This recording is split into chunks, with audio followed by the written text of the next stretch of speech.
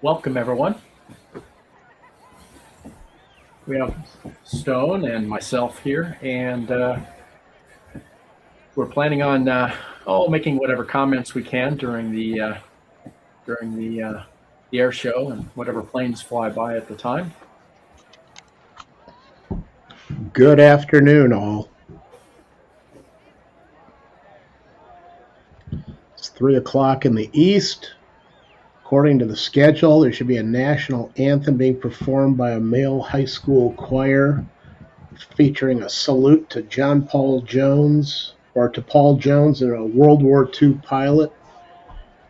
And hopefully we'll catch the first aircraft, which is supposed to be a Wisconsin Air National Guard F-35. So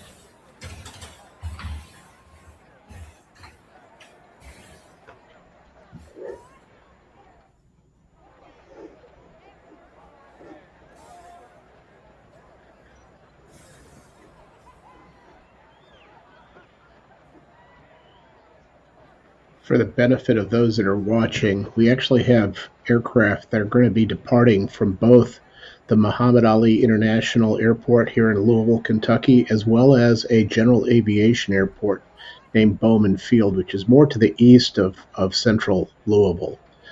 Right now, I can see a couple of aircraft that are already showing up on Flight Radar 24 that are both part of the air show today.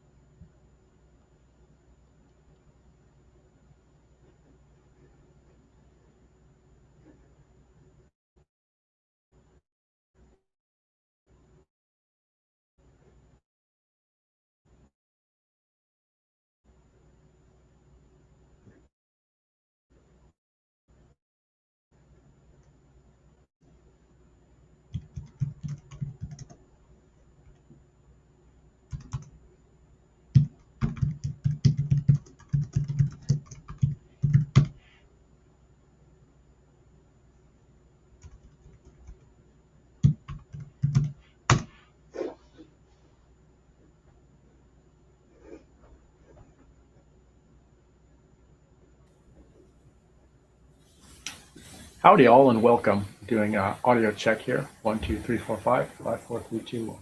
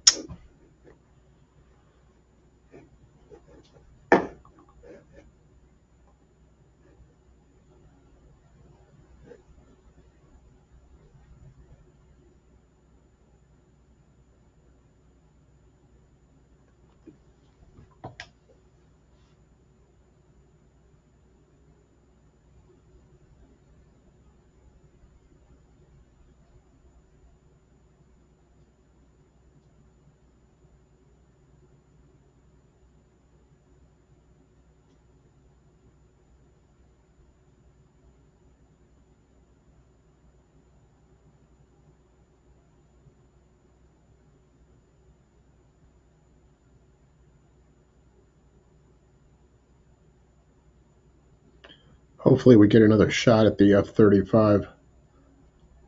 Here it comes.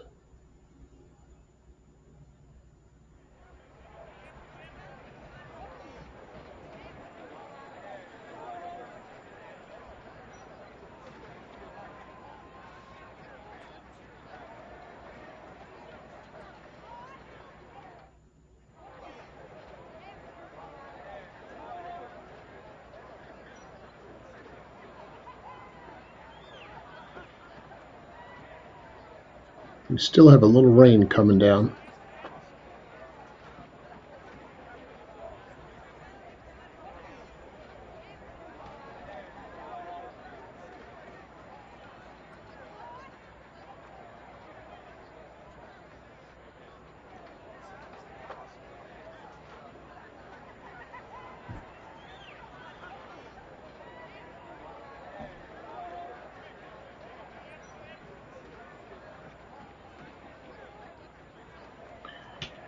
And the Widgeon is in the air coming in from Bowman Field.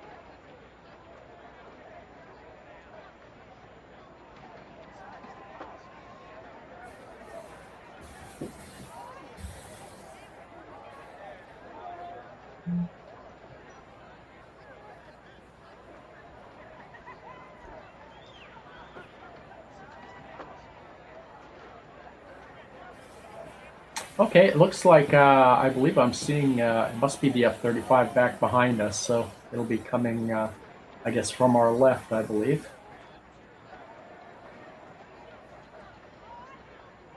Oh, interestingly, there's something else coming though. First, some kind of Yeah, that's the Grumman. G-44. Gotcha.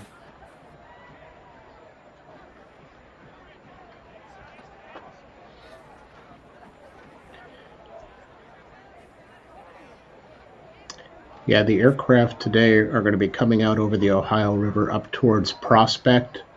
For those who are in the Louisville area, it's inside the 265 loop where it crosses the river off to the northeast of Louisville.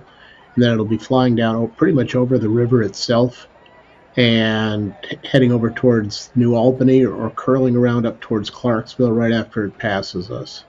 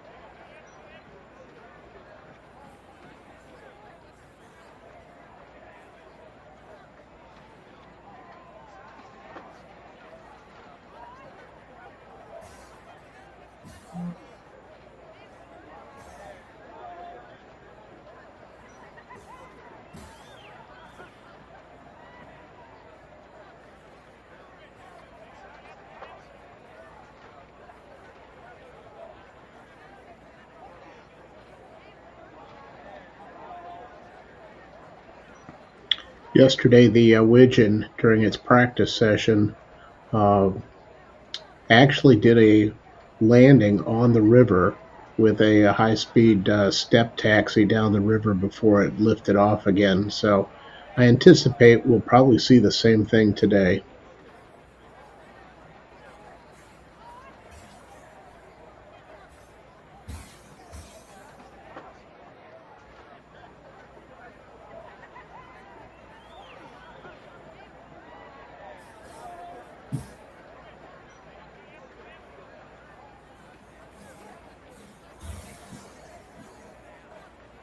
I like those Grumman aircraft. They're all pretty cool. The amphibians. Yeah, they really are. We have a lot of fun catching them up at the Lake Hood camera.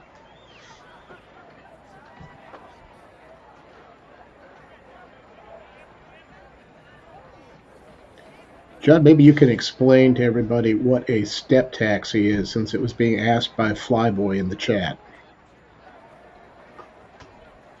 Oh, okay. Uh, let's see. So when the amphibious planes are in the water and they're moving, there's a kind of a slow taxi, which I guess is at the low speed, as you might guess. But just like a boat, those of you who are familiar with speedboats and stuff like that know that when you get to a certain speed, the plane the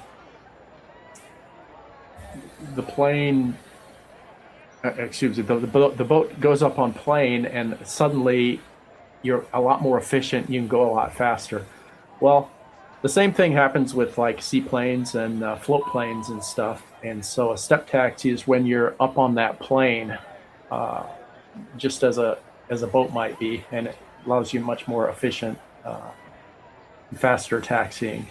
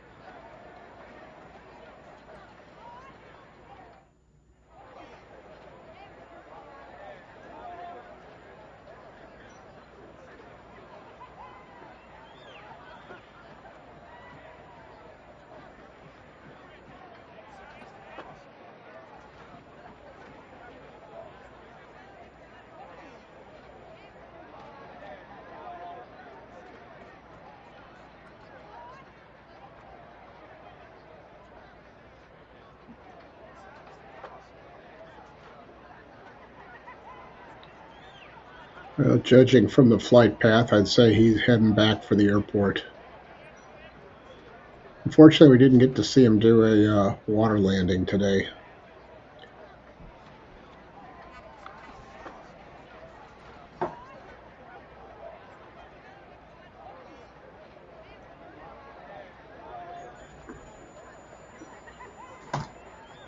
Does look like we have a helicopter approaching, though.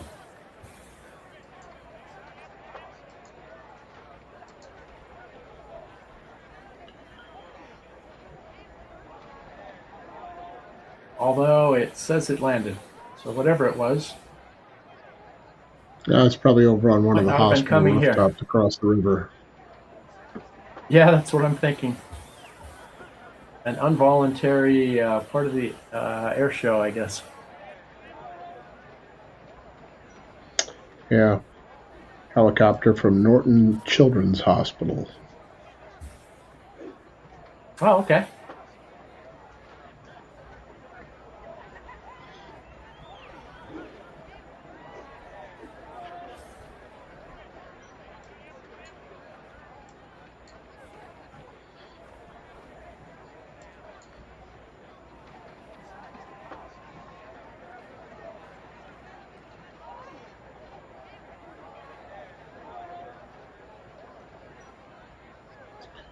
Well, the next aircraft that was on the list is the Ace Maker T-33, but I do not see it. It was warming up out at Louisville International.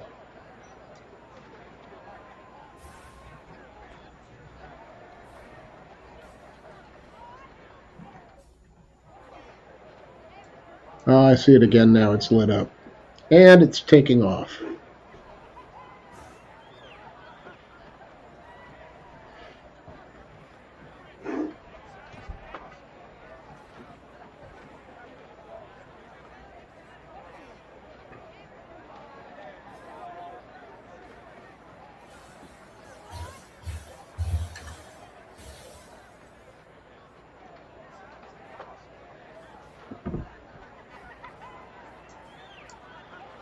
Yeah, at the speed she flies at, she's in the air. It won't take long for her to be here overhead, just a matter of seconds.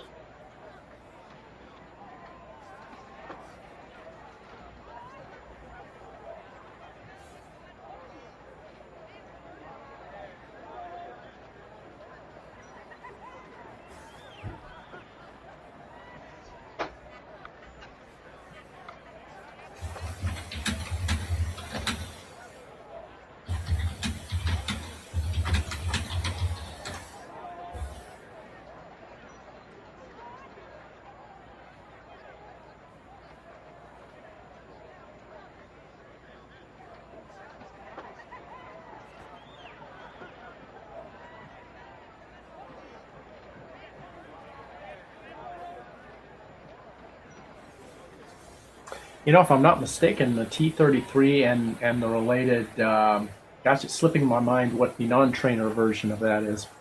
Those were designed by Kelly Johnson, who, if you aren't familiar with, is the one who designed a number of planes, Yeah, the Skunk including Works.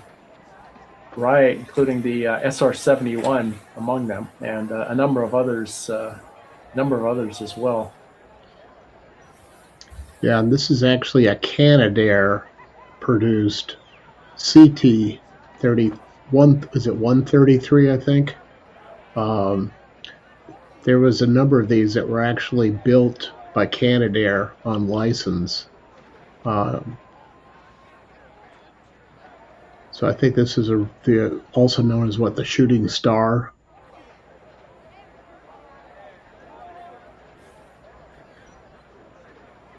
Yes, that's what And Google is telling me. Ace Maker Aviation has 3 of these.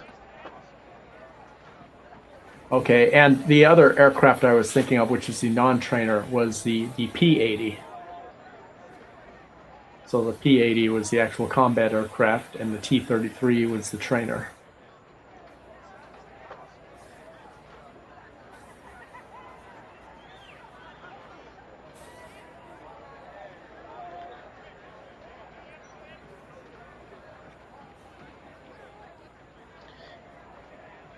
It's right above us right now. So Yeah, it's unfortunately, we can't tilt the cam up straight up. But that would be cool if we could. But if we could, it would be wonderful.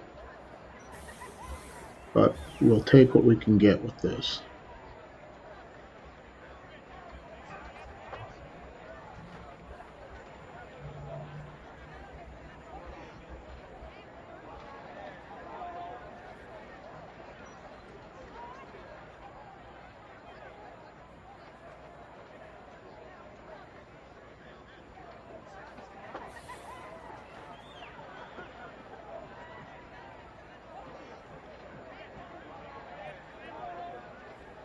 this is such a beautiful backdrop for an air show. I can understand why it's so popular.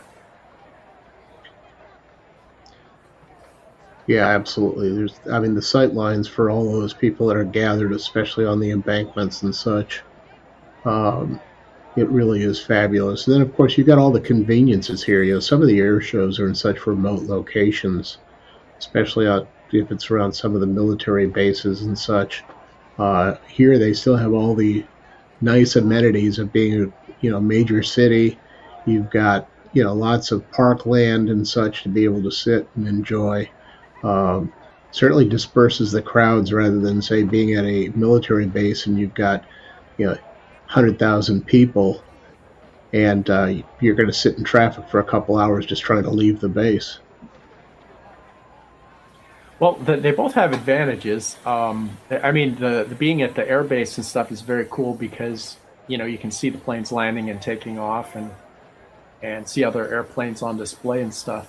But like you say, this has its own advantages where uh, as far as restaurants and places, you can go and maybe have a drink if you choose to sit and watch stuff. And so yeah, they're both kind of different experiences and both kind of cool actually.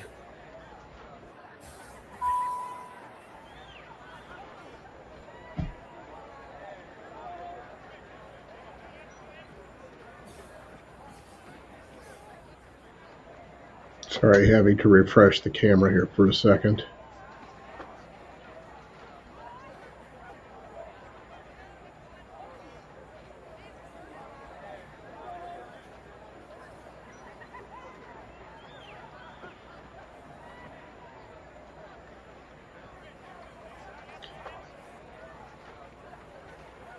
Certainly made it easier with a nice Yes, one of blue the sky backdrop yesterday.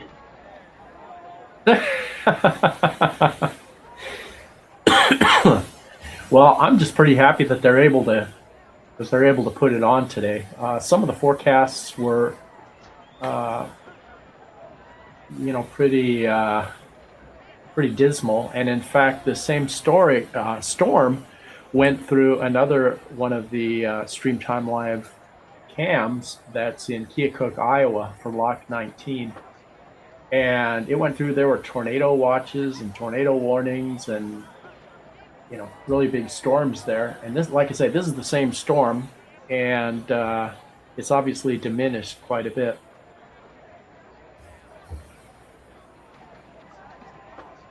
Boy, that's a beautiful Yeah, plane. had it not, we probably would not be having these images today.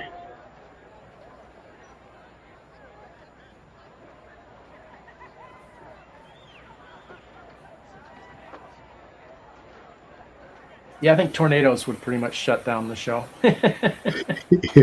You think?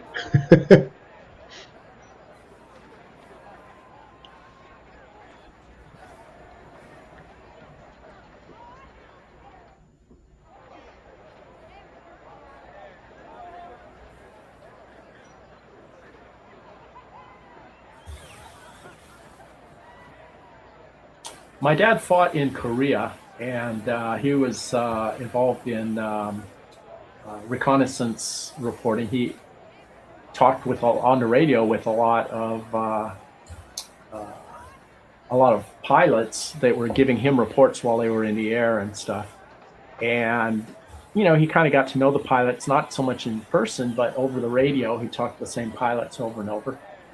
And one of them said, "Hey, if you can make it to Seoul, I can get you a ride in a jet." and this is in the early 50s, right?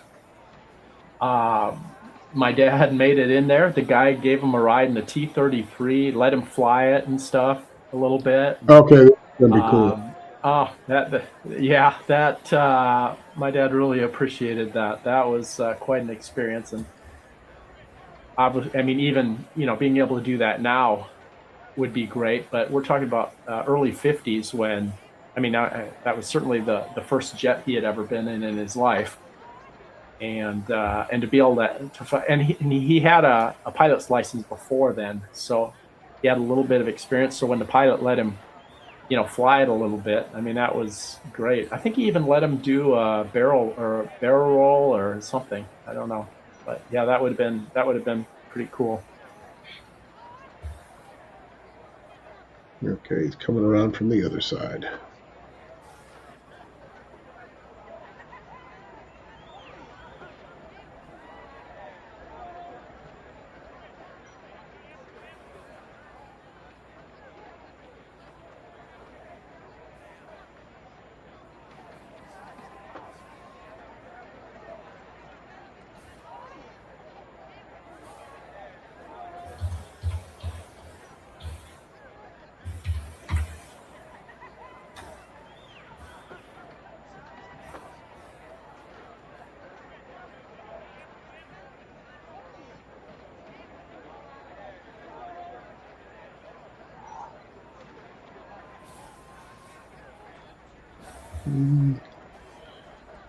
I'm gonna say, yeah, he may be heading for the barn.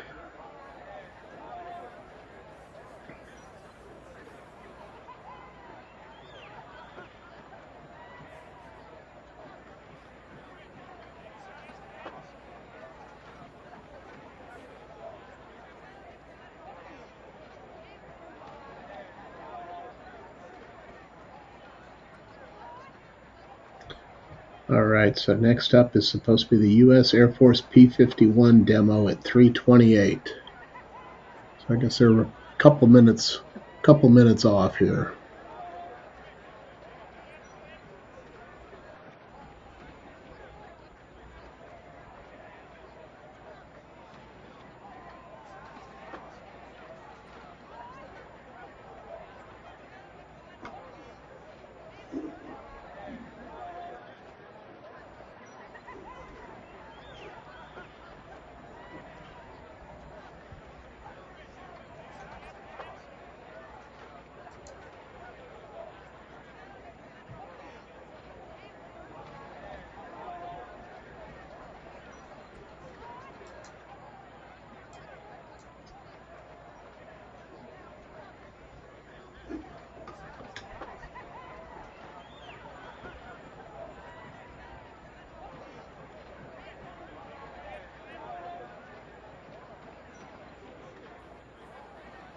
Yeah, it looks like we have a P-51 demo coming up, right?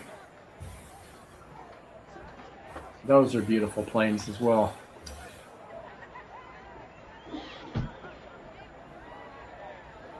They really are.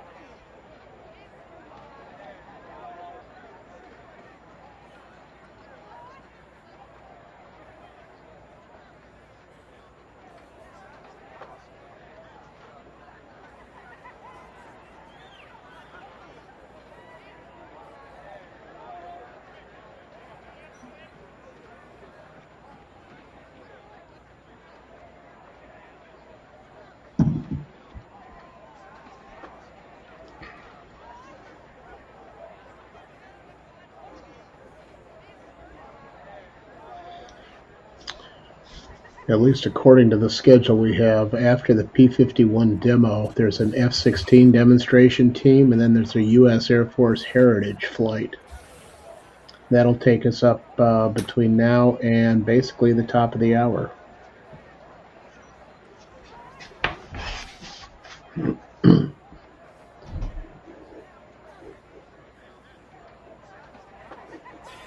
Yeah, the heritage flights are interesting, I think, in the sense that, for example, what a heritage flight is there will be probably a P-51, an F-16, and depending on wherever else they have in the area, probably F-35, all flying together in formation.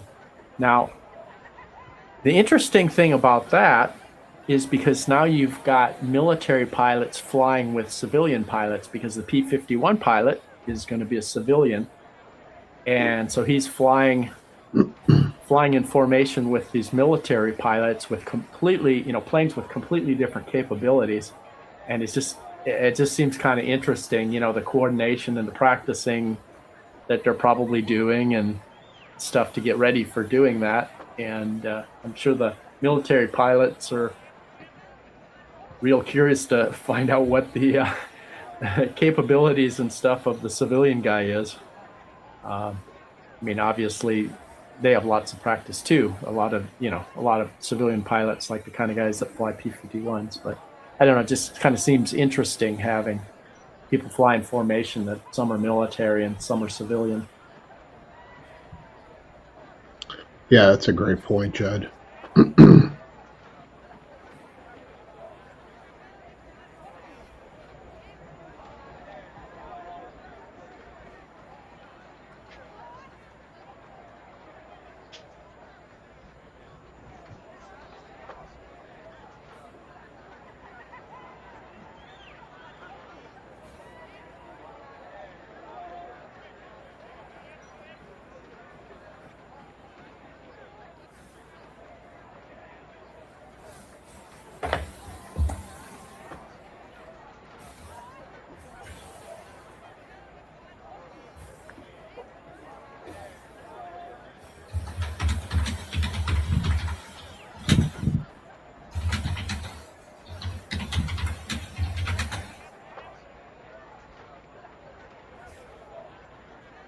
So for all of those folks that are watching, if you've been to Louisville before, give us a thumbs up. If you've been here to the show before, the air show, Thunder Over Louisville, give that a double thumbs up. And if nothing else, pop into the chat where you're from. Give us an idea where people are watching us from today. I'm not sure if we want people to do a double thumbs up, but I think a double thumbs up, doesn't that cancel the thumbs up you gave before? I don't know.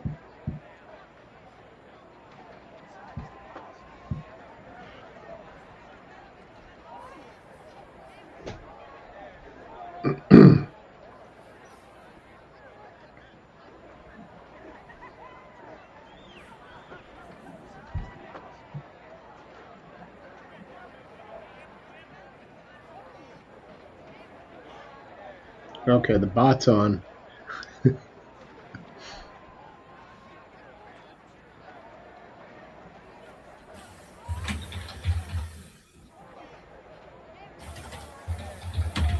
Let's see how the crowds look.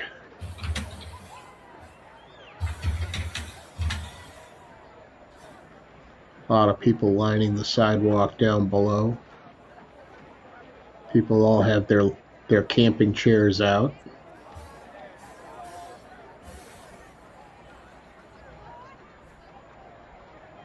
Now, I haven't been spending as much time on this camera as I have on many of the other feeds. Was that sidewalk there before, or is that new? That sidewalk? No, that's pretty new. The water.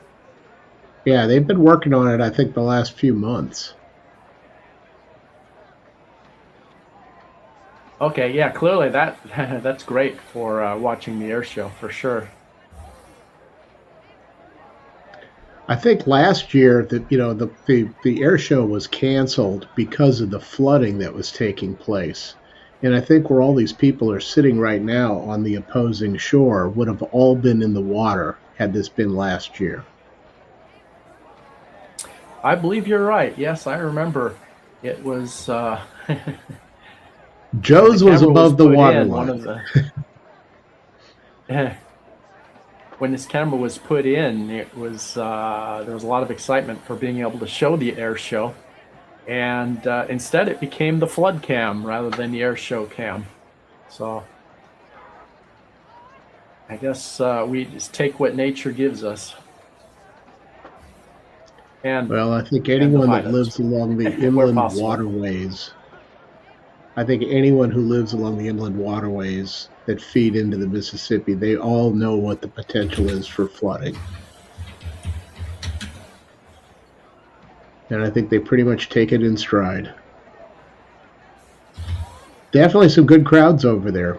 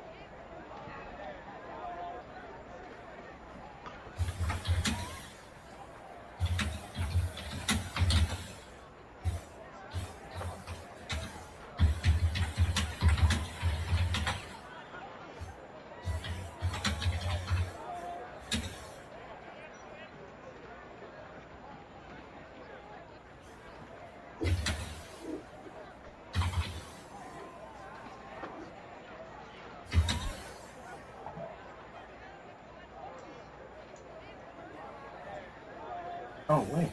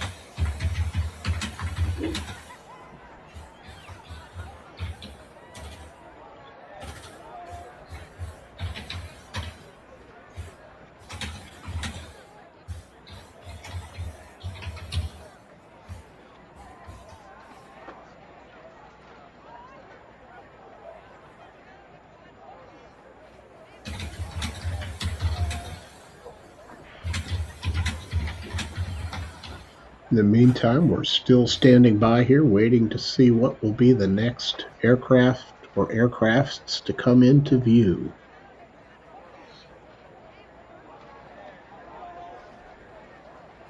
Aircraft. Is that one of those words that's the singular and the plural are both the same word? That's a great point. All I know is we had a P-51 demo that was scheduled to be appearing at 3:28, and then the U.S. Air Force F-16 demo team at 3:38, and the Heritage flight is scheduled for 3:58, and then there's a break right after the top of the hour, and then Nick Coleman's Waco Taper Wing Kong is scheduled to be appearing at about 4:13. Yeah, I wonder if they've juggled the schedule a little bit or so, or the schedule's maybe just a guideline or something.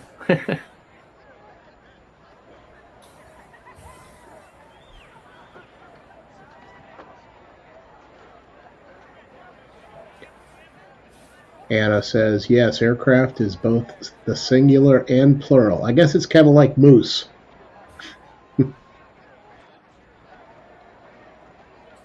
Oh, you're not going to tell me it's not mooses or meese. It's not meese? Meese. Only if they're from Frostbite Falls, Minnesota.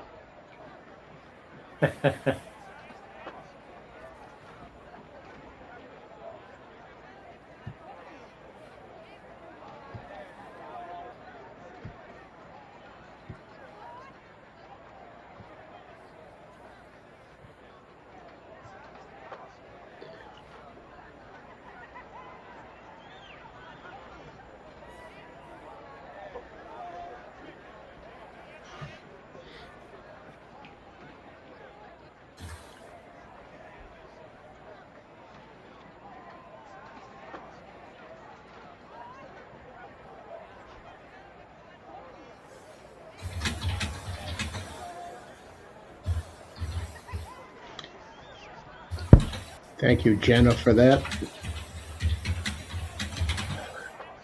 Jenna Alpha just posted F-16s have been grounded from the air show because the cloud level is too low.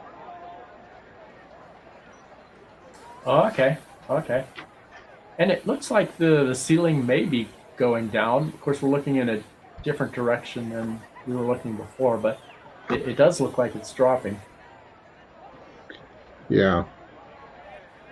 I mean, some of the aircraft yesterday definitely were doing some pretty spectacular climbs and descents, especially with the smoke on. And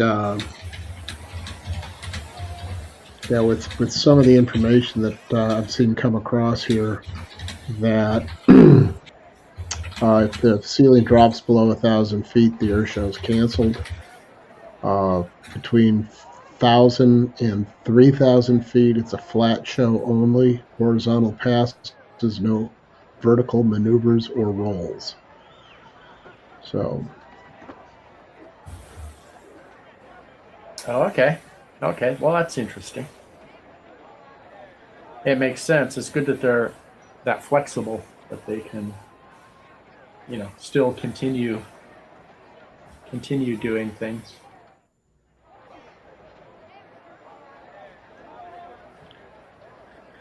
Yeah, according to what I've got right now, that was updated 20 minutes ago out at Muhammad Ali International.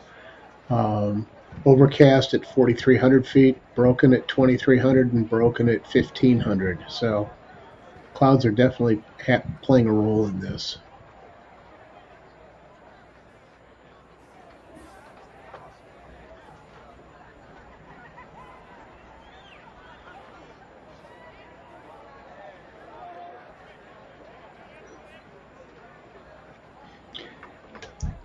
Earlier in the pre-show, as Judd and I were getting ready here, there were some glimpses actually of blue sky off there to the kind of the southeast of where the camera is across the river from Louisville.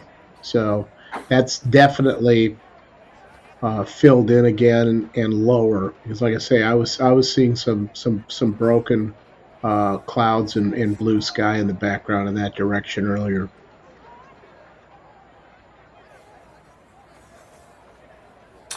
Yeah, and like I said, when I looked at the radar and compared it to what was happening in Keokuk last night, we had our other camera, our Walk 19 camera. It was definitely it's definitely a lot less than what was happening last night. So the system is definitely diminishing.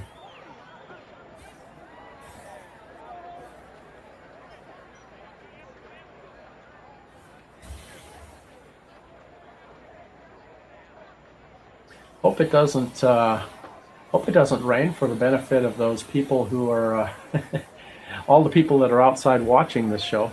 But I'm guessing that probably a lot of them have ponchos or rain jackets or something that they can put on if necessary. Definitely. I certainly would. Yeah. Well, and maybe they're wishing now that they'd let the Widgeon have a little bit more playtime out there on the river.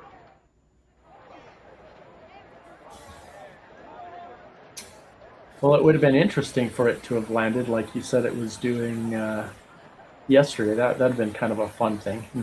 Maybe weather was a factor there. I don't know. Well, and the funny thing yesterday with the Widgeon was I'm relying largely on Flight Radar 24 to watch the radar traffic, and its transponder was on, so I could very easily see where it was in relation to the airspace that we can see. And all of a sudden, it just fell off the radar. I mean, it went blank. It went, it disappeared. And I thought for a second, what the heck is going on here? And then I was like, wait a second, it's on the water. It was below the radar. And sure enough, it came under the bridges did that high-speed step taxi, and then after it got past the other bridge that's to the right of the camera, off it took back into the sky again.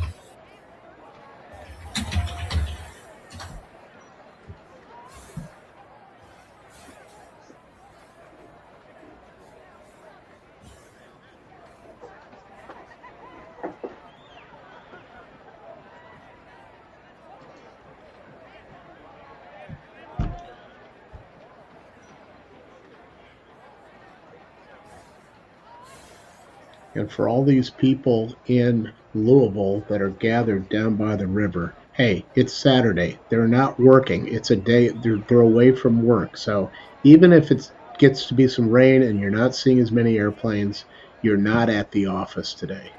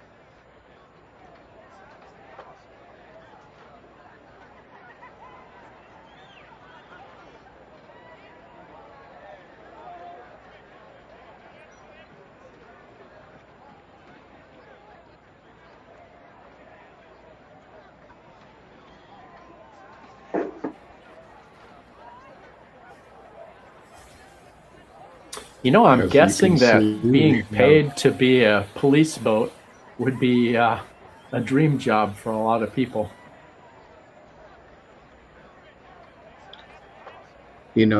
Yesterday it was kind of interesting seeing the sheer number of watercraft that was on the river from Louisville Metro Police, local sheriff's departments. There was a couple different law enforcement agencies that were all out there on the water yesterday.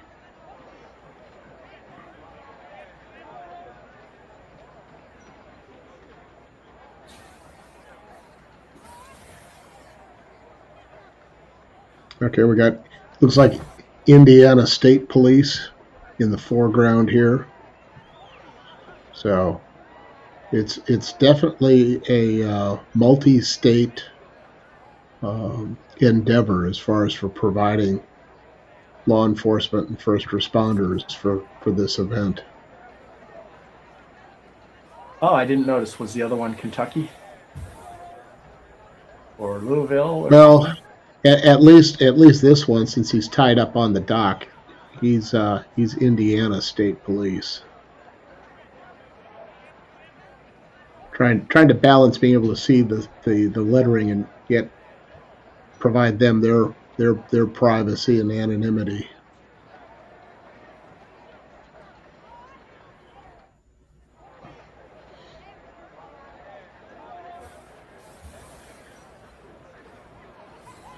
We also have the U.S. Coast Guard handy.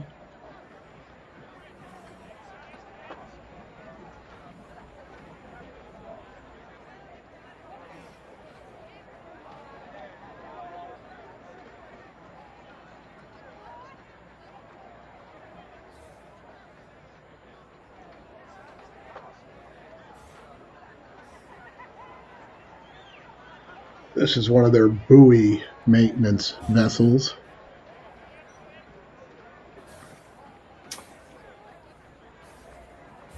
That looks like a very similar setup to the, gosh, I'm not sure how to pronounce it, Scioto or Scioto. The vessel at Lock 19 in Keokuk that's based just a short distance from the camera. Similar type of a deal.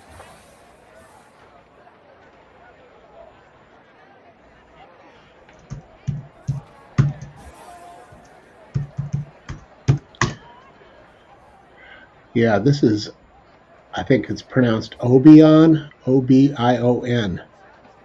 It's a 65-foot inland river buoy tender. It's home ported in Owensboro, Kentucky.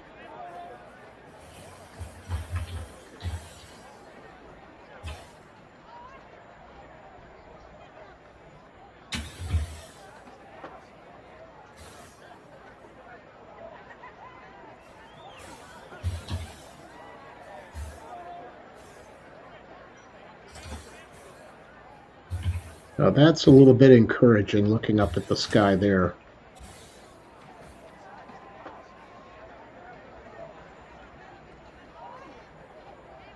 But you can definitely see the lower clouds moving along at a pretty good clip.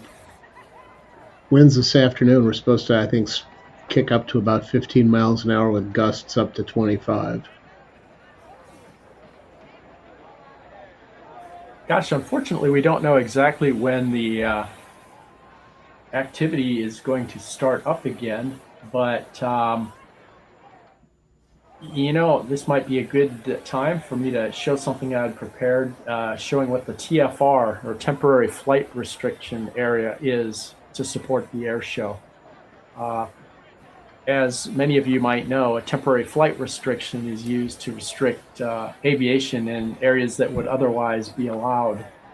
And let me see if I have this set up right, and I can show that area. Okay, so this is a map of the area, and let me zoom in a little bit.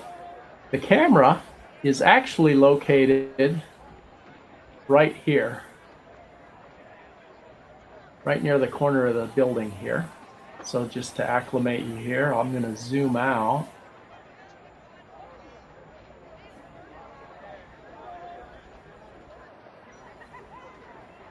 And that red circle is the area that has been restricted to aircraft to support the air show, so that the air show aircraft can safely fly around in this area. And for any non-air show aircraft to fly into this area, they have to be approved by air traffic control. For example, maybe some would be allowed to fly through if there's a break in the action or something. The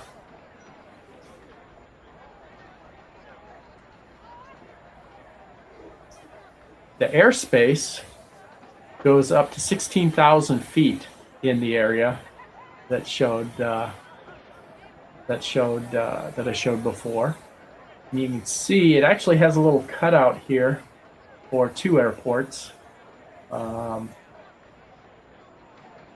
other than that, it's a circle going up to 16,000 feet. Now, I'm going to get a little bit sciencey here and look at this and talk about it from a different perspective.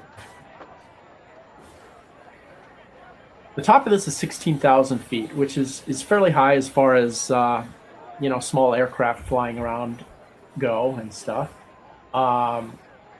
When you're in a small aircraft and you're at 16,000 feet, you are way, way up there. And in fact, if you're in an unpressurized aircraft, you're required to have oxygen. All occupants of the aircraft are required to have oxygen up that high. Okay. Now, to put this into perspective a little bit more, this diagram you're looking at now is to scale. And so here's something kind of interesting. This longest runway at Louisville is, I don't remember the exact number, but I think it's around 11,000 feet long. Okay. If you were to tip that runway up vertically, then only 1.5 runway lengths of that would be the top up here, the 16,000 foot level. And so that kind of shows how thin the atmosphere actually is, if you think about it. Here, if you're up here just 1 runway length or 1.5 runway lengths up, everybody in the plane would have to have oxygen to breathe. It's that high. I think 40 to 45% of the air in the atmosphere is below 16,000 feet. So if you're talking about from the perspective of the Earth and how thin the atmosphere is, just think of it. 45% of the air in the atmosphere is below, well, as I've been saying, 1.5 runway lengths up. So that's kind of amazing. Also, you think of Denver as being way, way, way up in the air. And think of it this way. Denver's, about 5,000 feet or a little more than that. That's only half this runway length. So if you were to take half this runway length and kind of tip it upwards, that's all the higher Denver is. And I think the tallest mountain in Colorado is actually less than this height here. So I don't know. Correct. I thought that was kind of interesting. To put things into perspective on the depth of the atmosphere and things like that. So anyway, that was so that's that's that. And with that graphic that Judd just showed, you're seeing Louisville International Airport there at the bottom part, and then that other cutout is Bowman Field, which is the general aviation airport east of.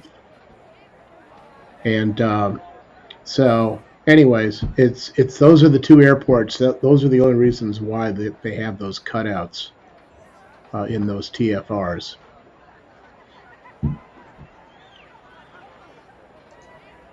Yeah, here's the cutout you can see for the Louisville Muhammad Ali International Airport. Mm-hmm. And this other airport, which is more for general aviation type stuff. It looks like you could fly into there and have a round of golf, and then fly out again. I don't know if that's two different golf courses. It kind of looks like it. They're far enough apart. I wouldn't want to Yeah. walk between the holes there. And I doubt the cart path would take you through the airport to connect the two. Yeah. So in the meantime, want to welcome in everybody. If you're just joining us, you're watching StreamTime Live, and the skies are coming alive with today's air show. Stick with us. You won't want to miss what's coming next. We've got a couple of Blackhawks that are spooling up over at the Air National Guard side of things at Muhammad Ali International. And if what they do today is anywhere close to what they did yesterday, it's going to be really quite a show.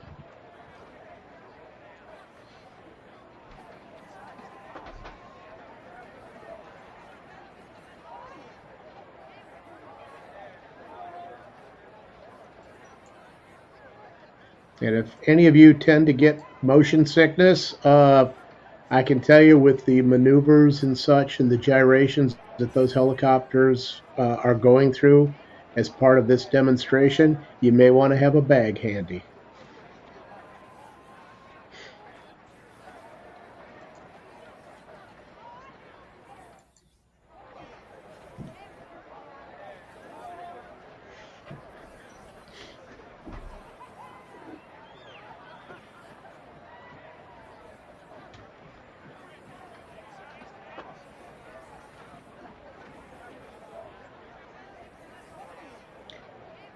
At Ken, no, we can't show you the helicopter spooling up because that airport's probably about 5 miles away from where this camera is.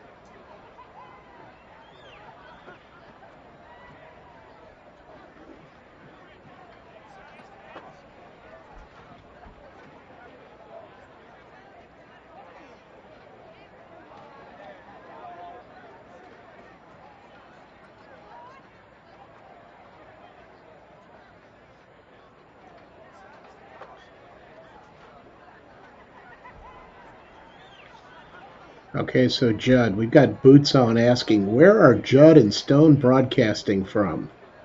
Should we take off the show them behind the green curtain?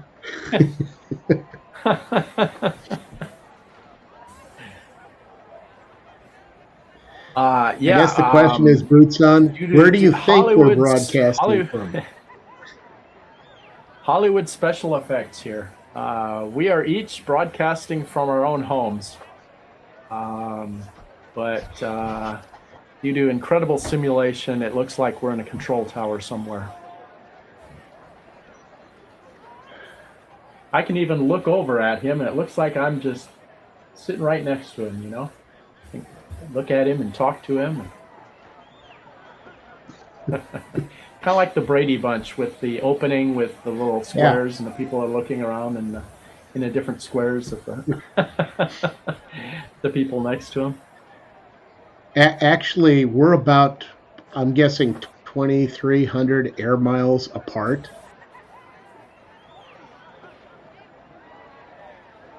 Yeah, we're on opposite ends of the country. Actually, I'm in Southern California, so And I'm Stone's in on the North East Coast. Carolina.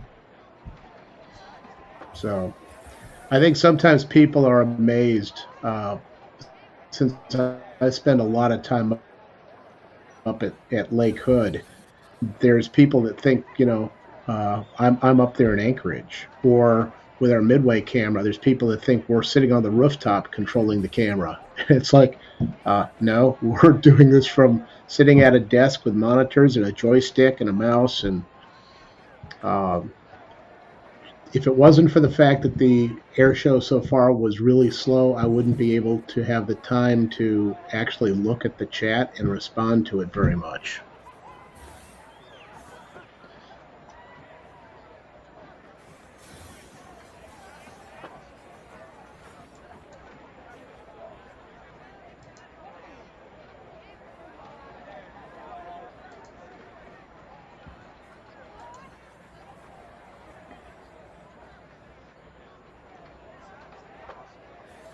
Yeah, it really works great that the technology allows us to do things like this, and it really does. Well,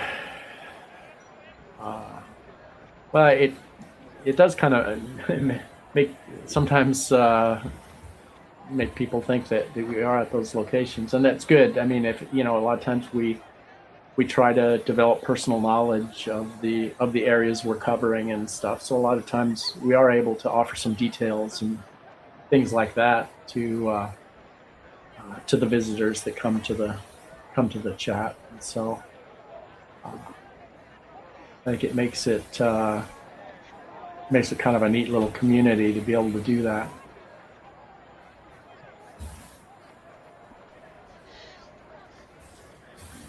Yeah, it really is. I mean, I know, especially for me, it's Lake Hood is just a really special place.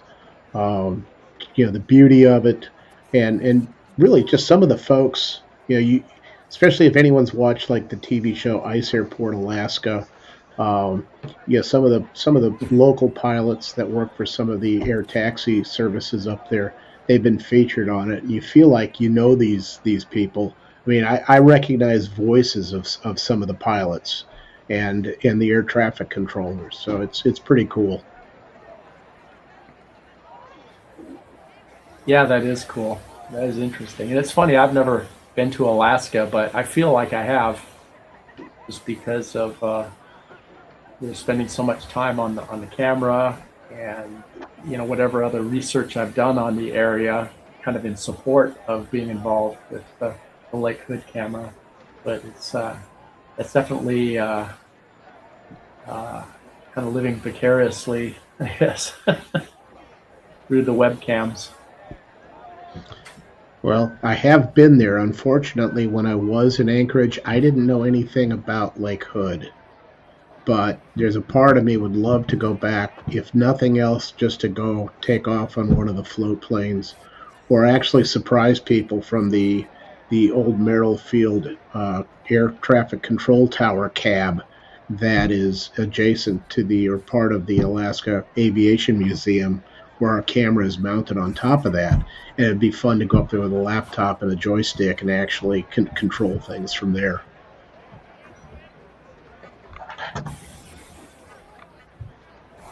Yep, yep, it'd be pretty cool.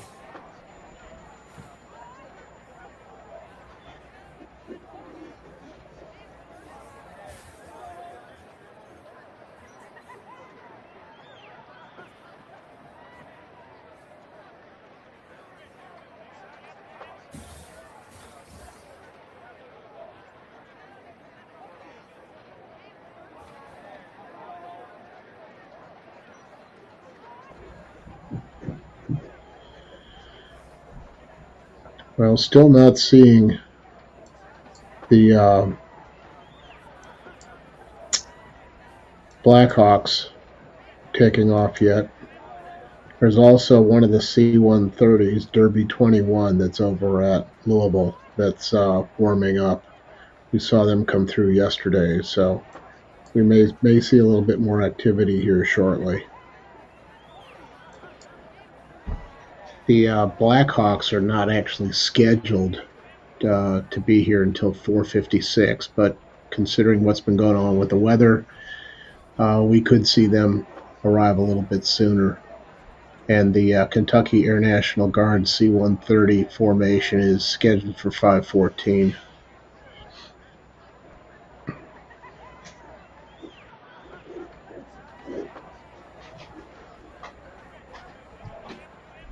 Well, maybe there's enough time for another field trip.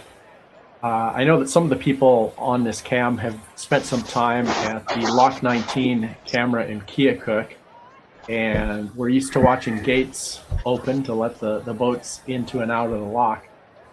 Let me show you something interesting I found while looking around on Google Maps that's in this area, actually. Let's see here.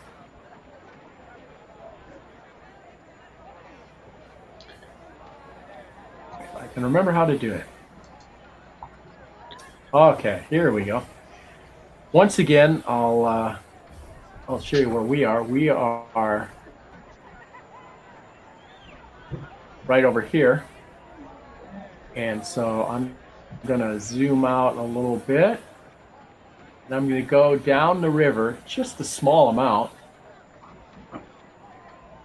to a Corps of Engineer facility. Well, before I get into that, let me just show, we got the nearest lock to the Jeffersonville camera is actually pretty close to the camera. It's the McAlpin Lock and Dam, and it's right here. But believe it or not, that is not what I came here to show you. What I came here to show you is something cool I found.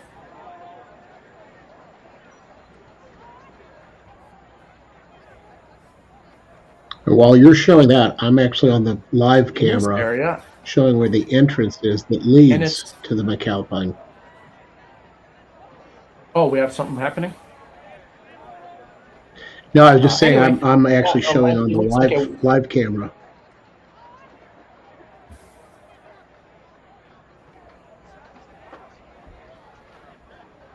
Anyway, what we've got here is a work stand for, it looks like repairing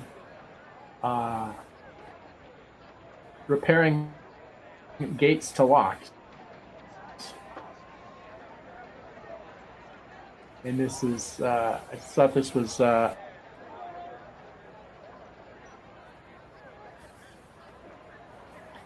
here's a perspective. You can kind of see from that area, the lock area, you can see downtown Louisville. And in fact,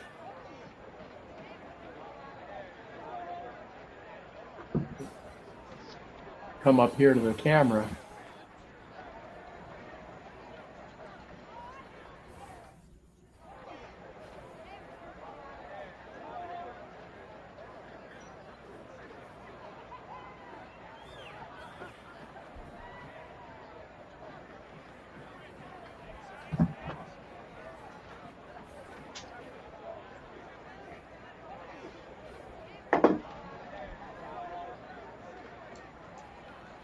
Okay, so that was fun.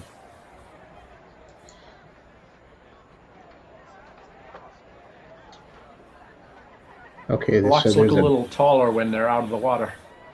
Yeah, definitely. Okay, so there's at 4:21 was scheduled to be Matt Youngkin's Twin Beach aerobatics demo, and that aircraft is warming up over at Louisville International right now and taxiing for the runway. And then we also have Derby 21, which I believe is actually a flight of 2. And then the Blackhawks are still over there. Their avionics is on. There's also Cobra 11, which is a T-38 that we saw in the airspace yesterday. So there's a number of things that are warming up over there at Louisville International.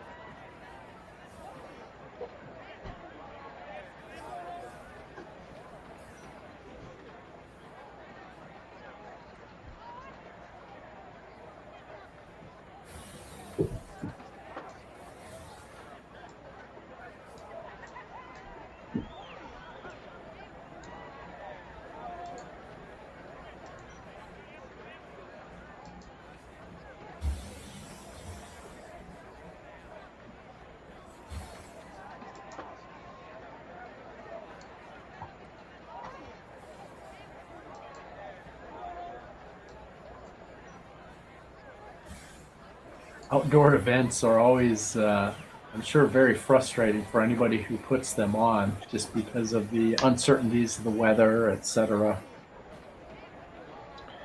It is the great equalizer. I heard that there were some really big windstorms at Coachella, the big music festival, which caused some delays and issues there.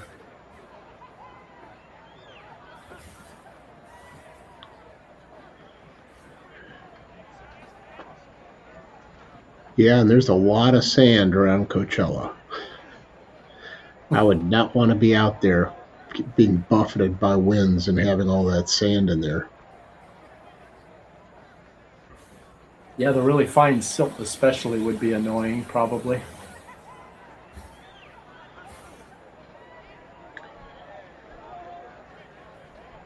There's an airport very near me, within a couple miles of me, that has air shows, and yeah, every few years they get postponed or canceled or whatever. It's pretty expensive, when you think about, to them, having everything set up. I think they even have insurance and stuff available for such things to kind of take some of the bite out of it. But yeah, it's good we still have Yeah, absolutely. some possibilities here. So I wonder if they have actually put it on hold for a little bit. I may, just for my own education, look at radar and see how radar looks. Actually, we've I got wish the I could. beach inbound. Oh, great. This is a twin engine beach. Here it comes.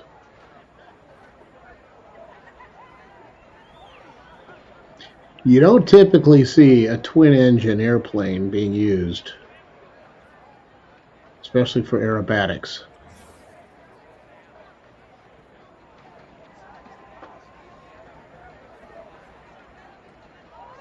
Yeah, you don't. Now, Beach 18, if I remember correctly, that's the plane that was used in the movie It's a Mad, Mad, Mad, Mad World. I mean, that Yes. type of airplane.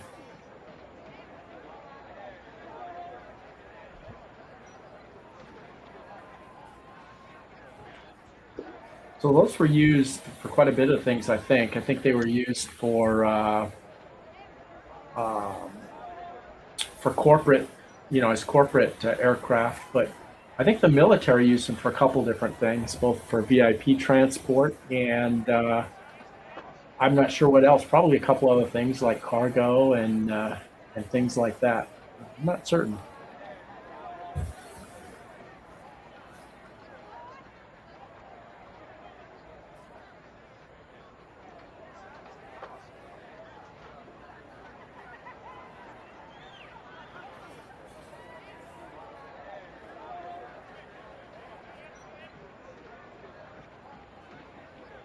I think this same aircraft or this same model of aircraft was used, wasn't it, also in one of the Bond films?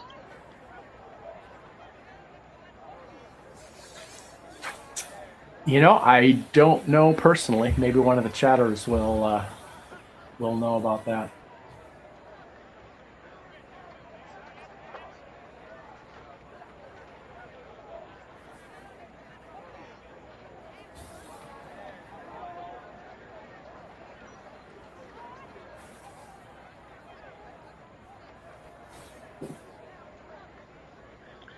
Well, it's good to have something in the air to entertain everybody. Yeah, when I checked the radar, the precipitation has continued to decrease with this system in this area. Um, so yeah, so that's good anyway.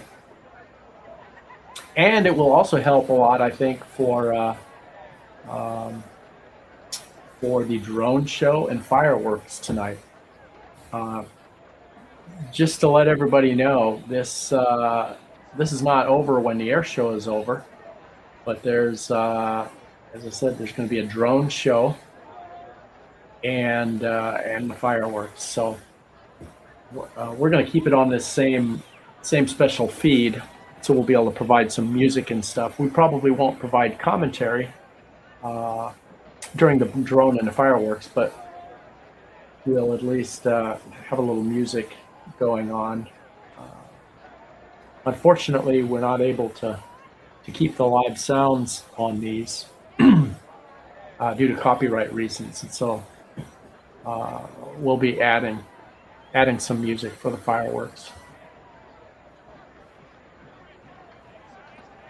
So yeah, definitely stay tuned or keep this keep this up so you can check it out after dinner or whatever. Once once the air show's over, don't close the tab. There'll be more activity on this channel as things go on today. Now, as some background, the whole reason for this air show and the fireworks and the drone show and stuff, it's really just part of a big celebration that I've been told is related to kind of the build up to the Kentucky Derby. And so this is kind of all of this is part of one big, huge event in Louisville area. So it's not just about the air show. There's a lot more than that going on. And if I'm mistaken about that, someone can correct me. I'm just going from what I've heard. I'm not. I've never been to Louisville. I barely know how to pronounce it.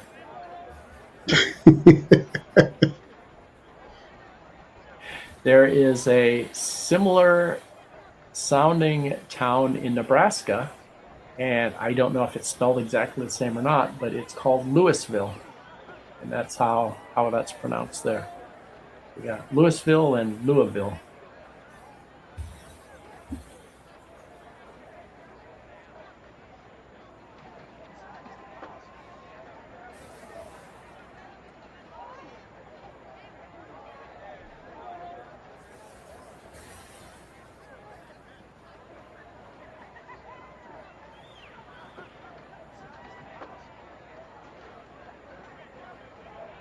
StreamTime Live is also often able to carry the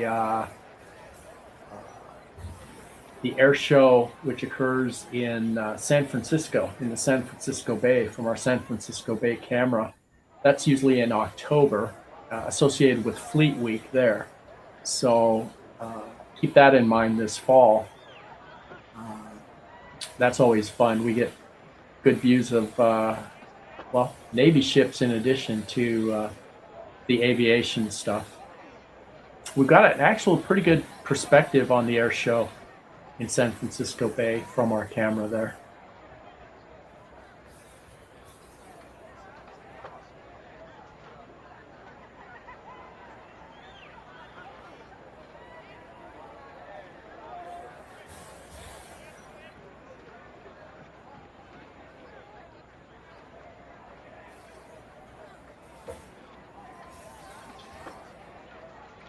You know this pilot's having fun.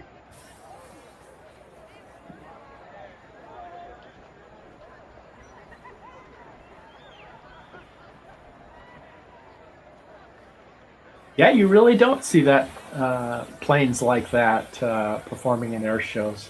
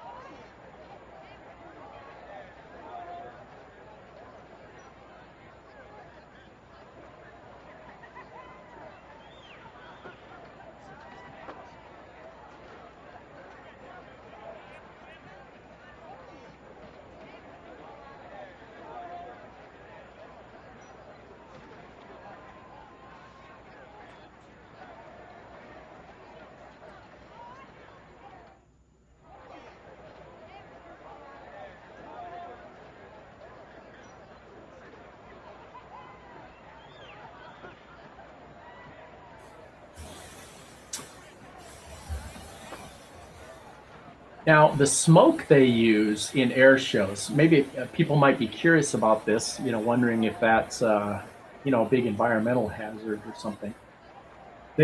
What they use is actually a specialized, non-toxic, paraffin-based smoke oil that they inject into the exhaust stream. So it's actually specially developed for the smoke type thing, and so it's like I say, it's non-hazardous, approved material that's coming out that, like I say, is non-toxic, and I believe it's biodegradable. They say it's described as being a thin oil similar to baby oil, and yes, it says biodegradable and non-toxic. So you don't have to feel too guilty about watching the smoke on those planes come out the back. So what you're saying, Judd, Not is as bad that as it looks. if you get caught up in the fallout from the smoke, it's good for your skin. Well, it's good for your baby's skin anyway.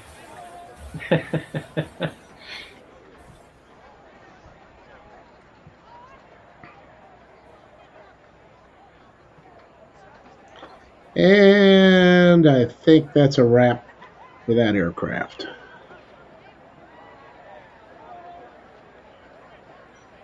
That was some great flying.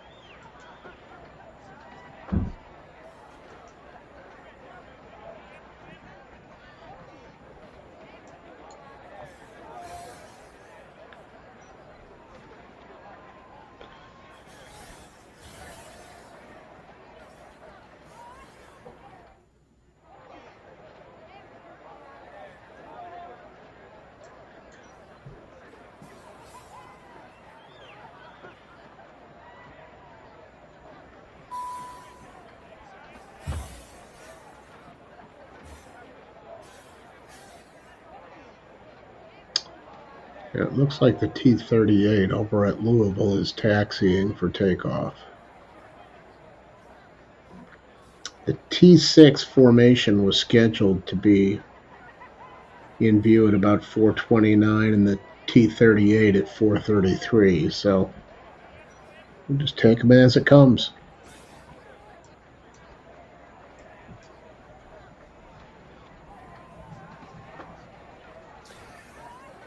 So it looks like at 4:41 in the schedule, the Louisville Metro Police Department River Patrol Rescue demo will occur. That might be kind of interesting. And honestly, I think we're probably going to be at Show Center here as far as watching something like that. Yeah, with what they did yesterday in the practice, it looked like they dropped some basically swimmers into the water from the Blackhawks, and then the Louisville police. It looked like they were there then to do their rescue routine. So right now they've got the Blackhawks slated after that. So we'll see. Yeah, I peeked in on the practice a little bit yesterday, but didn't watch the whole thing. But yeah, that sounds very interesting. The T-38 is running down to the far end of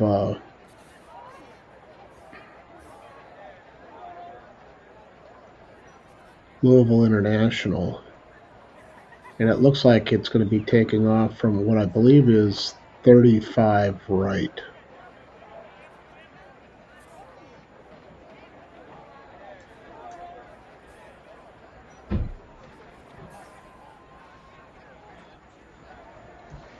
If For that's the those who are case,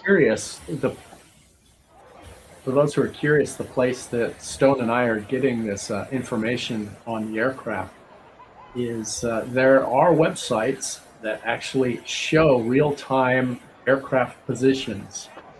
and I mean they update every second or so. And in fact, Stone and I are using different ones right now, though we often use the same ones. I'm using a website called ADSB Exchange, and I believe Stone is using Flight Radar 24. But for people interested in aircraft, those are really cool websites. And in fact, they have apps for cell phones as well. And I often go on long walks, for example, and sometimes I'll see a plane way up in the air, like a jet or something. I'll see the contrail, and it'll be heading kind of in a strange direction that I'm not expecting. And so I'll pull out my phone and look it up and say, oh, that's going from Guadalajara to Anchorage.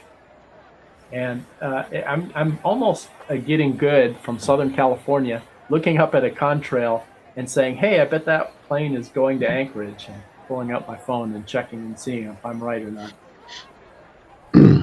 But they're fun. The aviation tracking apps are a lot of fun to play with and just have and use whenever, Well, especially if you're outside and see a plane. and there was a dedicated air traffic control channel that had been um, set up for this event, but the feed has not been active at all today or yesterday. I've been listening to it. I actually have one earbud in my left ear for the air traffic control, and then I've got another bud in this ear that I can hear Judd and I talking. And so, yeah, and for the average person that's sitting out there, again, it's like right now, I don't know how many screens Judd's got going, but I've got 4 different screens, and one of them is a split screen with both air traffic control and another back channel communication that we use here at StreamTime amongst all the mods. So it's like I'm basically Okay. looking at 5 different screens. Well, we should see a T-38 heading for us pretty soon. It looks like Yep, it's it's heading inbound. straight for us. Actually, we should be able to see it. I would think. Are we aiming in the right direction? I'm not sure how that works. Yes. Okay, we should be seeing it any time now. It should be pretty close to Oh, the it'll center. it'll It's at it'll be. 1,700 feet. It's a pair of them right here coming over the rooftops.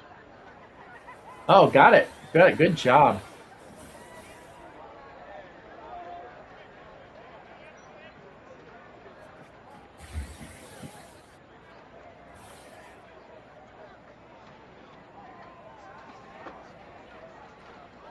I always thought that T-38s would be fun to fly, and I've watched a few YouTube channels, and it turns out they're pretty challenging to fly. You have to be a pretty good pilot to fly them. It's not just something that a person would be able to get in and fly. Things like the landings and takeoffs are quite challenging. On the takeoffs, I understand that you need afterburners on both engines going. And in fact, if you lose an engine on takeoff, even with the afterburner on the other one, you are in some trouble. But yeah, there's a lot of challenges apparently with flying those, and they just look like they'd be so fun to just learn how to start the engine, and as a private pilot, get in and after a few days be taught how to fly it. But yeah, I don't think they're easy. The people I've heard saying they're not easy are experienced Air Force pilots who have then gone on to fly other things, and they say the T-38s are challenging. Okay, so the T-38s are looping back around. Went north of us. They're coming back down. They're going to be coming down the river here in a minute.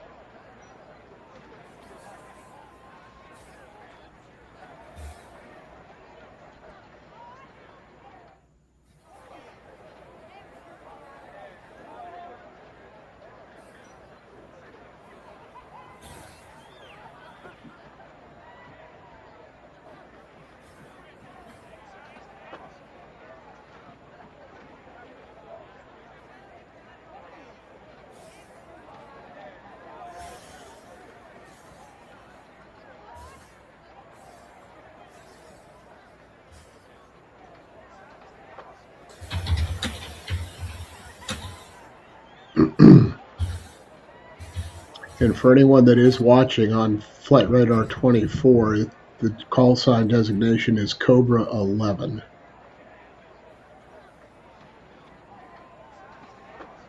Here they come, low.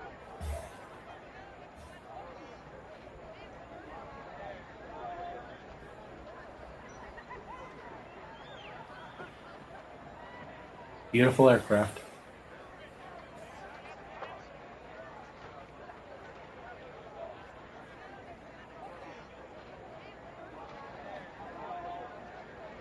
Really is amazing too, how old those aircraft are. I haven't looked to see specifically if it tells us the age on these, but these aircraft have been along for quite some time. Yeah, they sure have.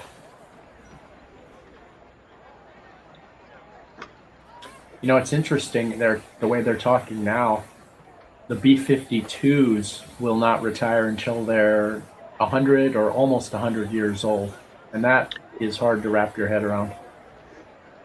It really is, and they're putting. I think I just recently saw some new Rolls Royce engines on them, um, which they think is going to make extend the service life of those aircraft even longer.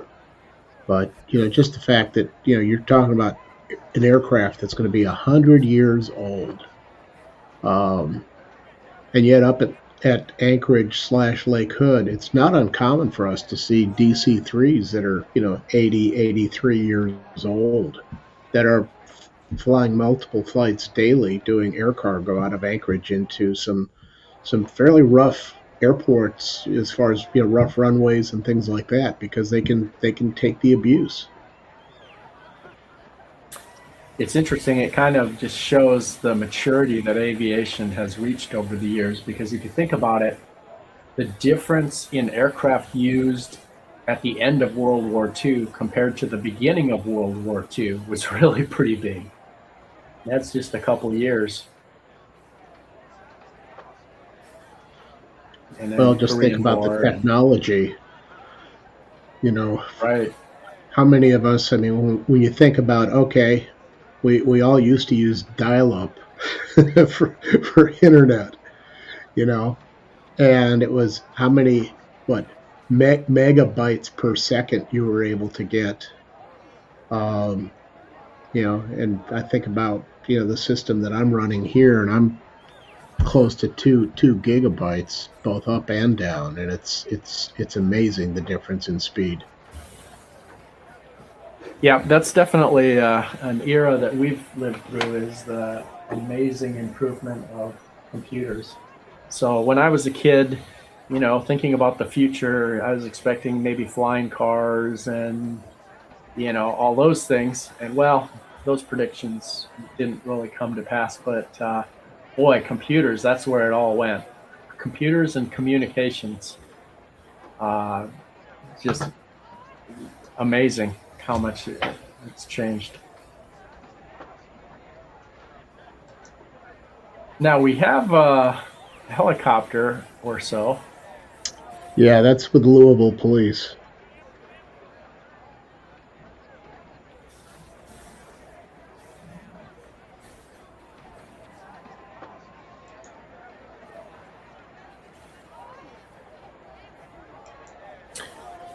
And that is Yesterday they did a a couple photo. runs.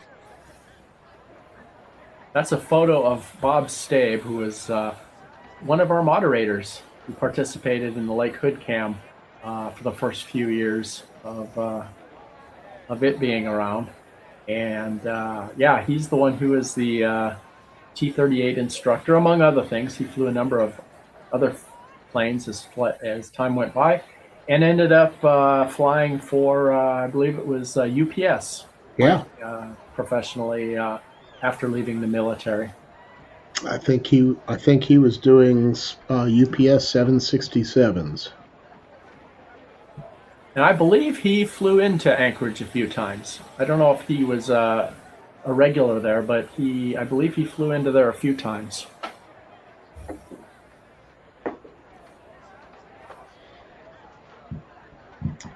Yeah, I believe you're right.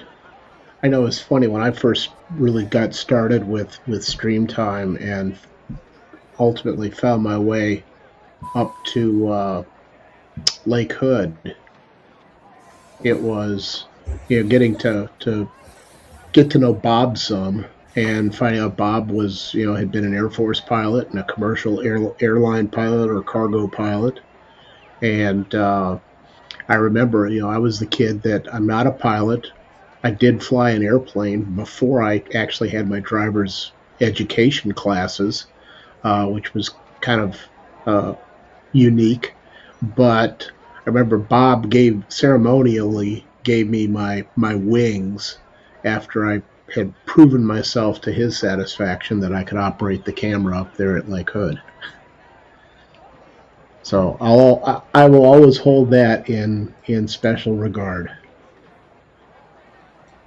Well, I'll tell you, it is quite a challenge to operate the aviation cameras.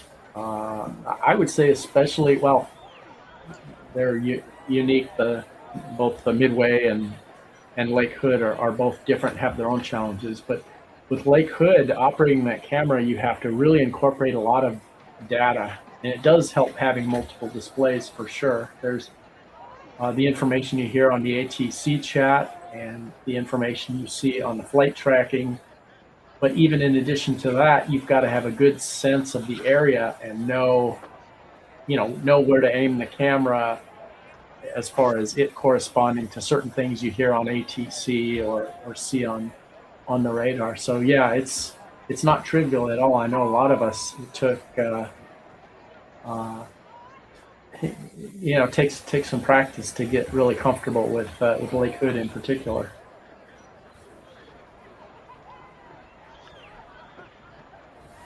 Well, and I think it's pretty much true with all of the stream time cameras that the people that are drawn to them all have a tremendous interest in the subject matter that those cameras are highlighting. And many of them, I think, have a very high degree of knowledge and expertise, if you will, of the subject matter. And so I know that sometimes, some of the chatters have pretty high expectations of what they're going to see on certain, on the specific cameras. And like you said, Judd, aviation is a little bit more challenging. Um, More than anything, just because you have to be able to balance a number of things at one time when you're operating it, and paying attention as far as to that air traffic control part in addition to the radar.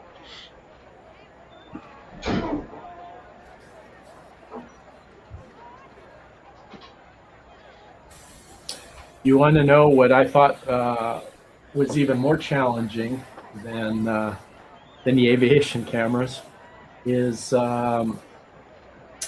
tracking goats.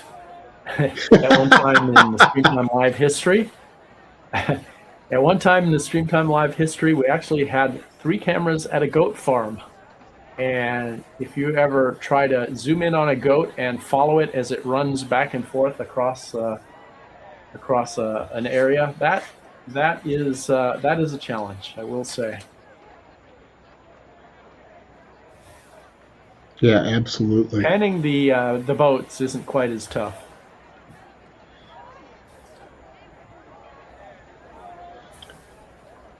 Well, it's like typically the ships are in the neighborhood of about 10 knots, and we have taxi speeds on aircraft that are significantly more than 10 knots,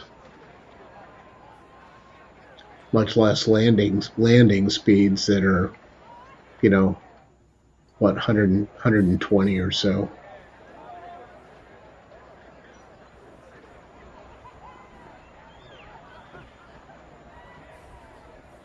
And Derby 21 is in the air. It took off from Louisville.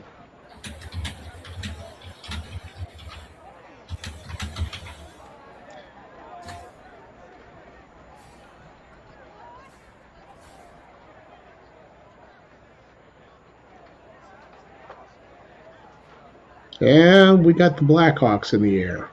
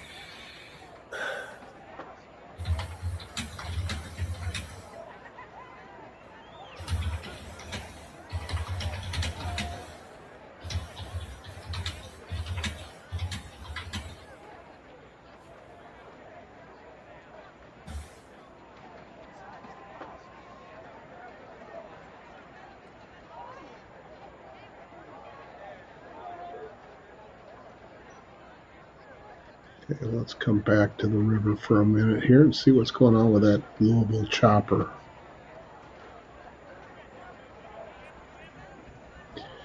Yeah, they're getting the water rescue team ready here.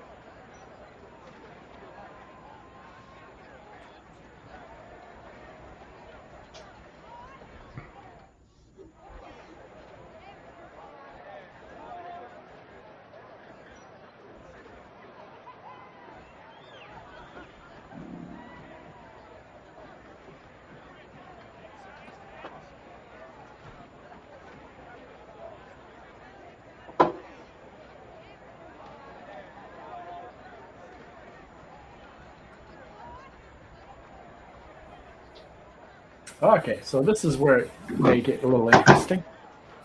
Oh, hang on, I gotta hit a refresh on the camera here. Ah, this wasn't intentional? Oh, okay.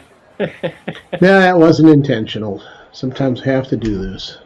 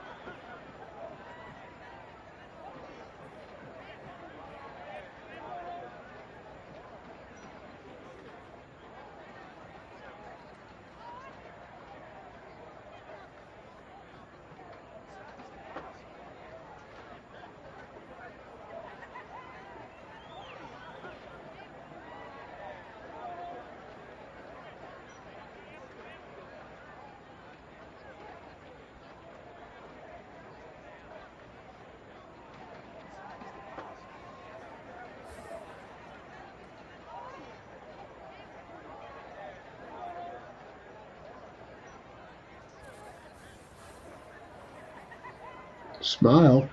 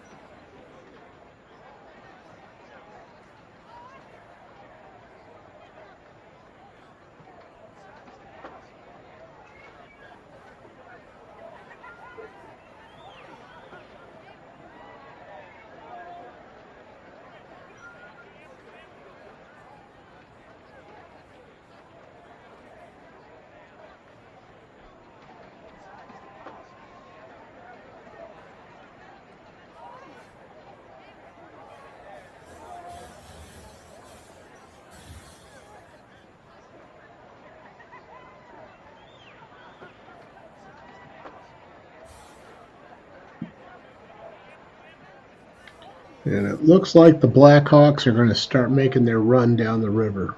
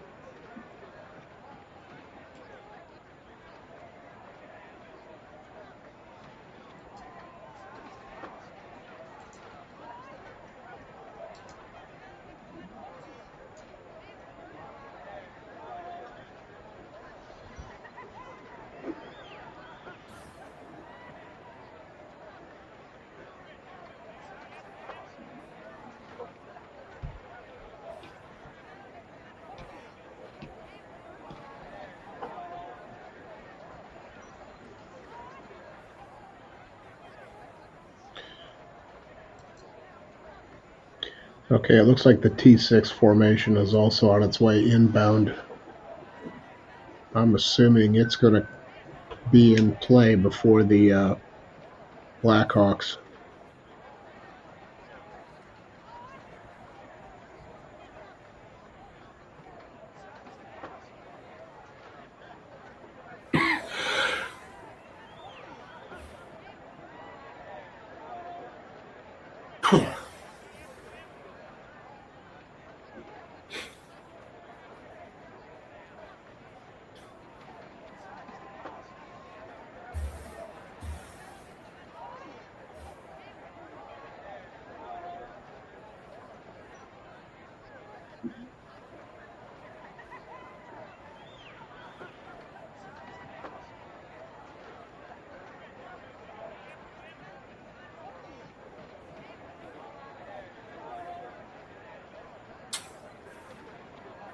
Oh, okay. I had a misunderstanding as to what we were going to be watching here. So these are the Texan 2s, I guess. So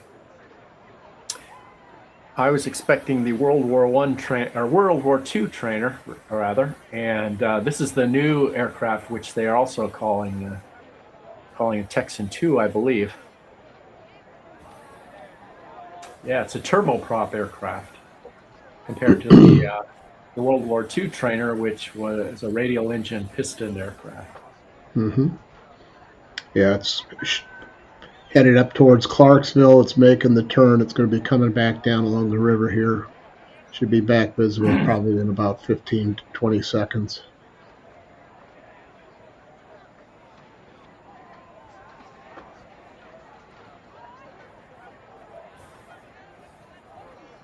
Now, these seem like they would be a fun plane to fly. I've never heard from a person who's flown them to know if they are fun to fly or not, but they sure seem like they would be.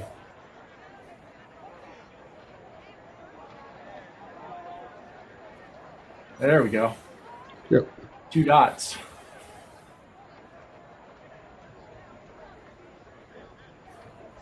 In the distance, but now we got him. They went a little higher than what I would have liked, but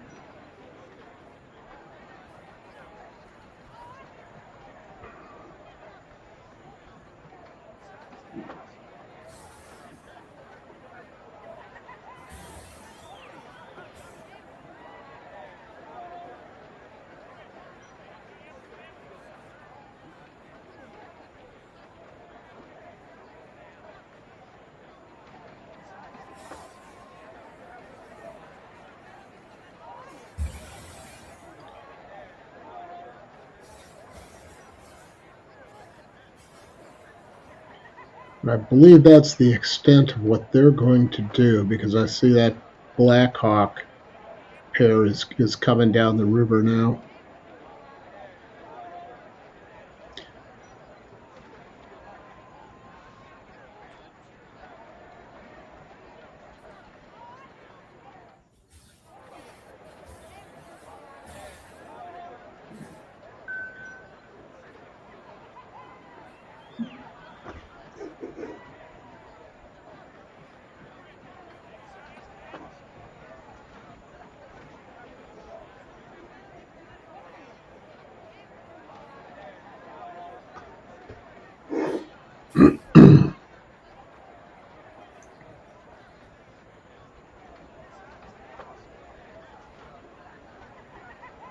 Coming low.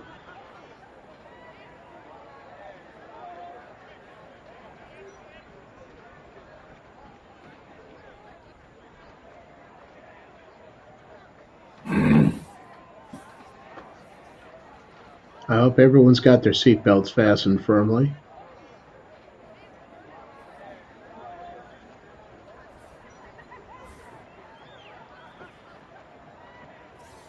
I've never been in a helicopter, never flown in a helicopter. I've always kind of wanted to. Never had the opportunity. My wife and I did over in Hawaii. We did about a 90-minute flight.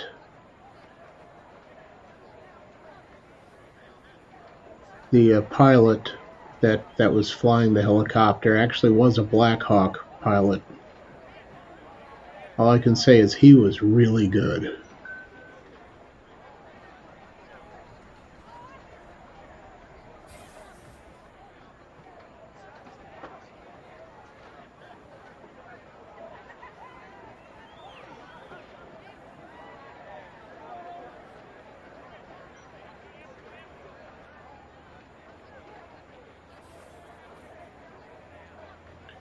And watch this one.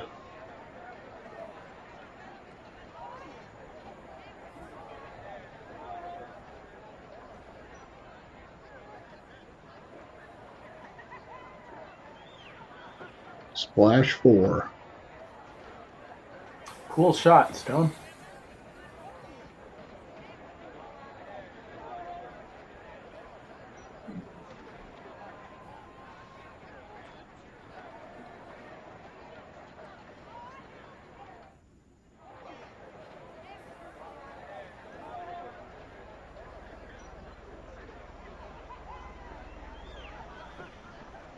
That was pulling some G's. You think?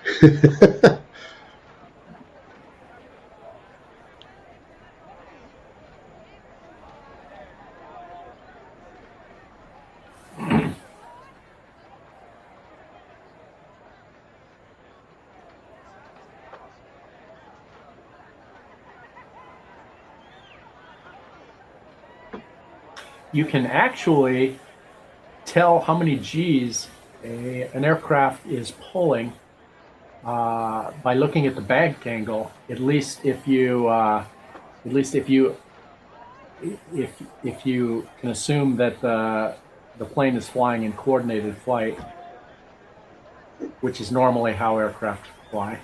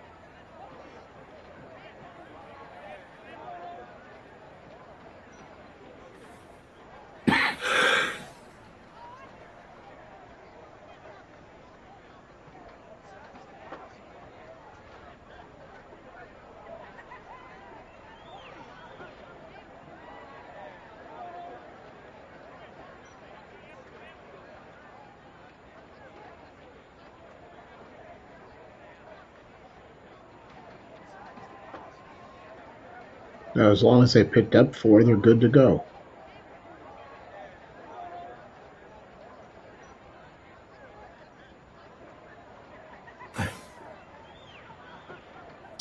You know, on our San Francisco Bay camera, excuse me, I've seen them actually doing training out in the bay, kind of like that with helicopters and boats and stuff. It's kind of cool watching. Oh, we've actually a couple times too had U.S. Coast Guard helo activity on the St. Clair River, where they've done, uh, practice evacuations from the deck of one of the Lakers. Just part of their routine training that they have to go through every year, and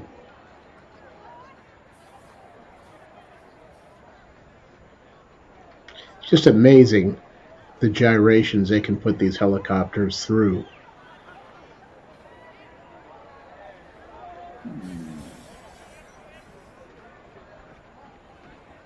It's kind of interesting. We often we have these cameras. We think of them as a plane cam or a boat cam or whatever, but in reality, there's a lot of crossover. I know that we've seen float planes at the Sioux locks. We Yep. see float planes at San Francisco Bay camera, um, and so that's always kind of fun. Okay, 3 in this Stuff like time. that.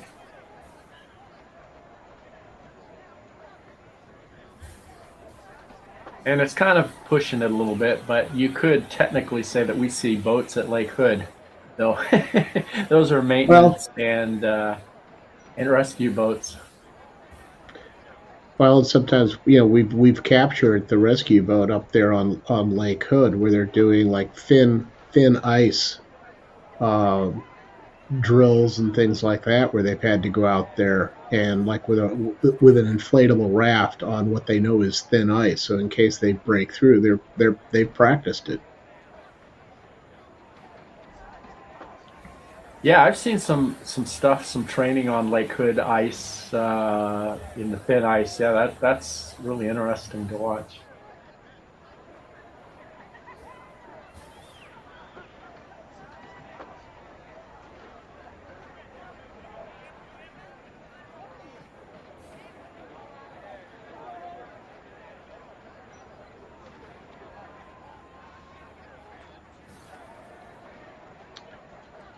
'And then I don't know if these guys are if they're actually doing the water rescue component now.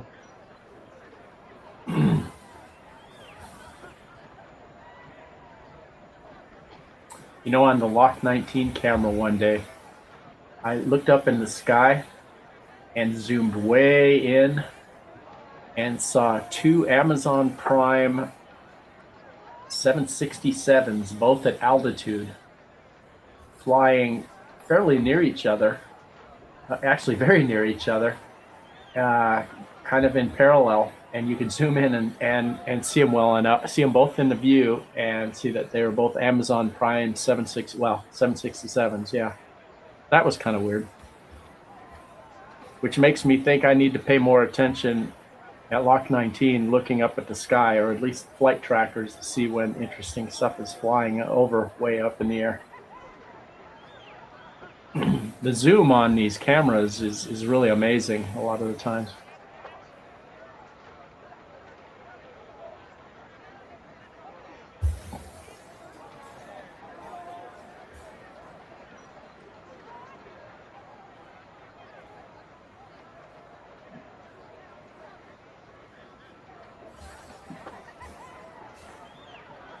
Two days ago, I was on one of my walks, and my walk takes me right by a helicopter, or right by a hospital. And although 2 days ago it took me right by a helicopter, there's a helicopter landing at the hospital right near where I walked by, and wow, you know, when you're right under under the helicopter that's coming in on approach, you pretty much have to hang on to your hat and your hat and your glasses and everything. I mean, it was pretty low over me for sure. It produced a lot of downwash. Yeah, they really do. Okay, it looks like we have a formation of C-130s that is coming down the river next. Ah, yes, some C-130s. Wow, looks like 3 of them. So the names of these Actually, things, we're at fairly least on close the to being one, on is time. Derby 21. Wonder where they got that name. Can't imagine. Well, that's the lead plane's call sign.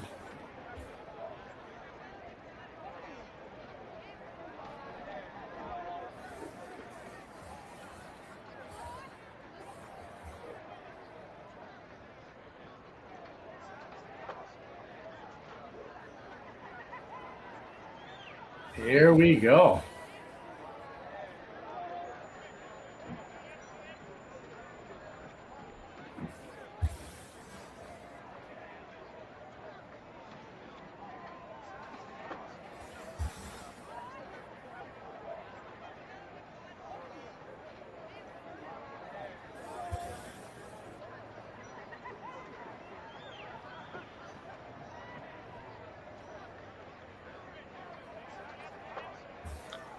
Oh, sweet. We got flares. Oh, wow.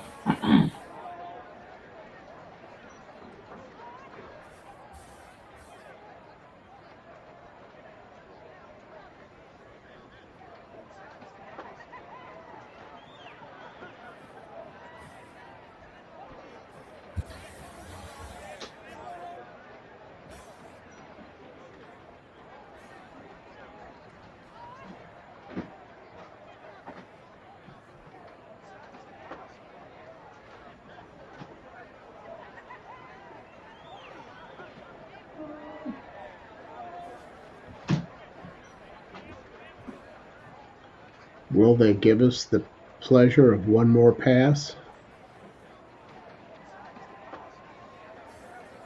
So I'm told that we have some parachuters coming soon. Well, that would be awesome. And I'm guessing it's from the C-130s because I'm not seeing anything else in the in the area.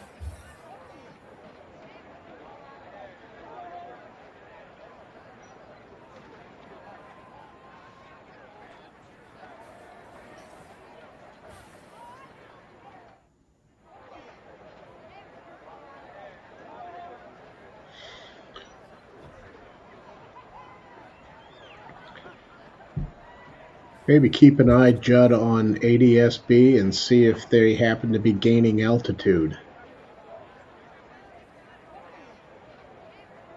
They are, at least according to the up arrows.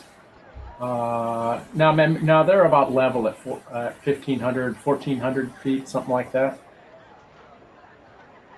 I think they're a bit right of your current view, but I'm not sure if they're coming straight this way, or it actually looks like they may be, heading up north. Well, there they are, way in the distance. But yeah, they're going to be maybe they're going to circle around, come down the river like as they've been normally doing. Yeah, right above the treetops, basically off there in the distance.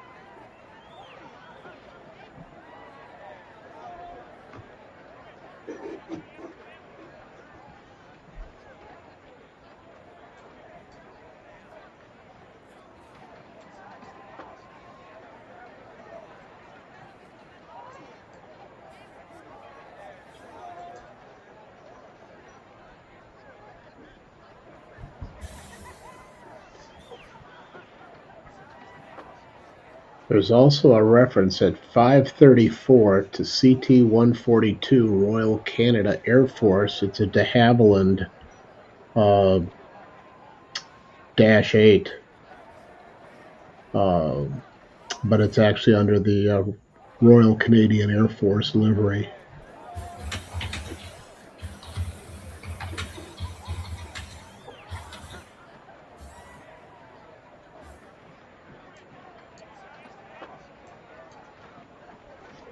Okay. Now, this is looking like these C-130s are going to basically almost come right back over the very top of us and cross over.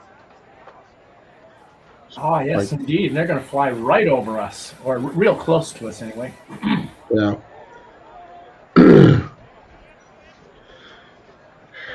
Now, if this camera could go 40 degrees above the horizon, it would be wonderful, but we're limited to 20. Yep. There's There we go. one. There's two. Yeah, I want the one with the flares.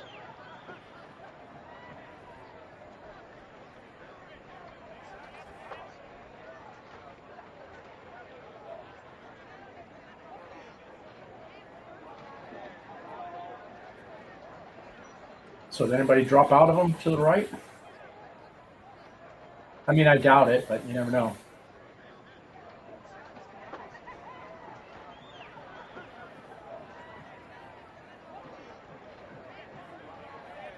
I do not see. Well, not seeing anything. No.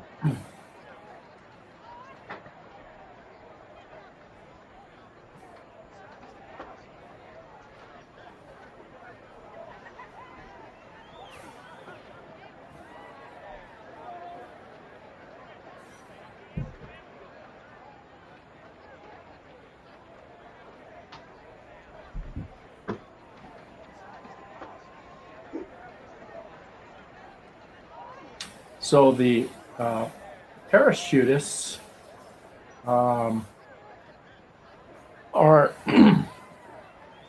let's see, are from the Air National Guard, Kentucky Air National Guard, and it's listed as HALO, HALO, which I believe is high altitude, low opening. Which, gosh, you know what? I'm thinking they won't be able to do that today. But that's where they like, jump out of the plane at like 30,000 feet or something, and then open it, real low. So yeah, we probably won't see that exact mode, but maybe they'll have an alternate, a lower altitude version that they can do today. But apparently they are still planning on doing some form of parachuting. Just I doubt they'll be doing the the high altitude exiting the plane part of it. But And I think the C-130s are coming maybe they'll back do low for altitude. Encore. Yeah, and maybe that's when they'll do the skydiving. I don't know. Yeah, we'll see. We'll find out here probably in about 30 seconds.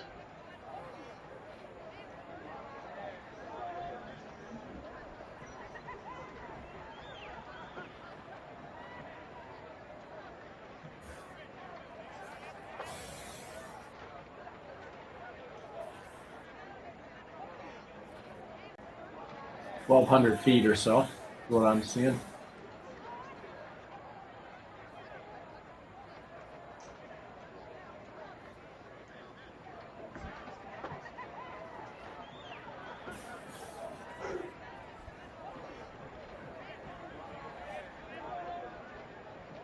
Here they come.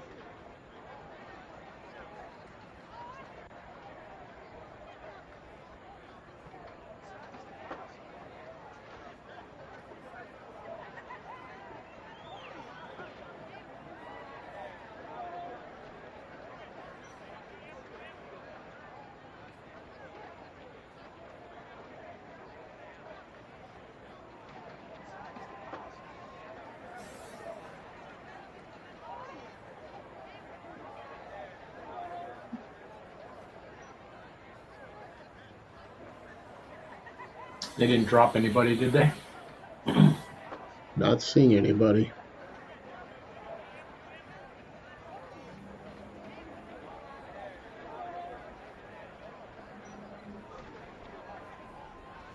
I hope those aren't guys there.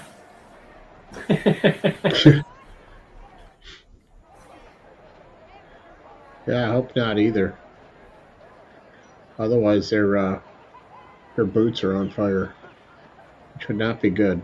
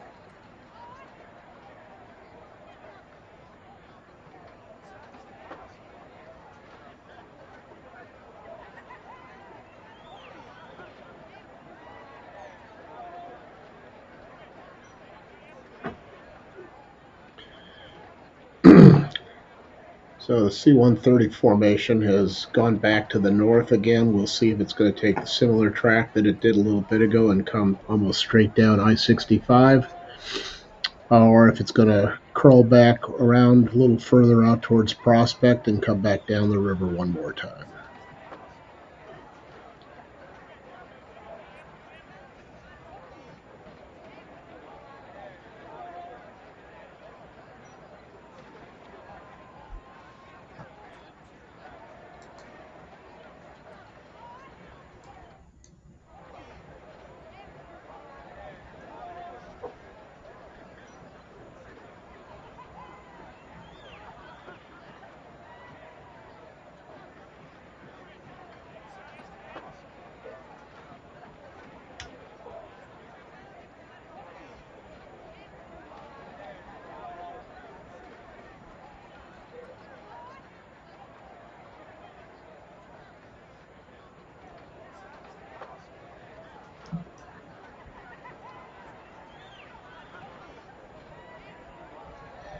And they're coming back around.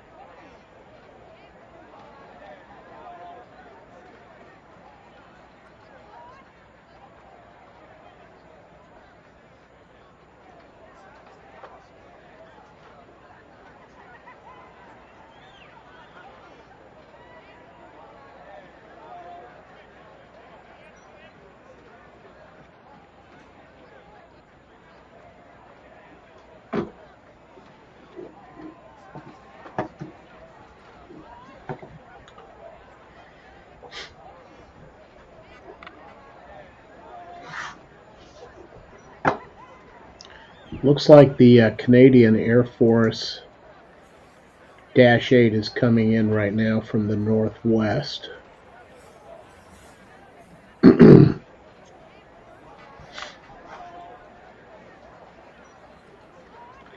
Those that are familiar with the area, it's coming from inside the I-265 loop, approaching Clarksville.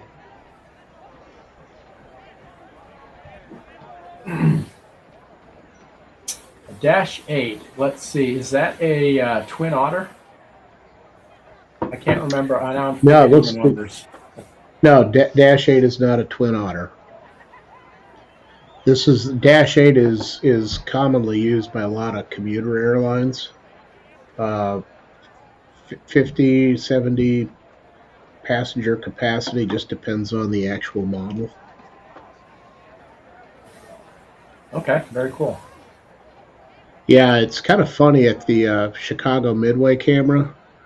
There's Porter Airlines that flies the Dash 8 400 series, which I think are like 70, 72 passenger capacity aircraft. And it almost has a cult-like following because there's a couple flights daily that come in from Toronto into Chicago Midway. And I think it just kind of harkens back that day and age of propeller, aircraft and not necessarily jets. So it always seems like there's a lot of people that suddenly show up. They want to see the Dash 8 arrive, and then they're content. They've got their fix, and off they go back to whatever other duties they have going on. Well, through the miracle of Google, I see that the Twin Otter is the DHC-6. So here we have the DHC-8.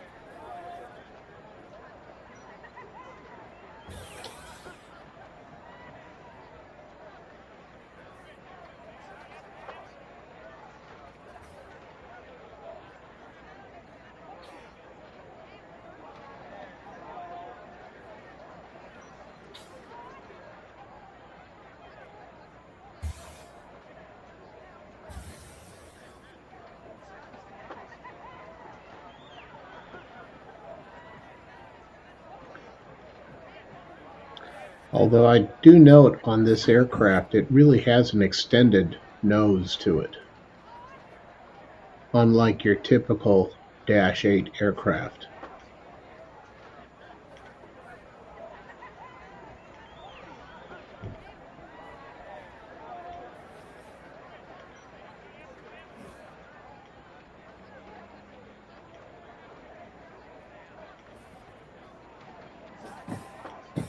I noticed that as well. Must be some kind of military related instrumentation or something.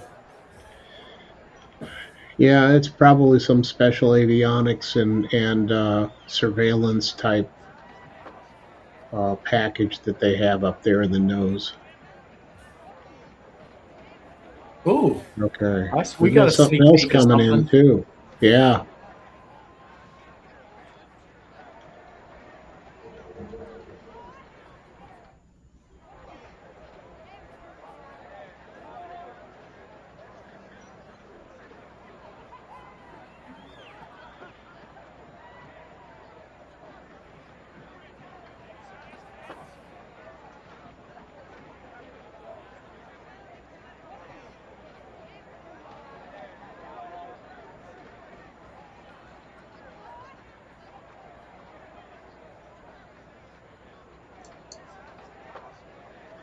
Those are the T-28s.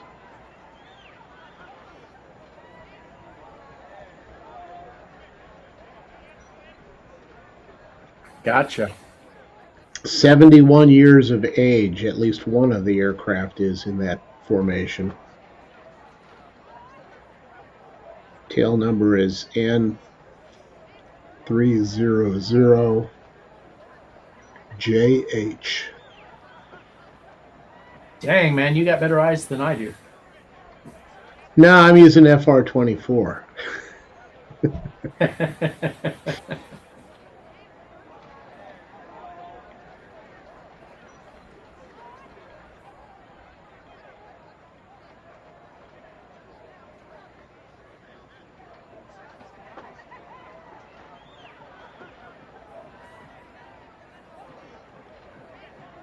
We just had a photo bomb with the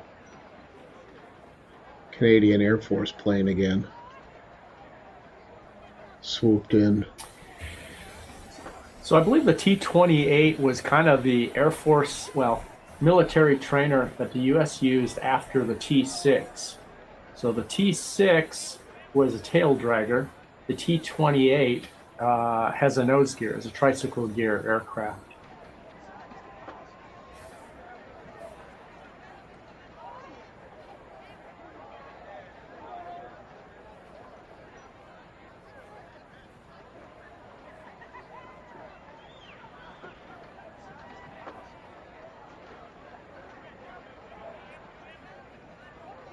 Yeah, I think that Dash 8 is on its way out.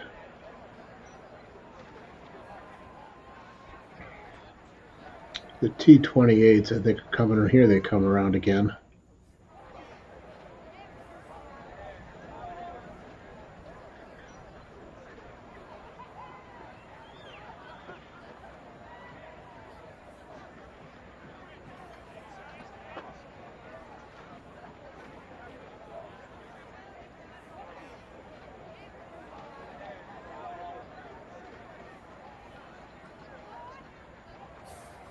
Ah, cool shot.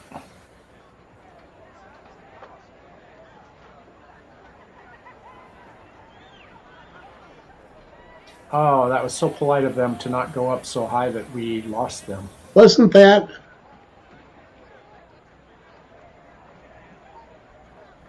Maybe they're listening to this broadcast.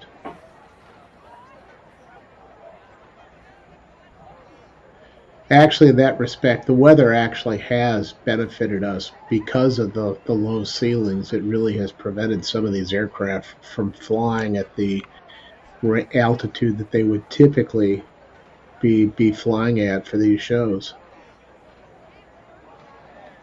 Yep, that's a good point.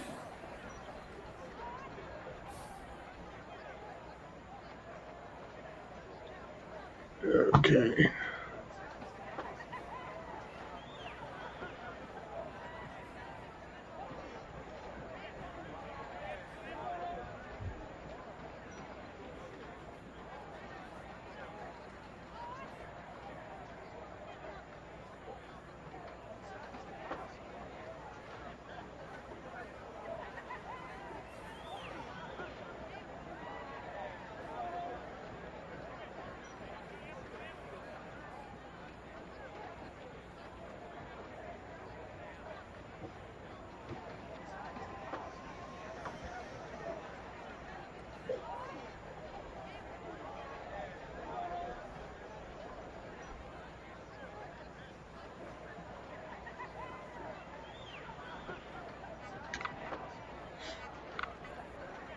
Okay, they're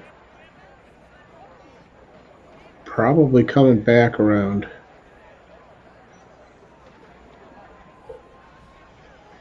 Hopefully we'll, there they are, down low.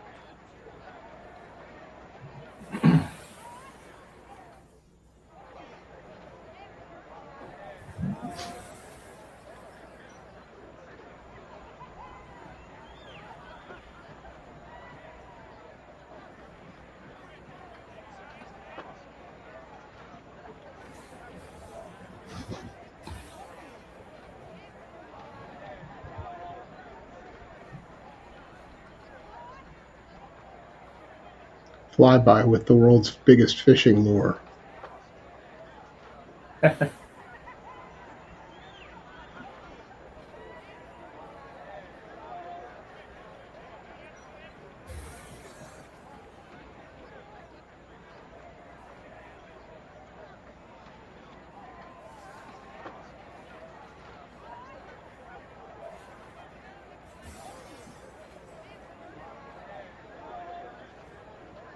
Stone, I got a question for you.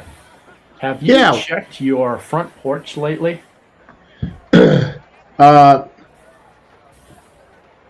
No, I haven't. I know there's something out there.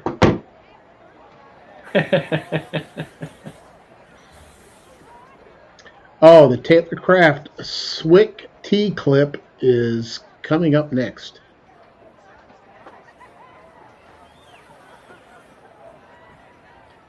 So I can go check my front porch, or I could follow this airplane. Well, you could always lose a few pounds, I guess.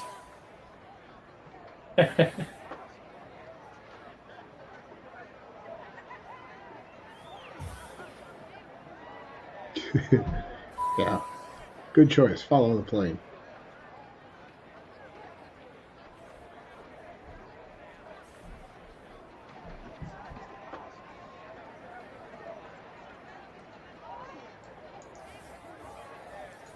Oh, and by the way, we do have an Osprey warming up over at Louisville International. Oh, that should be fun. Yep.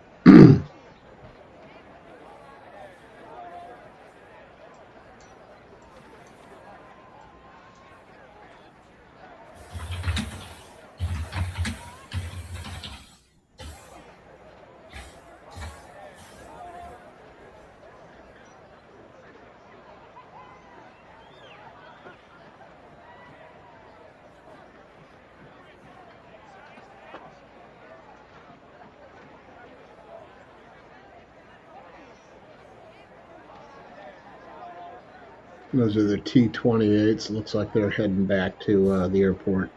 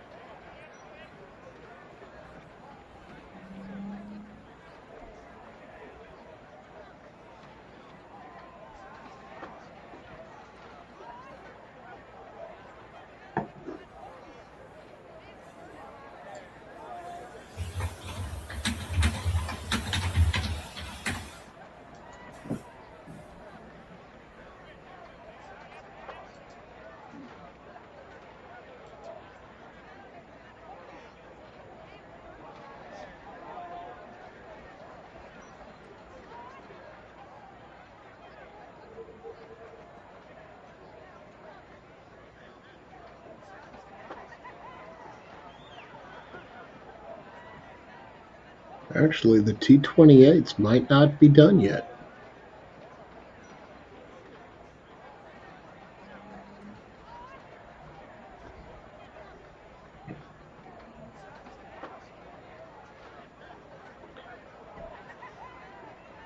I guess that's one thing about the show like this, with the disruptions that they've had today because of the weather for some of the teams that were going to participate, is that it does provide a little bit more flexibility for some of these uh, pilots to be able to extend the length of their program than what they maybe were originally slotted for. So I'm sure behind the scenes there's got to be a lot of communication going on about, okay, hey, you can do this, you can do that now.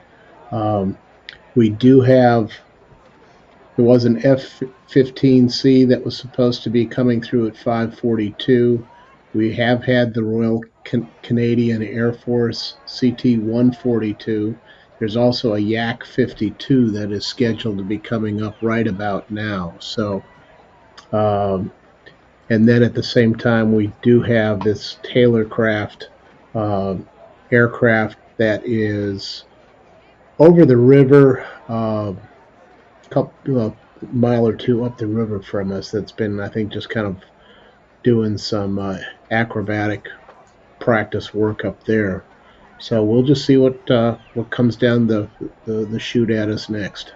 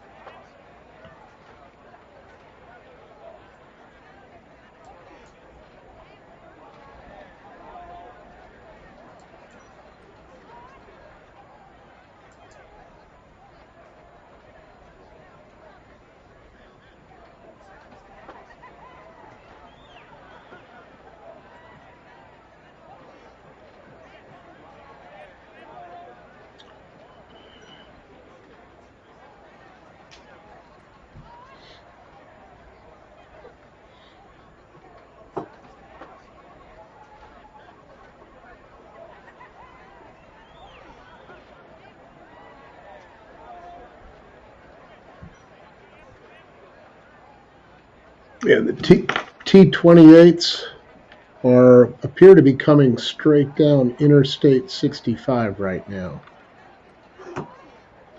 So they're going to probably come right over the top of us once again and overfly probably downtown Louisville.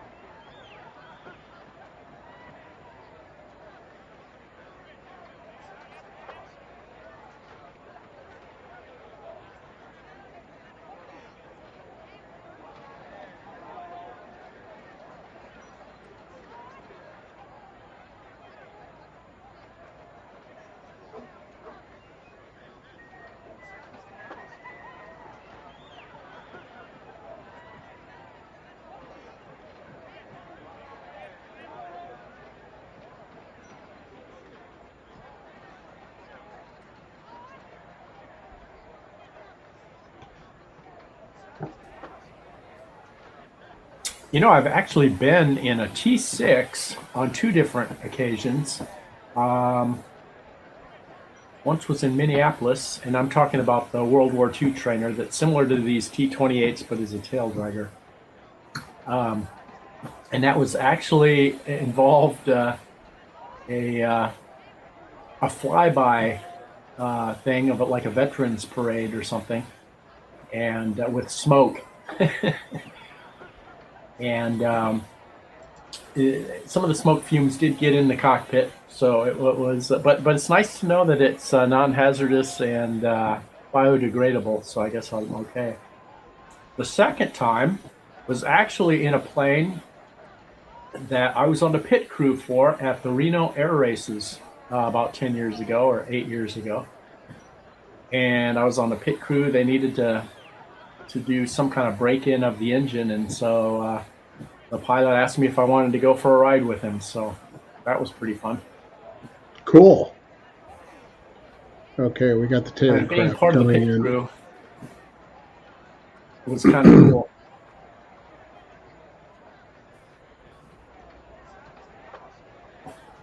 We'll see how creative this pilot gets. Yesterday he was having way too much fun over the river, but he also had Now, this was a unlimited plane fuel. that this was a plane that I did not catch yesterday. So I know a pilot who used to fly Taylor Crafts in air shows.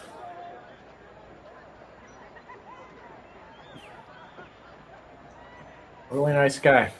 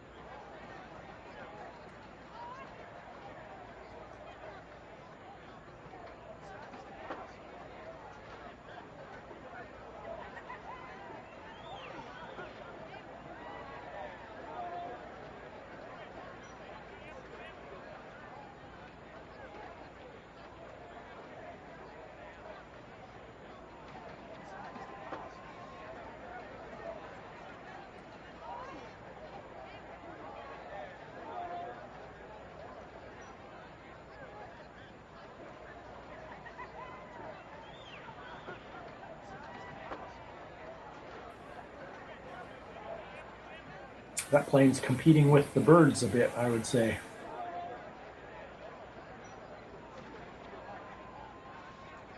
I was going to say, I wonder if the birds are crows. They typically get pretty adversarial about anybody invading their airspace.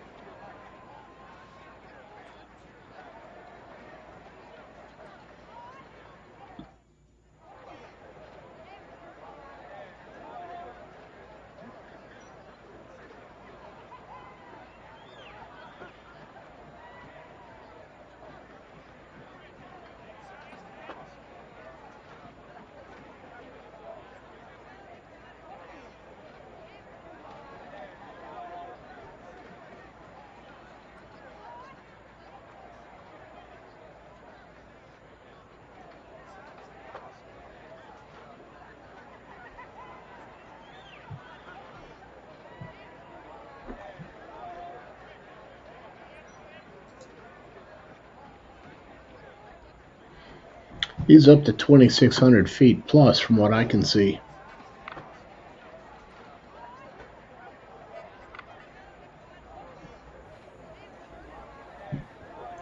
Interesting. Well, I might see if I can check the weather and see how things.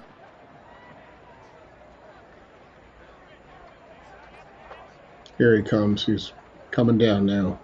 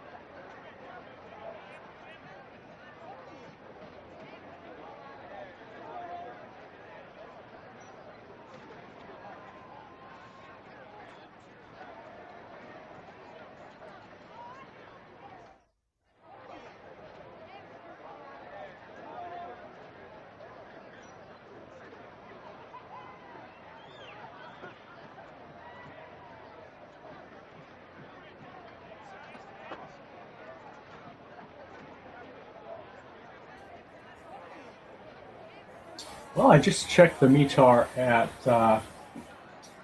Muhammad Ali International Airport, and showing 3,300 foot ceiling at this point.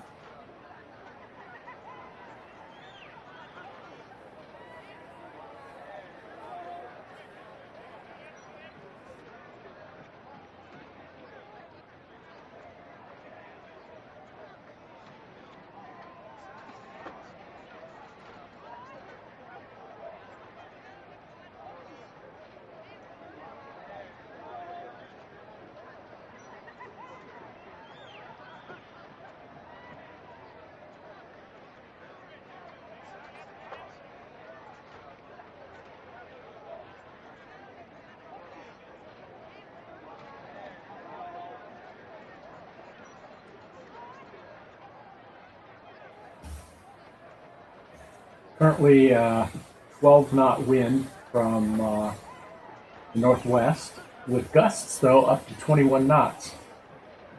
So that's quite a bit. Or excuse me, I'm sorry. That's in the forecast, not the METAR, but supposedly something like that, I guess.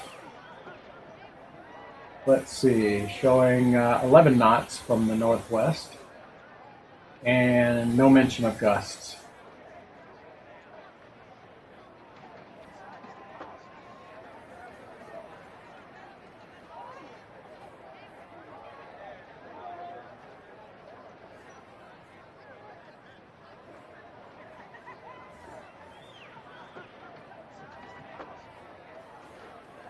Back to the TAF, they show, well, as the evening goes on, it's staying about the same, but possibly actually later, uh, the ceiling going up to 10,000 feet. So that trend may help us for the fireworks. Although 3,500 feet would have been plenty, I guess.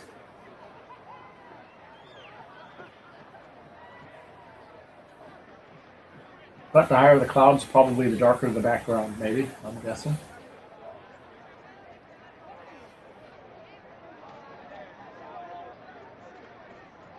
Okay.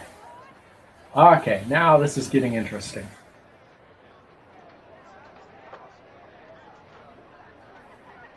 Osprey.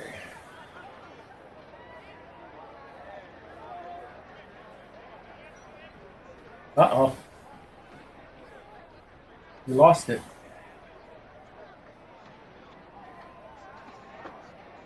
Ah, I see our camera operator has stepped away for a moment. Well, hopefully he'll be back soon.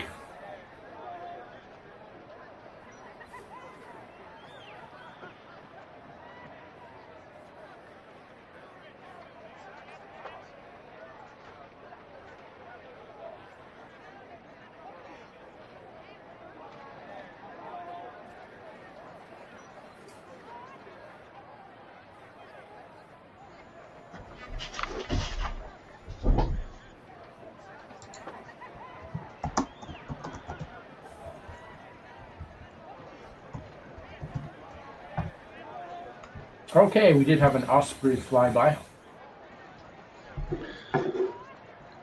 Sorry about that. Had to step away for just a moment. And we'll pick it back up here in just a second.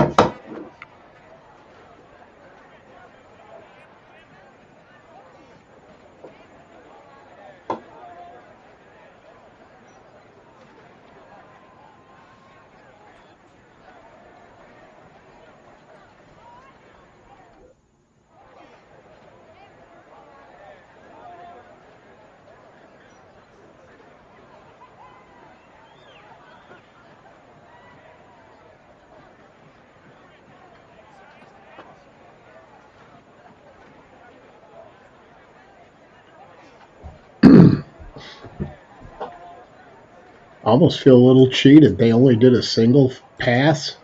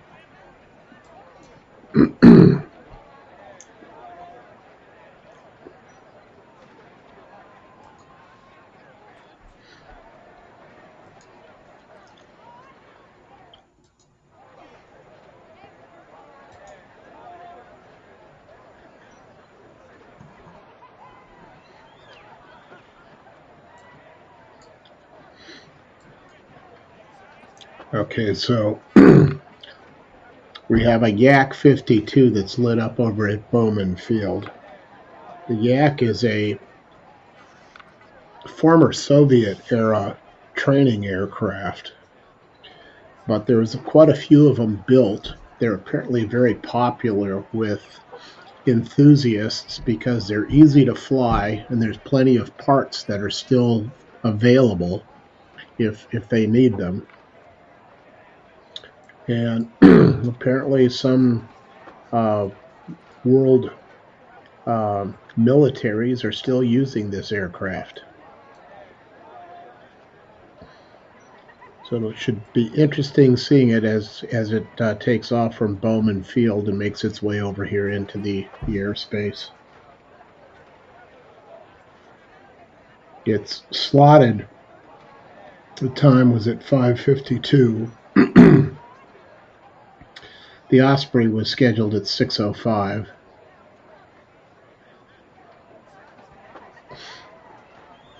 So we may even have some team members that have been on a yak.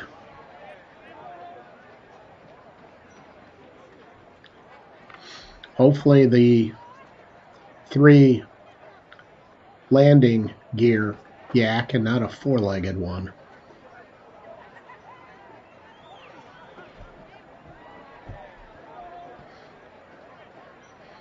Yeah, and the yak is supposed to be back again at 6:39 according to the schedule. So it's 5:52 and 6:39. So it looks like we missed the F-15 from the Bayou Militia with the Louisiana Air National Guard. And then Britt Lincoln Extra 300. She did a heck of a practice session yesterday. Probably a lot more aerial climbs and acrobatics than what we even saw with the let's see, which aircraft was that? Oh, the taper wing Kong, as well as the other, yeah, the Taylor craft. That's it. Thank you, Jenna.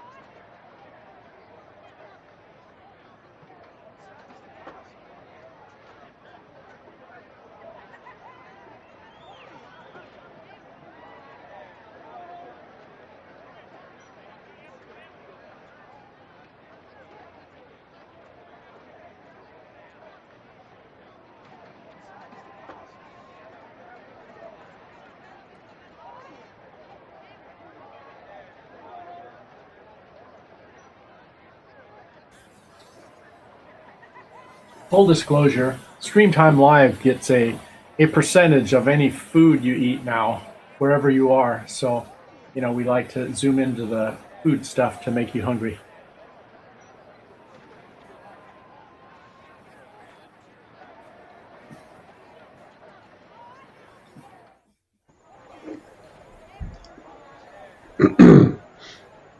That's Does kind that of include? interesting since nothing's happening to look into the across the river and just see what's going on. That's kind of cool. I like that.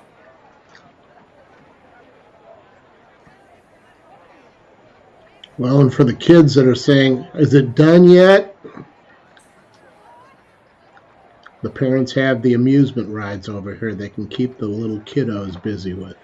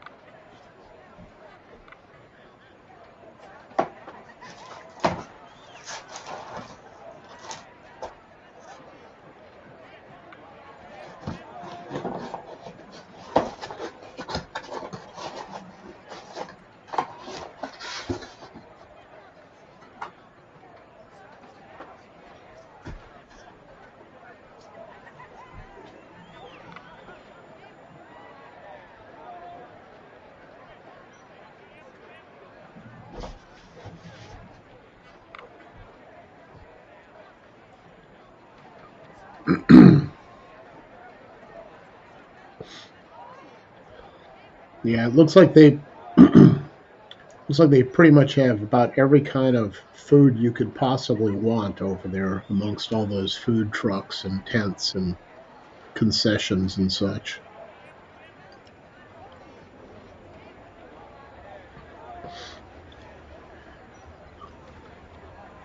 We got the corn dogs, we got the waffles, we got the stromboli. Somewhere there's deep fried Twinkies. What I'd like, please, is a yak taco. A yak taco. That would be good. Well, you were talking about yaks, so now I'm hungry for yak tacos. Probably with a little lime cilantro crema, some pickled onions, and little queso fresca.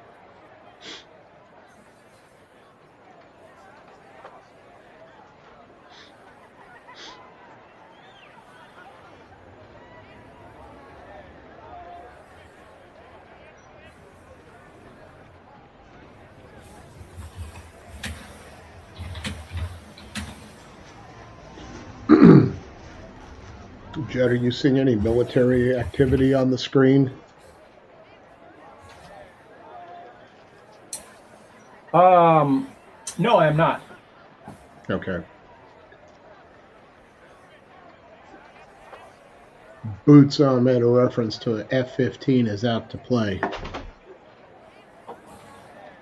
Well, I can always Kick in the back out military further. filter. Yeah, I'm not seeing anything in the area.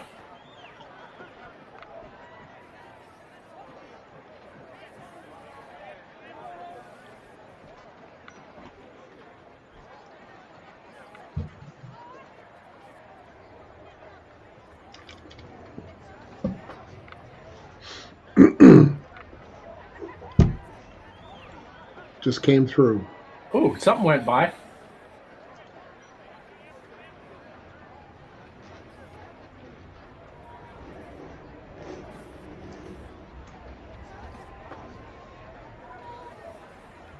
Well, that's kind of cheating not having ADSB.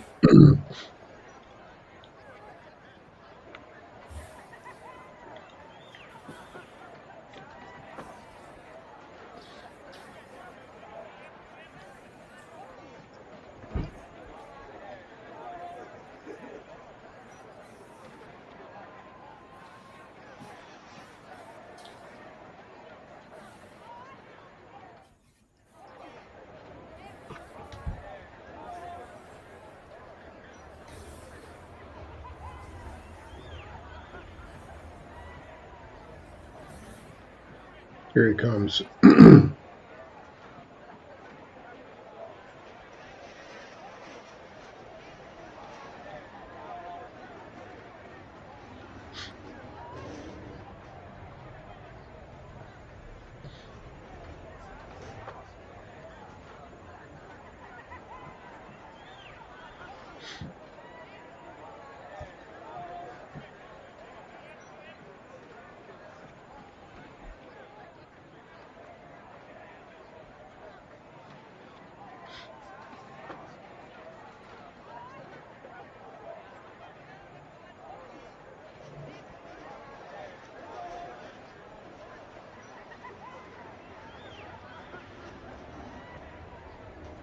He's got the afterburners on.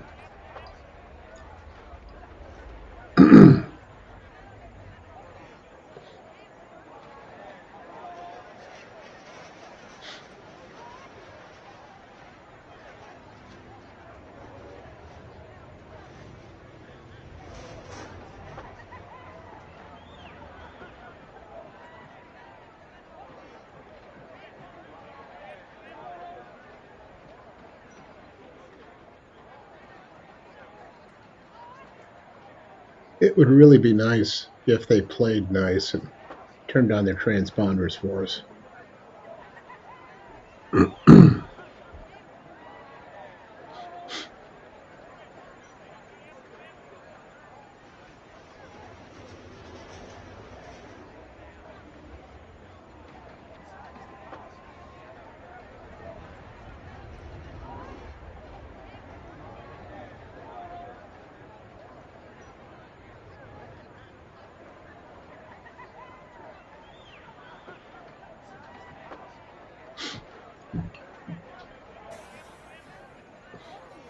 Well, I guess when the planes go by without the ADS-B transponders, it does help you appreciate the ones that do have it.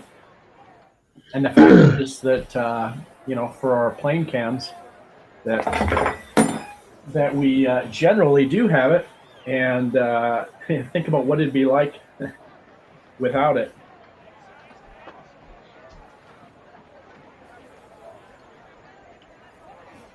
Okay, so we actually have a pair of them.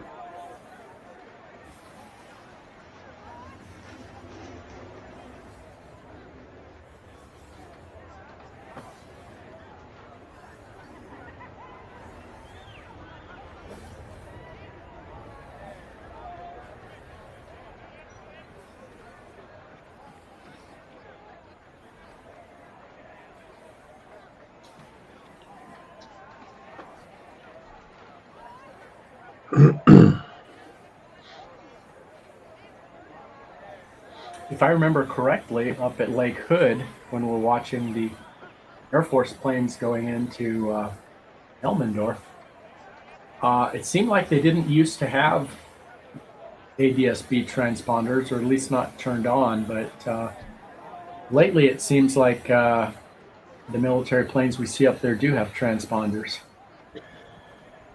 Yeah, at least all the the cargos, the C-130s, the C-17, C-5s, the um, trying to think what else, the KC-135s, they all routinely, and even some of the other intelligence gathering variants of the uh, KC-135, all seem to have transponders on virtually all the time. But it's the challenge is when up at Hood in particular, you hear Anchorage is delaying departures on runway 33, which intersects with the primary landing pattern for Joint Base Elmendorf. And so you'll hear the tower telling the commercial aviation flights like the UPS and FedEx flights and Kalita and everybody else that look, we're holding departures because we've got a flight of F-22s inbound for Elmendorf, and so that's really the only way as a camera operator up there that they're coming, other than if you happen to get lucky and see them. But there's obviously no signature whatsoever on the radar that they're coming. Right.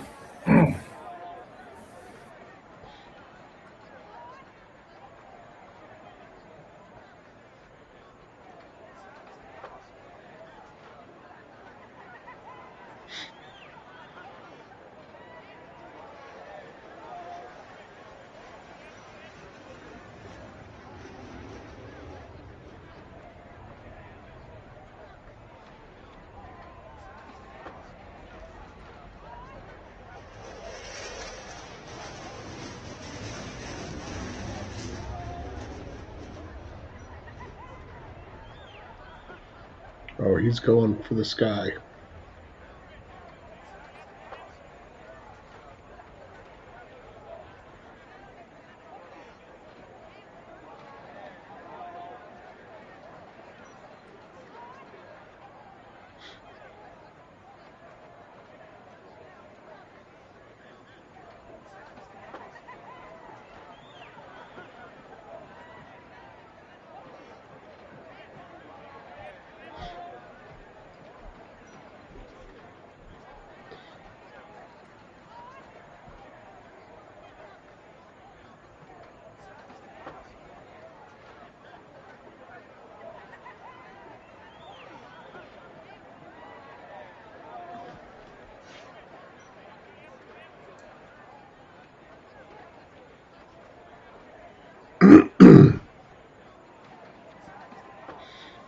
It's like we have a Belanca decathlon that's coming down the river right now.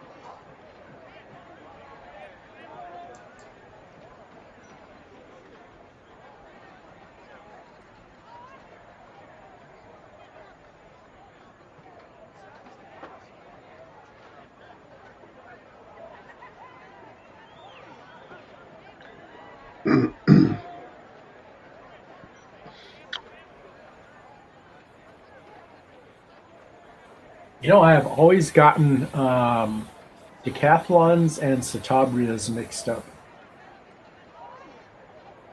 They're two similar planes by the same manufacturer, and they seem similar, but I guess I've never dug into what the difference is between them. Yeah, I'm really not sure. I mean, I'm aware of Belanca, but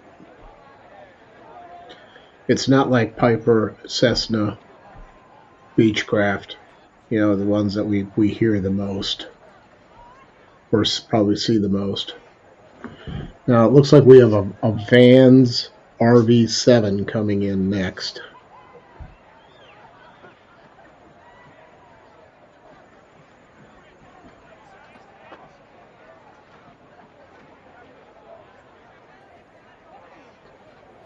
Yeah, Sunday home built plane kit. Those are actually very popular.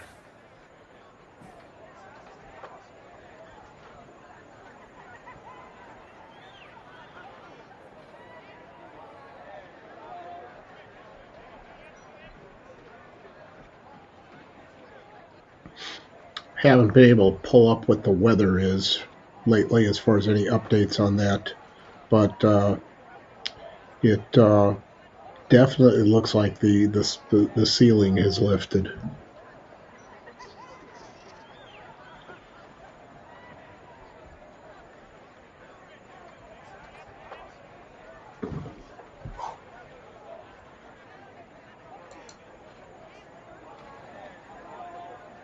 I'm currently seeing a 3,300-foot ceiling.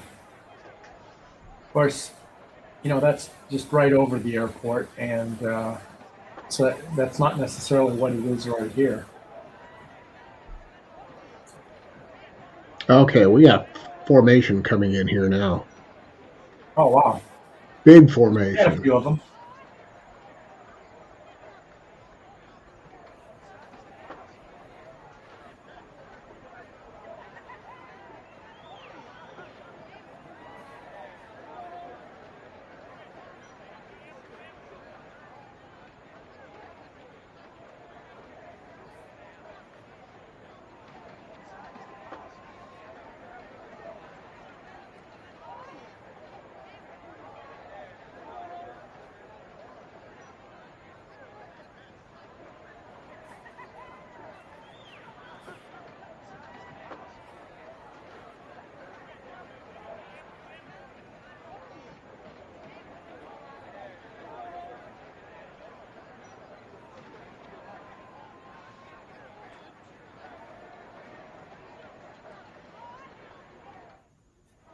Quite the collection there.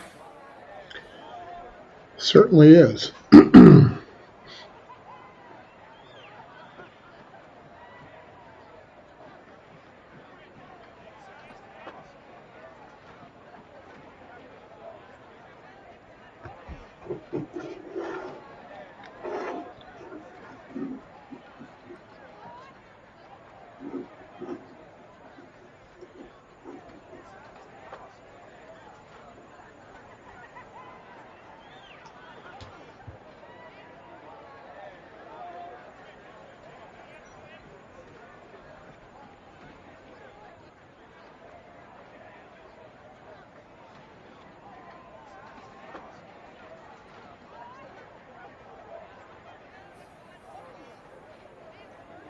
Right over So our according head. to Google,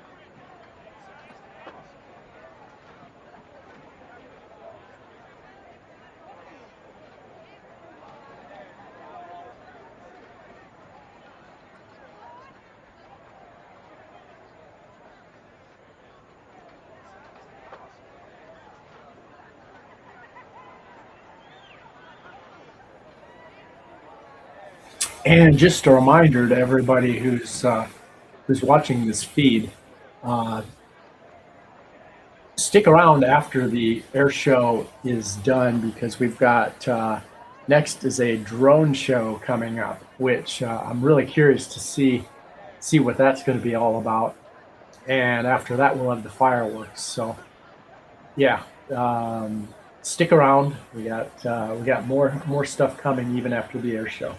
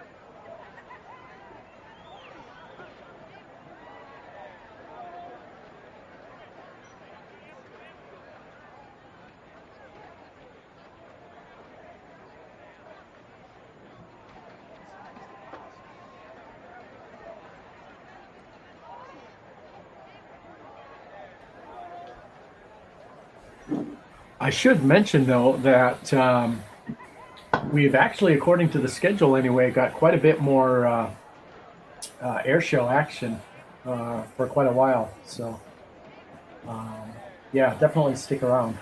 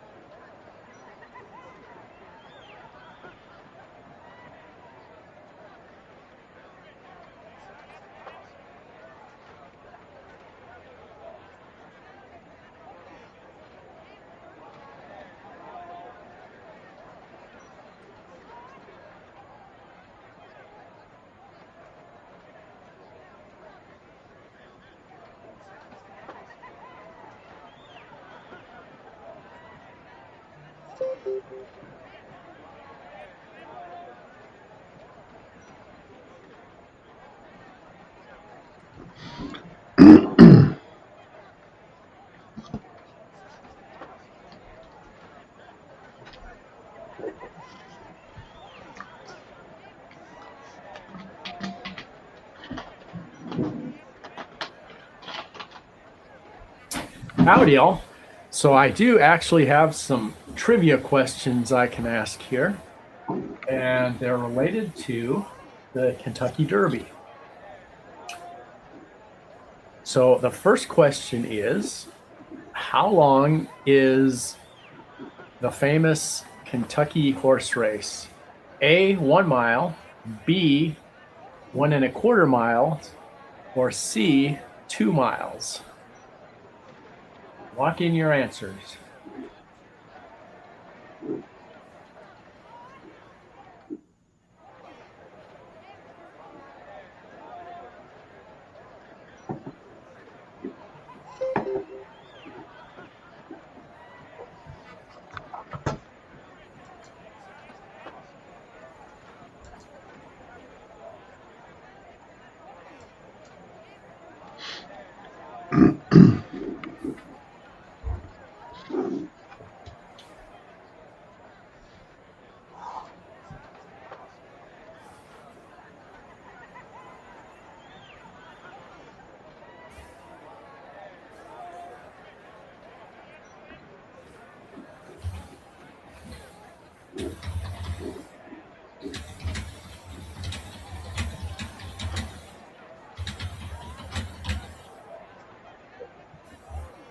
Okay, looks like we have a couple of jockeys here that know the answer.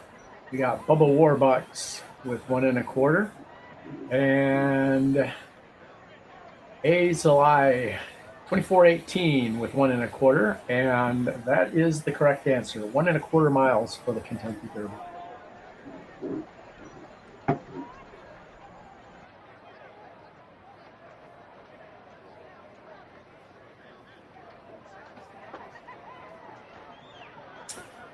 Okay, how about another question? Why is it called the Run for the Roses? Is it A, a reference to the track color, B, the winning horse gets roses, C, it's in spring?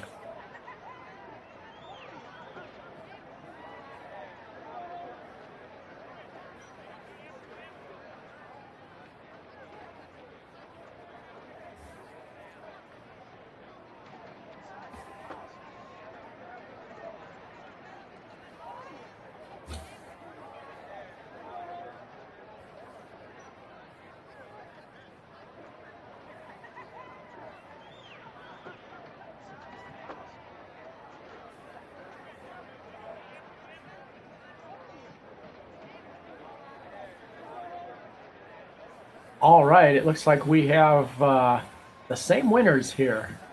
We need to get more people participating, but yes, Azalea 2418 and Bubba Warbucks both guessed right. It is the bouquet of roses that the winning horse gets. I wonder if the horse appreciates roses. I'm guessing everybody else associated with that horse definitely does. So, it's more of a blanket of roses, or a blanket that has roses on it, perhaps. Yes, I don't know.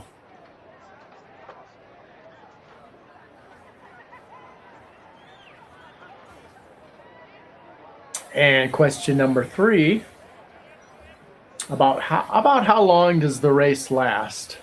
And A, 30 seconds, B, 2 minutes, C, 10 minutes.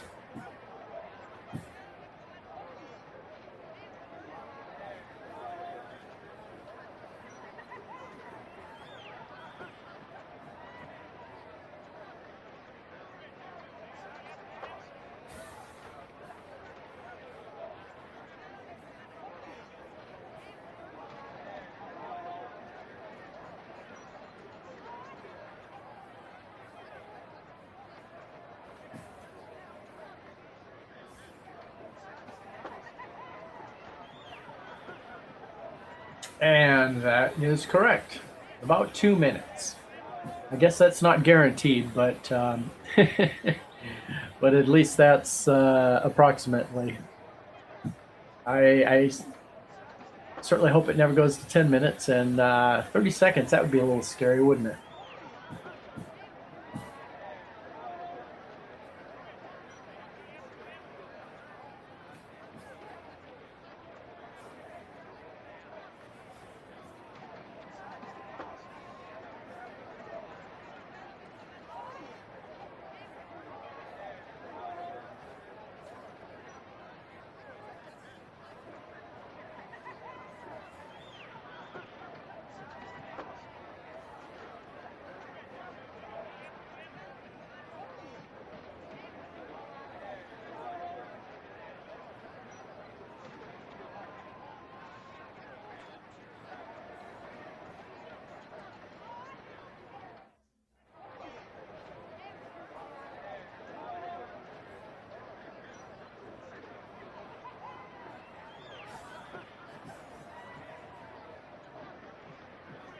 Okay, and last question. What is a popular tradition at Derby events? And I'll say a famous popular tradition. A, fireworks. B, big hats. And C, uniforms.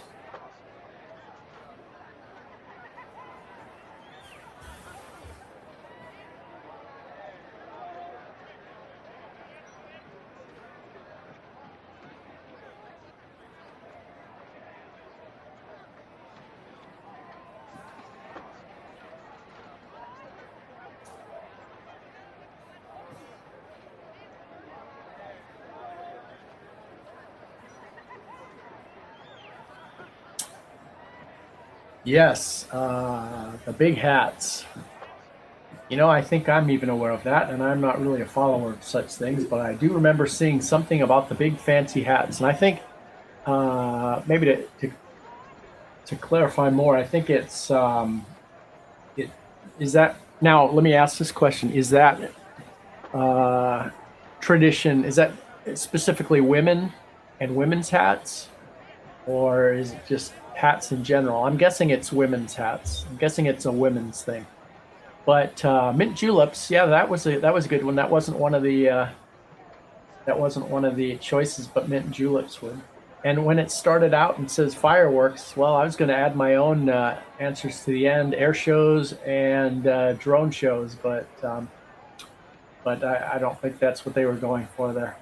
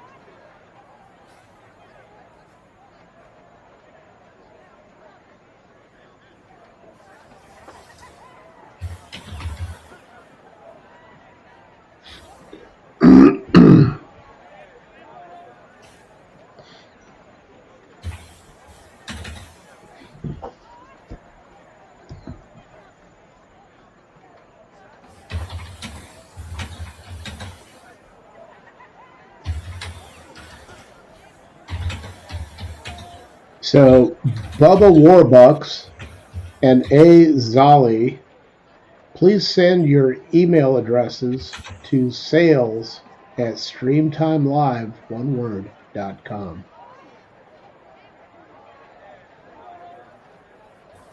And no, you're not in trouble.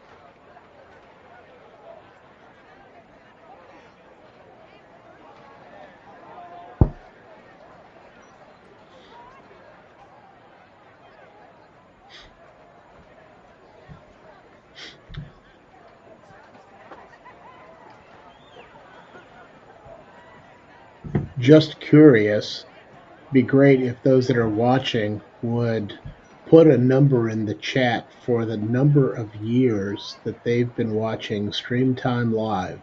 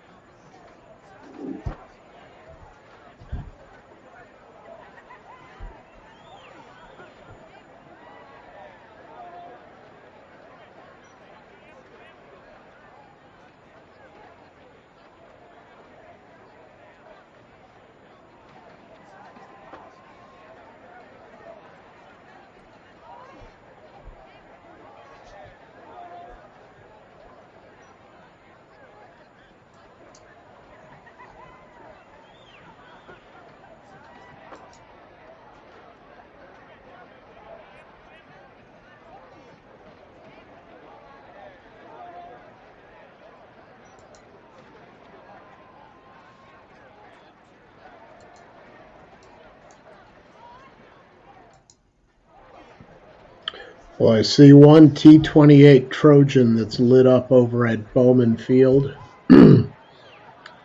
And outside of a couple commercial passenger jets over at Louisville and one cargo plane, it's awfully quiet over there right now.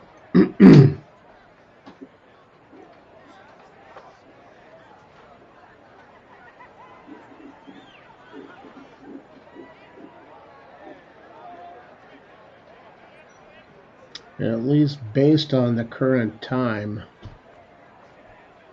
there is supposed to be another appearance of Trojan Thunder, the T-28s at 7:26, followed by the U.S. Air Force F-16 demo team at 7:36. But other than that, that's the only remaining aviation demonstrations that I see left on the schedule for this evening, unless there's some others that have been pushed back. The Britt Lincoln Extra 300 performance was supposed to be at 6:11.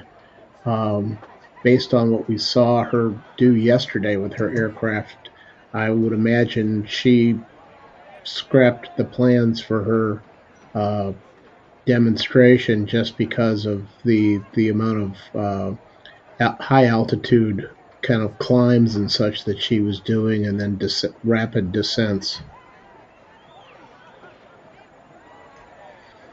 Bubba, no, not that we're aware of. There's not a video feed that we know of that's over at Bowman Field. We've had a few still images from people that live in the area that have passed on some of those to us independently, but no.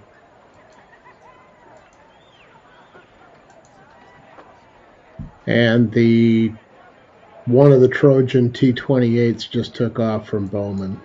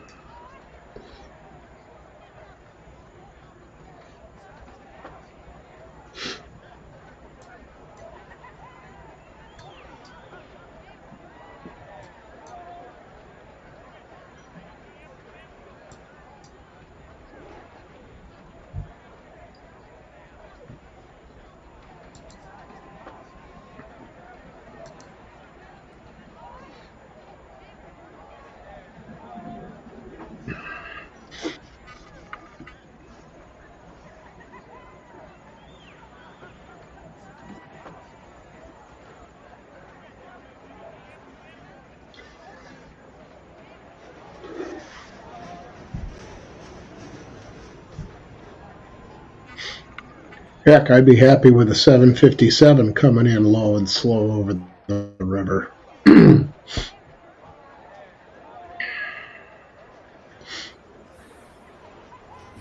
Yeah, that would be pretty cool.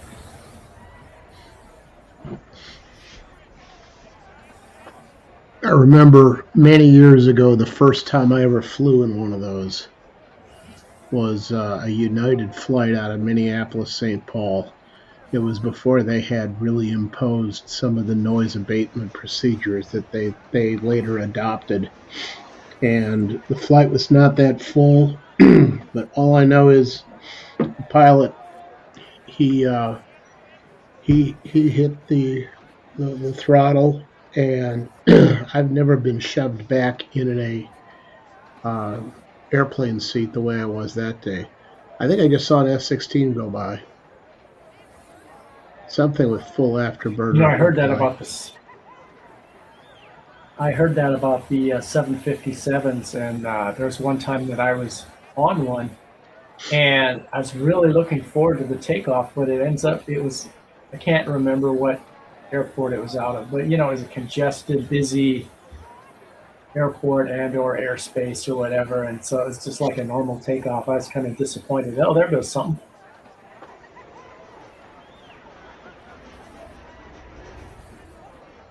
F-16. Yeah, I understand that. I understand that.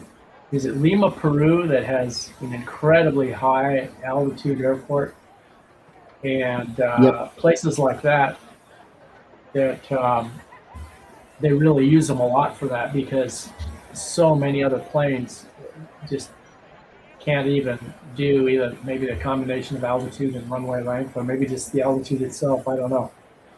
Uh, but yeah, I've heard that those are really well known for certain airports because of the altitudes.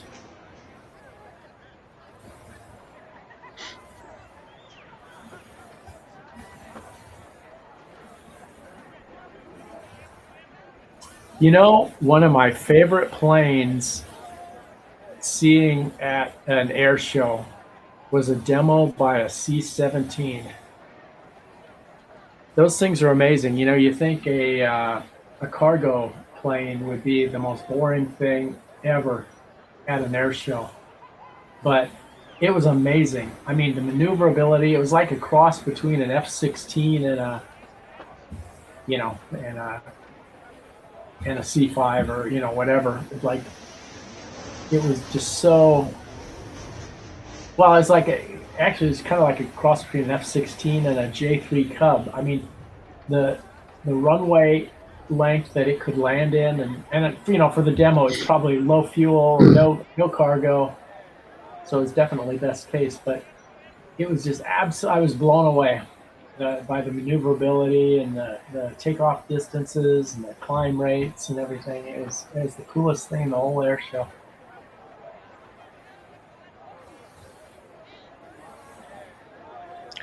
Yeah, I was over at Pope Air Force Base years ago, and had a chance to do a air show that they had on. And one of the things that they had was basically the entire complement of almost U.S. Air Force cargo planes and such, and got to actually go through a C-17. That was pretty cool to see it up close and personal.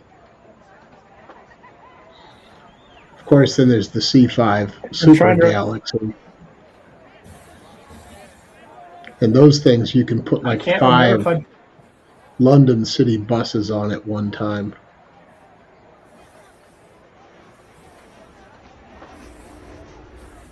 I can't remember if I've been in a C-17 or not. I think I have. I'm pretty sure I have. I mean, not flying, of course, but just to air show kind of go through it. And I've been in the cockpit of a C-5 as well as part of a Civil Air Patrol thing. Um, that was actually at Wright-Patterson Air Force Base in Dayton, Ohio. That was pretty cool. And that was when I was in my teens. That was a long time ago. So that would have been in the 70s.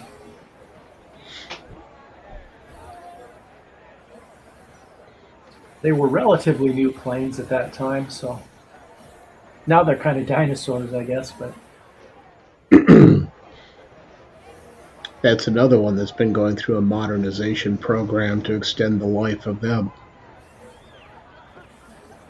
oh, the C5. Oh, interesting. Yep.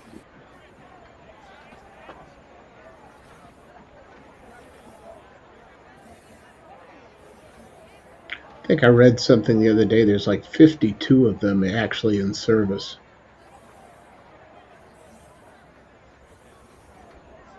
Oh, wow, that's a lot. That's more than Yeah, I I might was have I was guessed. surprised there was that many.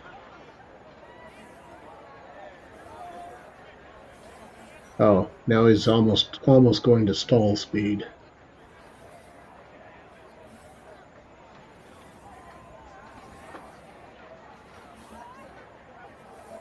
Guess he figured you were having trouble tracking him.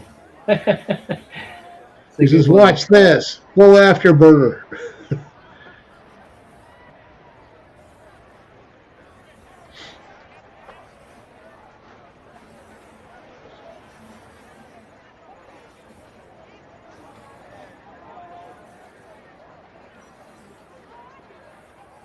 Of course, I have no idea where he is now.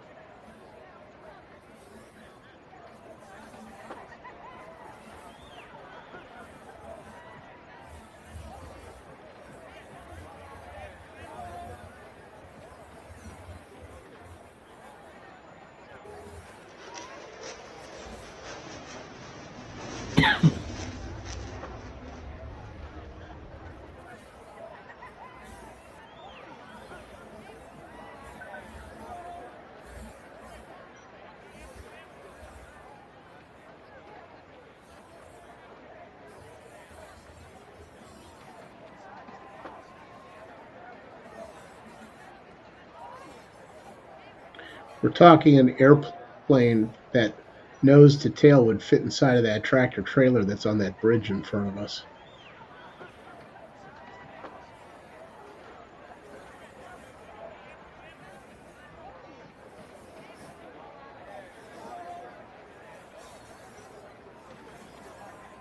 Yeah, they're a very small plane. That's for sure. I think the shocking part too is the relatively short um, flight time they have. If they're fully loaded, full fuel and ordnance and such, their actual flight time is really short. That they can be out there as far as before they have to refuel. It was shock. I was shocked at how short it was. Hmm. Interesting. Yeah, I hadn't heard anything one way or another. I bet there's a huge difference when it's empty because look at how streamlined it is when there's nothing hanging off of it.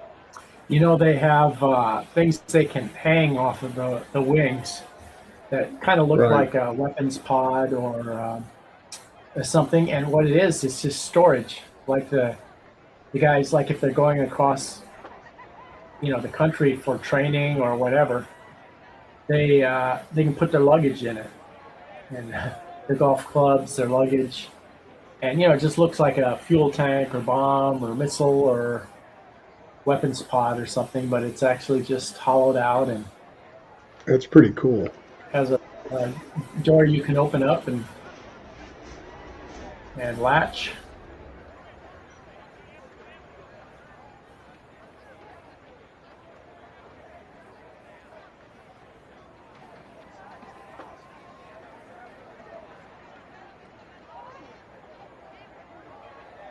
It makes sense though. I mean, you could barely keep a toiletry kit with you if you otherwise. I mean, there's not much not much room in the cockpit.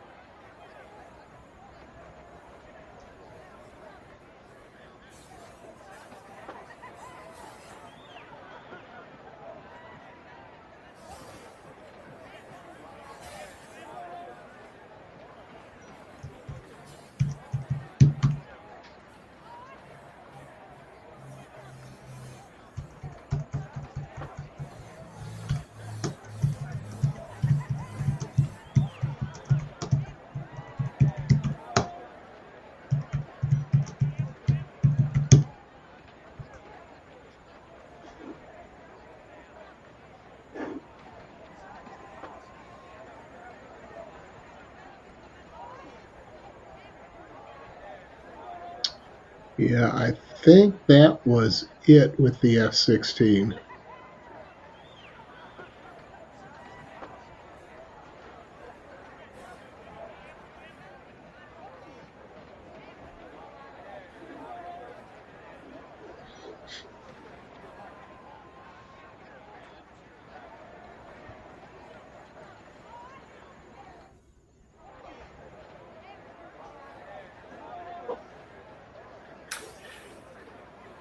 Okay, it looks like there is a break from the schedule I'm looking at.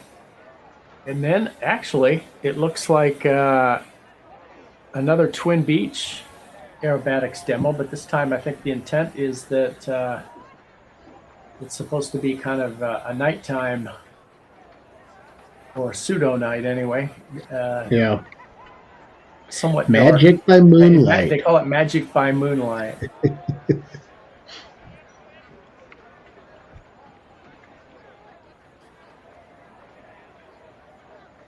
Now let's see. Then that what is that? How is that pronounced? Major moment? I know that's a grocery store chain, right?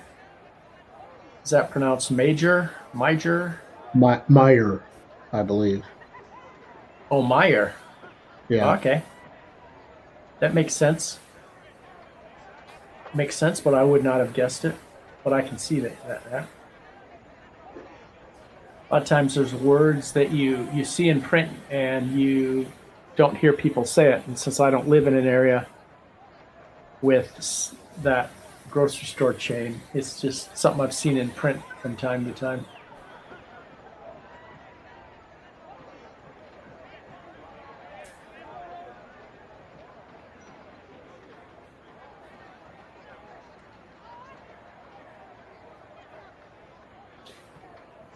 It looks like we still have we have a couple surprises coming up, so I don't know what that's all about.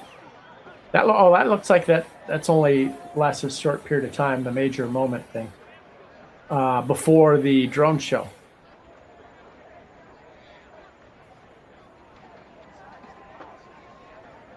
But first, yeah, hopefully the well, it's clear and it seems like the ceilings are relatively high. So yeah, I hope we have that Twilight Twin Beach show. That should be interesting.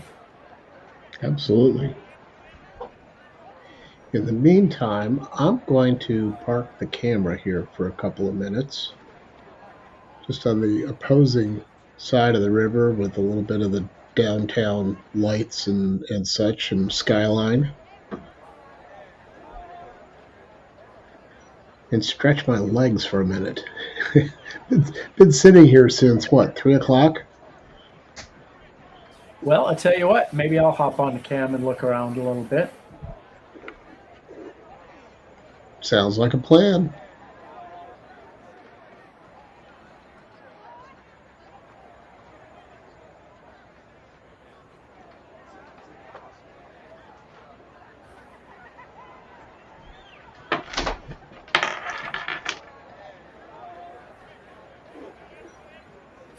Stone has done all of the camera work today on this so far. So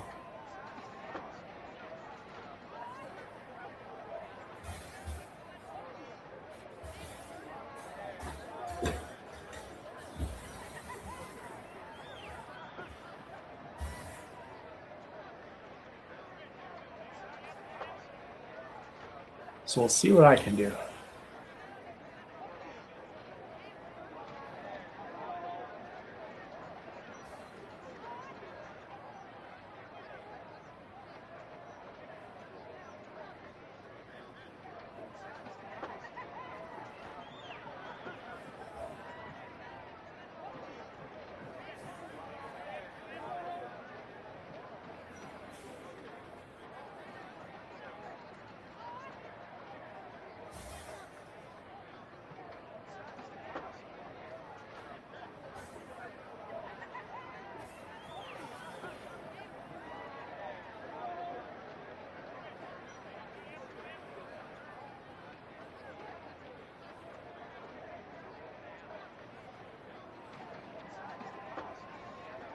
Well, that looks like an interesting place to be setting up camp for the fireworks, I suppose, and the air show.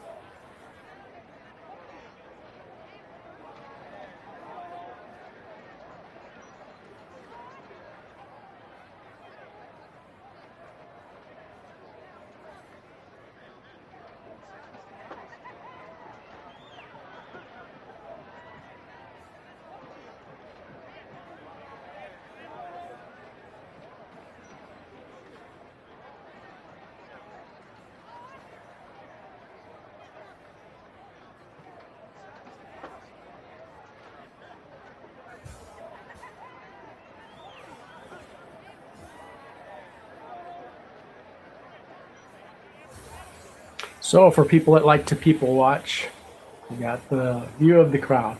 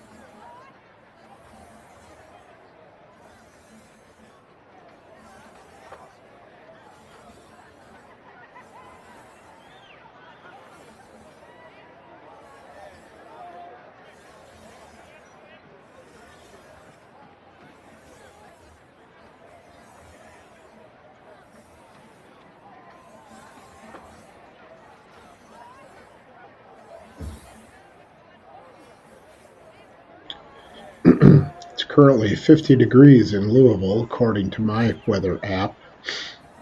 Feels like 47.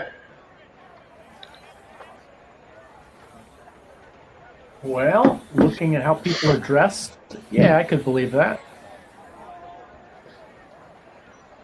Absolutely.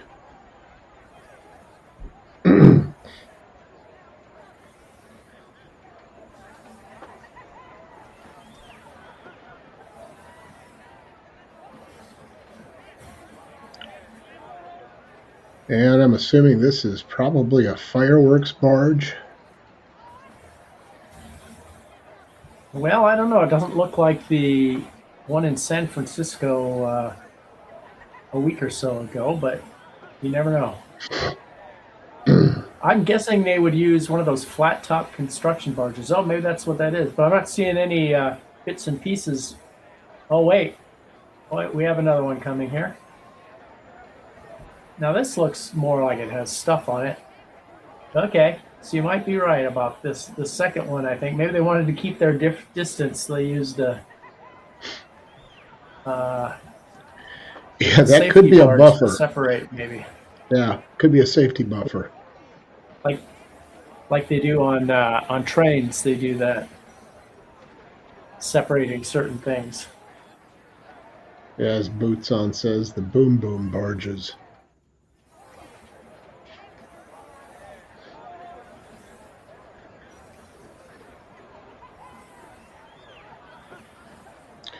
Yeah, there's a danger sign. Fireworks, it even says. Fireworks. Yeah, probably says no smoking. Also, they had a barge in front and a barge in the back. I wonder if they would have done that typically, or if that's just because of the explosives.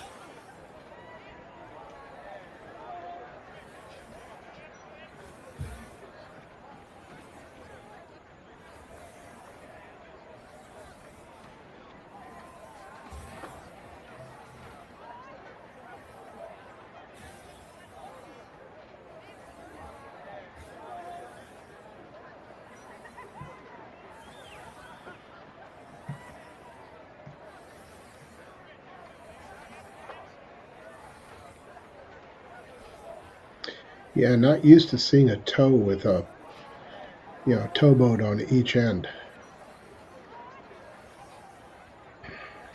Maybe that first one we could nickname as Sir Megan A. Although that's kind of an inside joke relative to some of the helpers at the Lot 19 Kia Cook camera.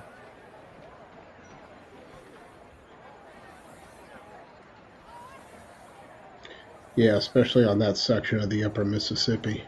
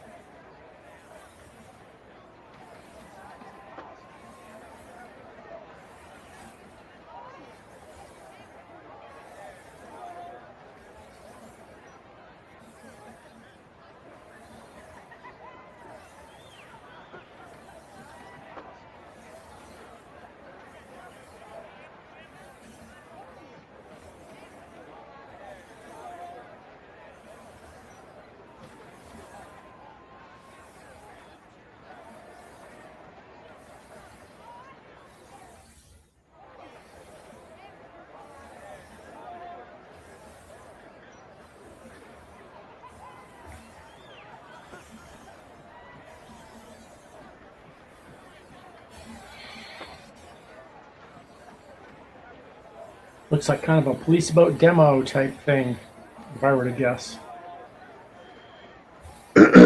That or they were definitely making their presence known as to the, I guess, demarcation line of where boaters can be inside of or not.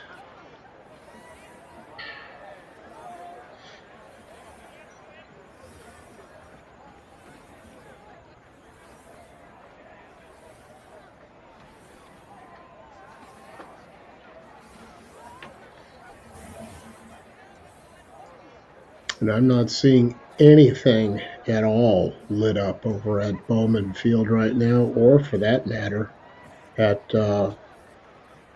Louisville Muhammad Ali International. You don't happen to remember where that Beach 18 came from, do you? It came, I Twin Beach? thought it came out of Louisville International. Okay.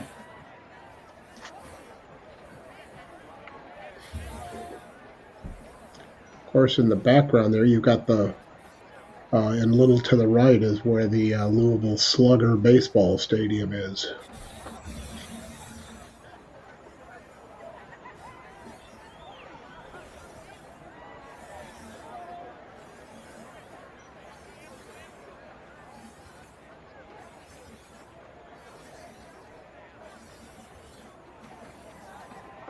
Yeah, yes, Louisville's famous for having lots of bats.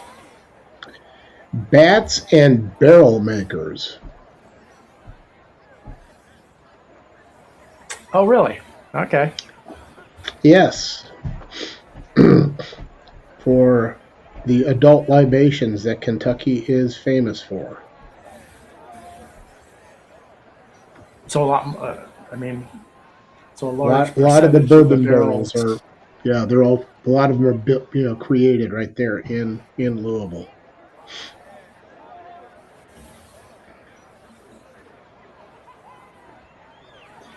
I've seen YouTube videos about how they make barrels. It's kind of interesting. But it's been a while, so I don't remember all the details. But getting them to bend and stuff is, Mm-hmm. I don't know.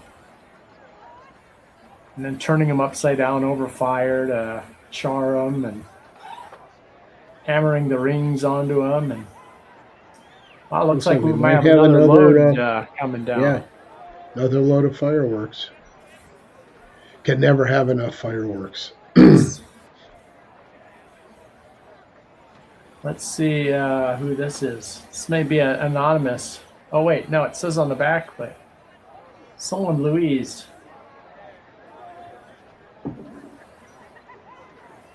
Carmen Louise?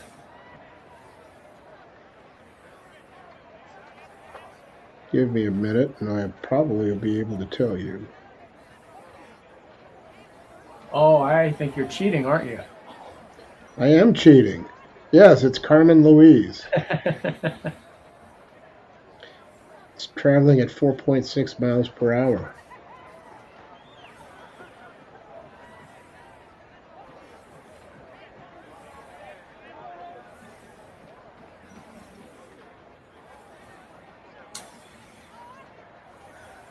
So, Boots, And and you were a Cooper, huh?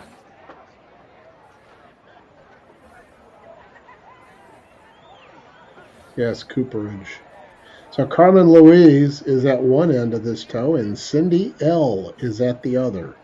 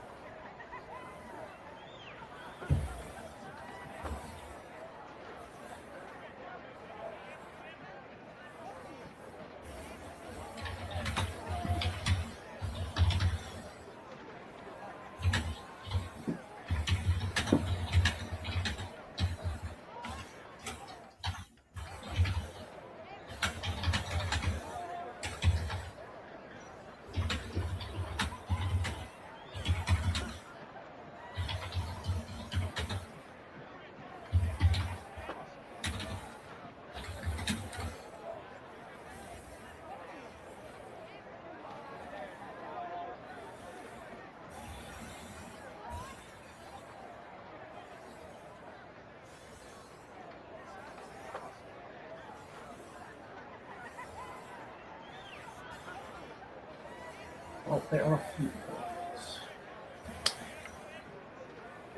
Yes, I think those are fleet boats. It's just they're being used for a very special purpose today.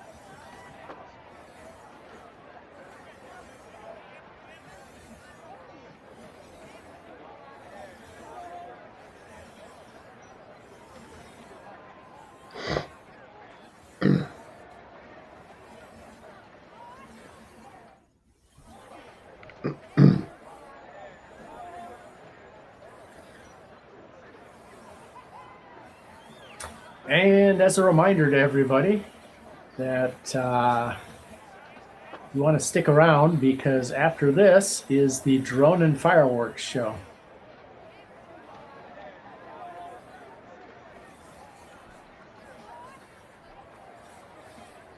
And we appreciate all of you who've been watching StreamTime Live and this coverage today.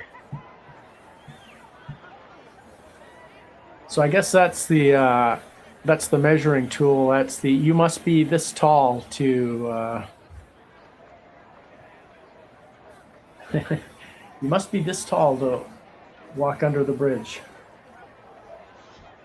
To ride this ride.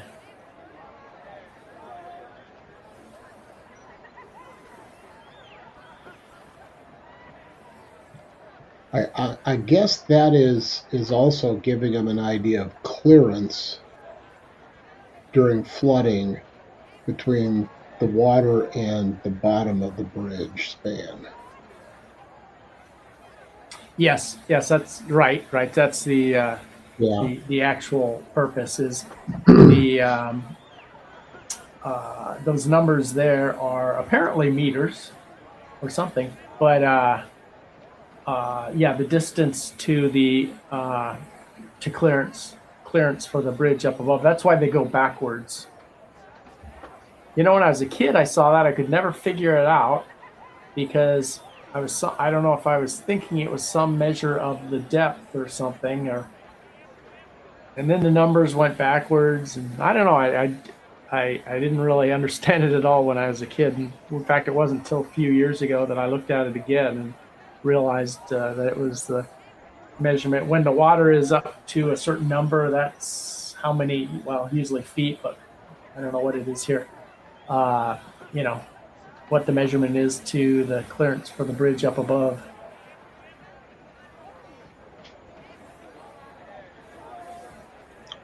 Again, it's one of those things Makes sense. Very simple, but very effective. Yeah.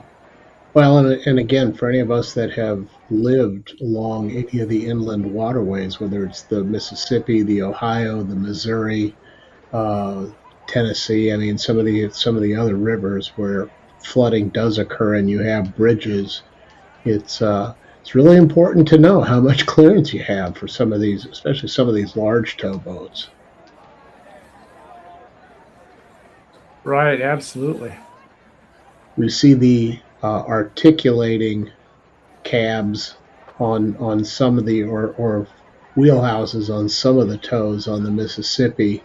Um, Growing up in Minnesota with the Minnesota River that branches off the Mississippi in right by the Minneapolis St. Paul Airport, there was a number of those types of towboats that were routinely used because there were some bridges that were really had low clearance over the river, and so they had to basically go flat with the rest of the, uh, basically the top of the barges. So you're talking about the wheelhouse going up and down. Yep. Yeah, that's interesting. An interesting solution to the problem.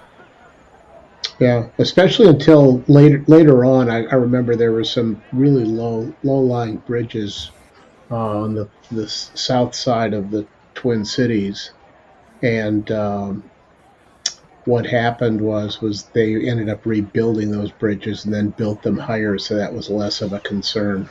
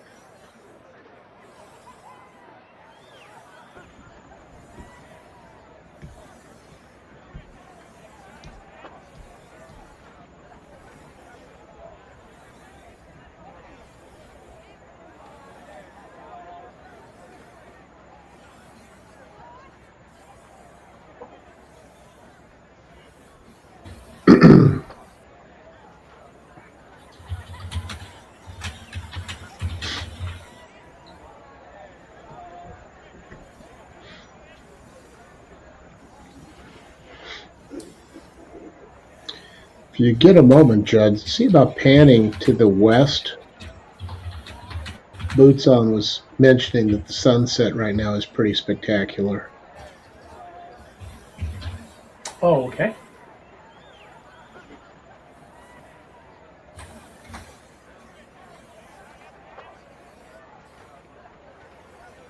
Yeah, I guess I need to be paying attention to see when the drones begin, because I don't know that I would necessarily be able to see them.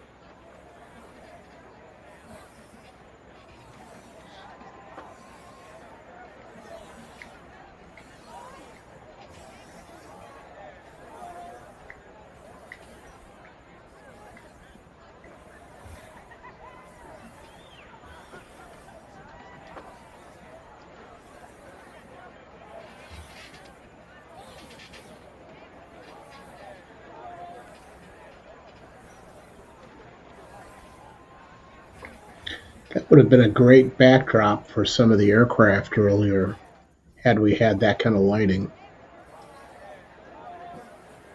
I like that gradient. Mm-hmm.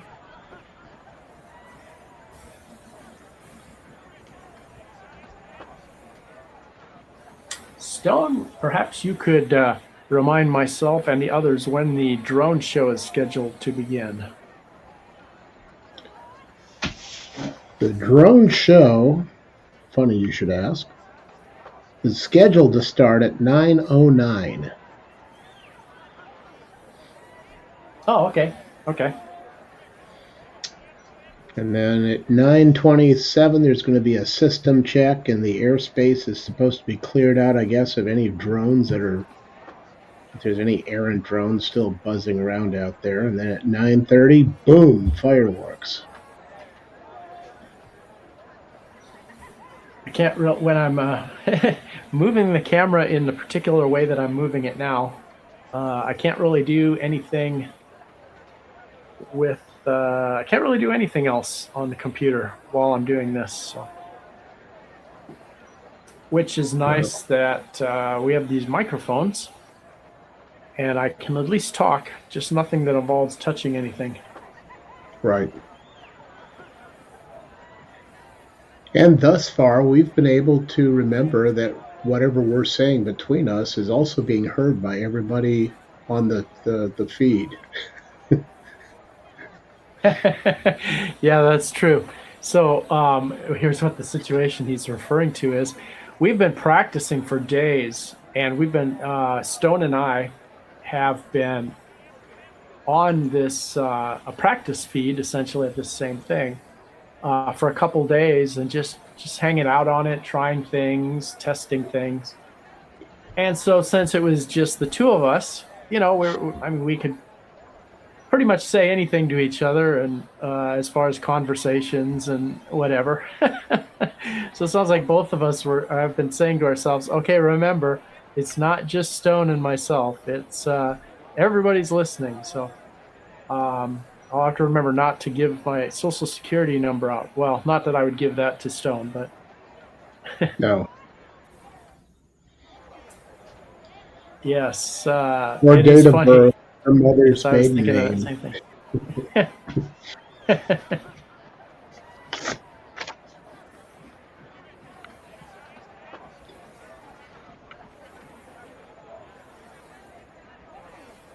Now, see, everybody's going to think we've been just sitting around making rude comments about our chatters, and that's absolutely not true. No, especially since 3 o'clock today, everything that we've said, anybody that had access to this feed would have been hearing. So.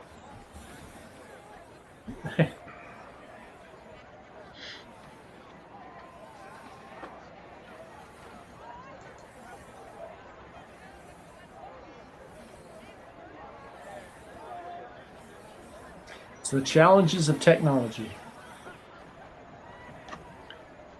Well, fortunately, the technology has held up pretty well today. Yes. We've done a few of these up at Lake Hood with. It's not a air show there; it's a flyby. Just because there's certain parameters that have to be met in order for it to be called an air show. In their case, it's more of a people show up, they fly by, but it's nothing really hard, fast, and as orchestrated as what today's events have been. But we've been doing those shows up there now for a number of years, and it's been fun. So it's not like this is the first time we've ever done something along these lines. It's just I don't think we've done one to this magnitude previously.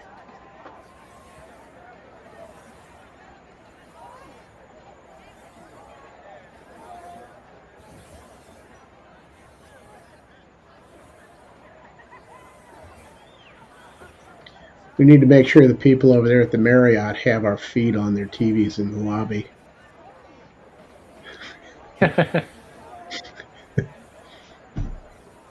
And on the big screen at the KFC Center.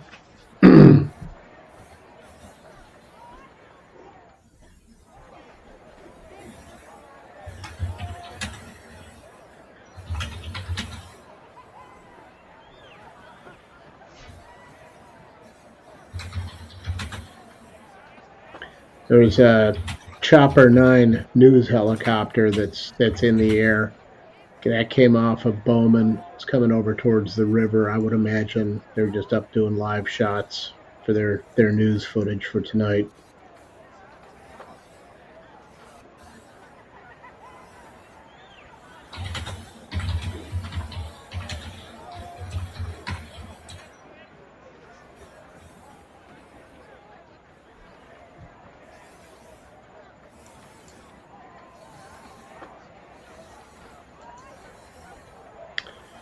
Oh, and Judd, the Beach 18 is lit up Yes. over at Louisville International.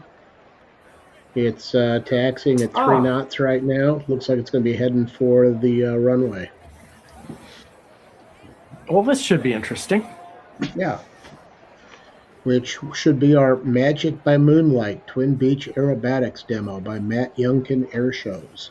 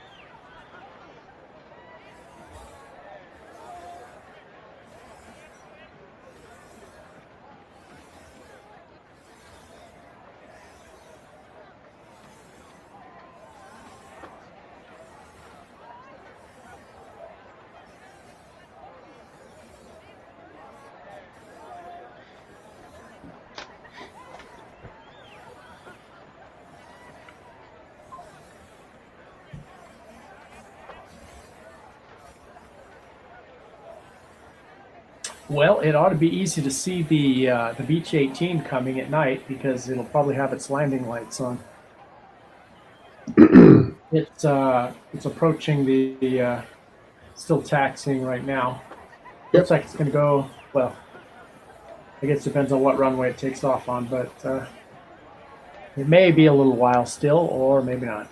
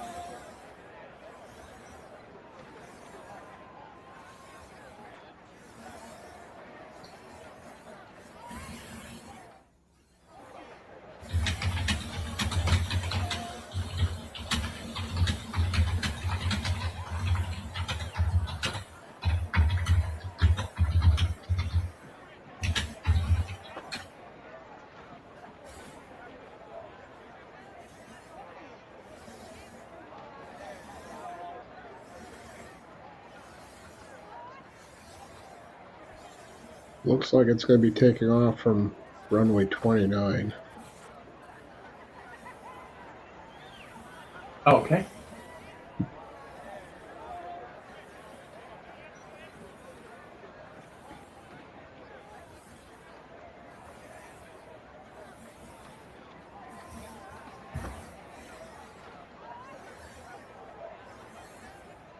Although, given the length of the runway, it can make a U-turn there and actually depart directly from 35 right and come straight at us.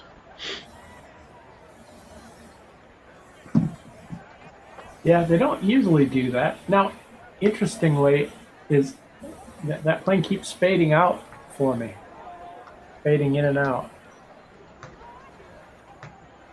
Okay, so here's one of the fireworks barges. There was another one too. I wonder where that one is.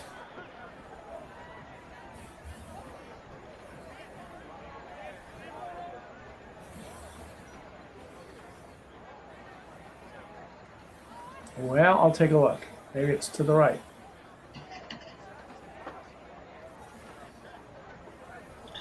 Actually, there's one smack dab in the middle between the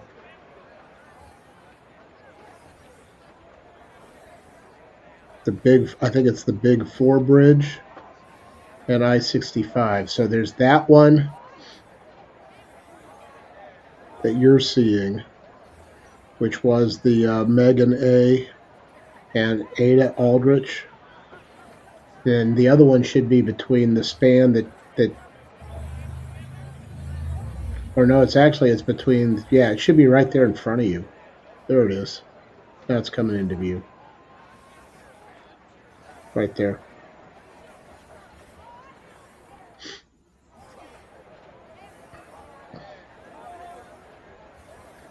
Yeah, so the yellow bridge is the Clark Memorial Bridge.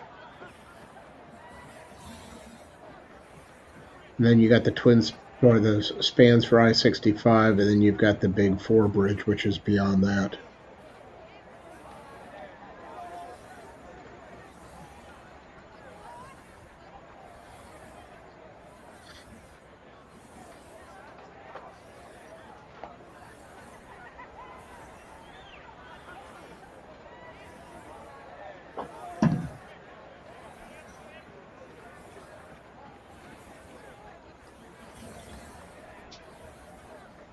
Well, we should have a good view of the fireworks. Well, at least the fireworks barges. You know, I mentioned, oh, excuse me. I mentioned earlier that I may have mentioned, I caught some fireworks a couple weeks ago at the San Francisco Bay Camera.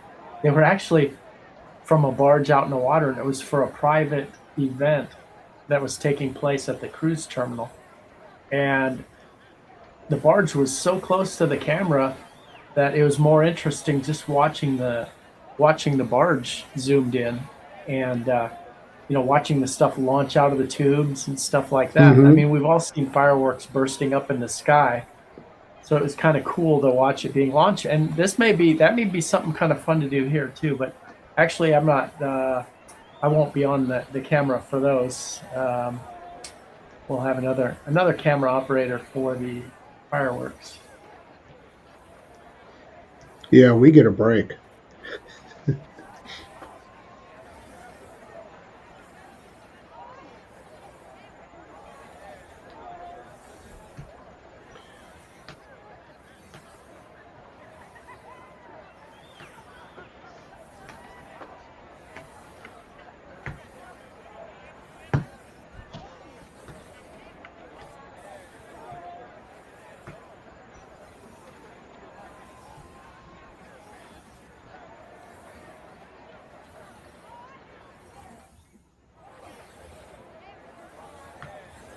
So I wonder if one of those is a drone barge and the other one's a fireworks barge. That's a great question.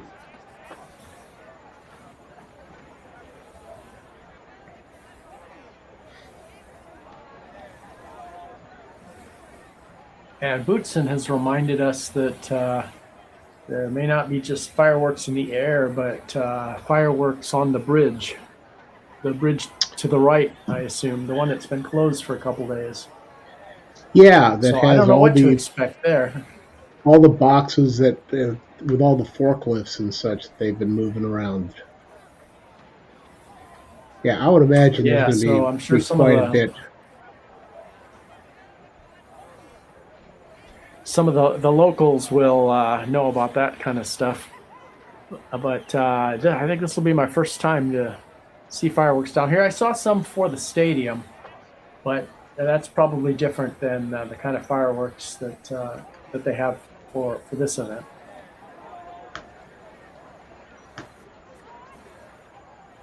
Oh, a waterfall of fireworks is what Bootson says. Oh, so that might be kind of cool.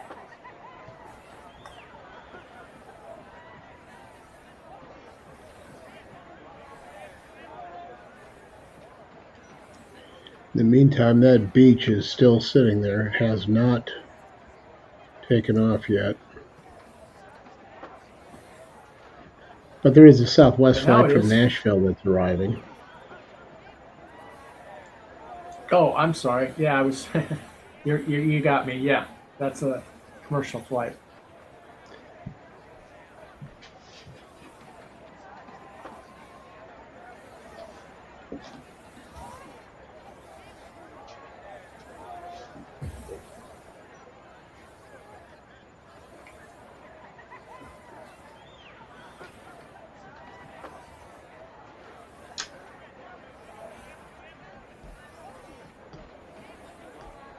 Yeah, I was just thinking to myself, wow, Nashville to Louisville. That's got to be a short flight. The actual flight time was 33 minutes. Huh, I wonder if that's like a full flight or if it's like a multi-stop flight or something. You know, that a lot of people end up just staying on the plane anyway. Okay, it looks like, yeah. Sometimes they there are beaches on the road. Where you know, people don't.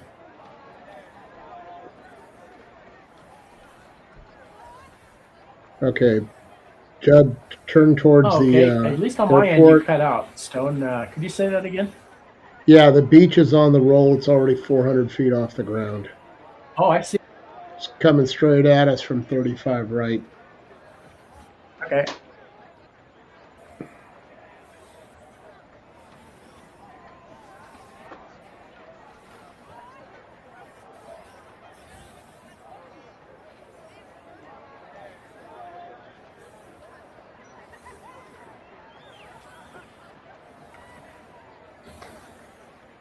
No, I think it's probably that flashing red light on the left, but I'm going to pan back just so I can see the big picture. Yeah, if you take a look over the barge that you're on right now, Stone, you can see that. I'm having. See the nav lights? Yeah, that's what I thought it was. Yep. Well, I see the beacons.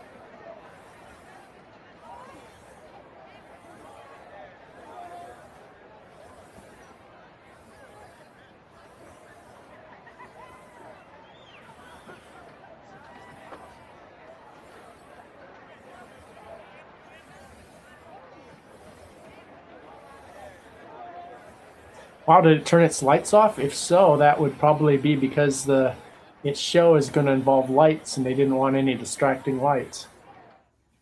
And it's within a TFR, so I mean, they could certainly legally turn off their lights, I'm sure, if they wanted to. But now it's hard to find. Was that a helicopter down there? Oh, or is or is that our plane way down there? Oh, no, that plane is probably something landing at...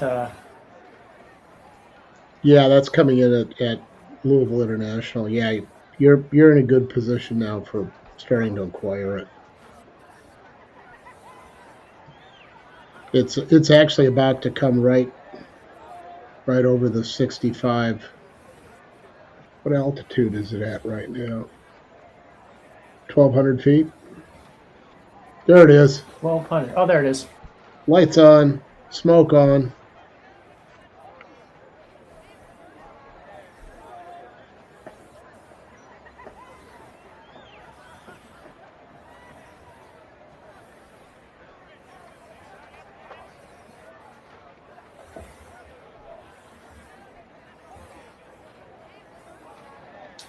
Wow, I am having a lag issue.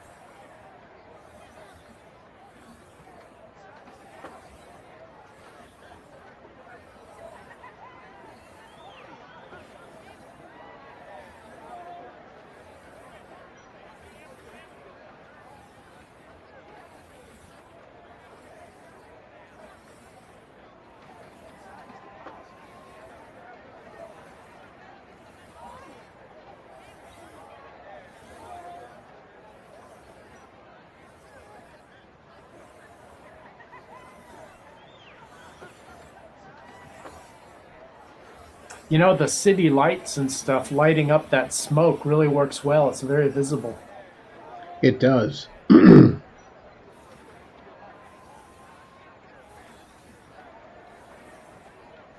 Yeah, it just gives it a completely different perspective to the visuals of it. Yeah, wow, that I really like that smoke. That wouldn't work in a dark place. No. It works very cool here with all the city lights lighting it up. And you know, it's probably I don't know, I'm sure it would look different if there were no clouds in the sky, and maybe even cooler the way it is.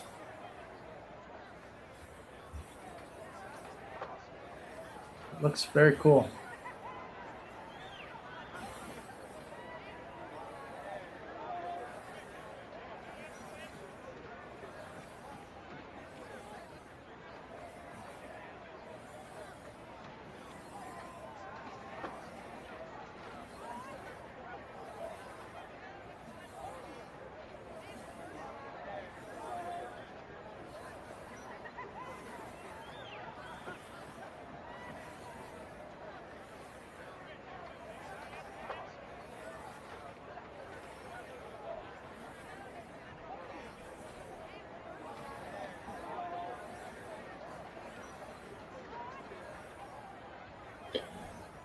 You know, the residual smoke may also have a really stunning effect with the drones, depending on how high up they are.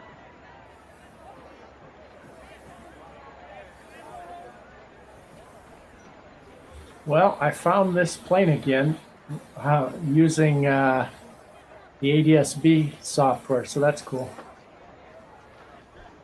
It disappeared, so I checked the tracker and it told me where to look.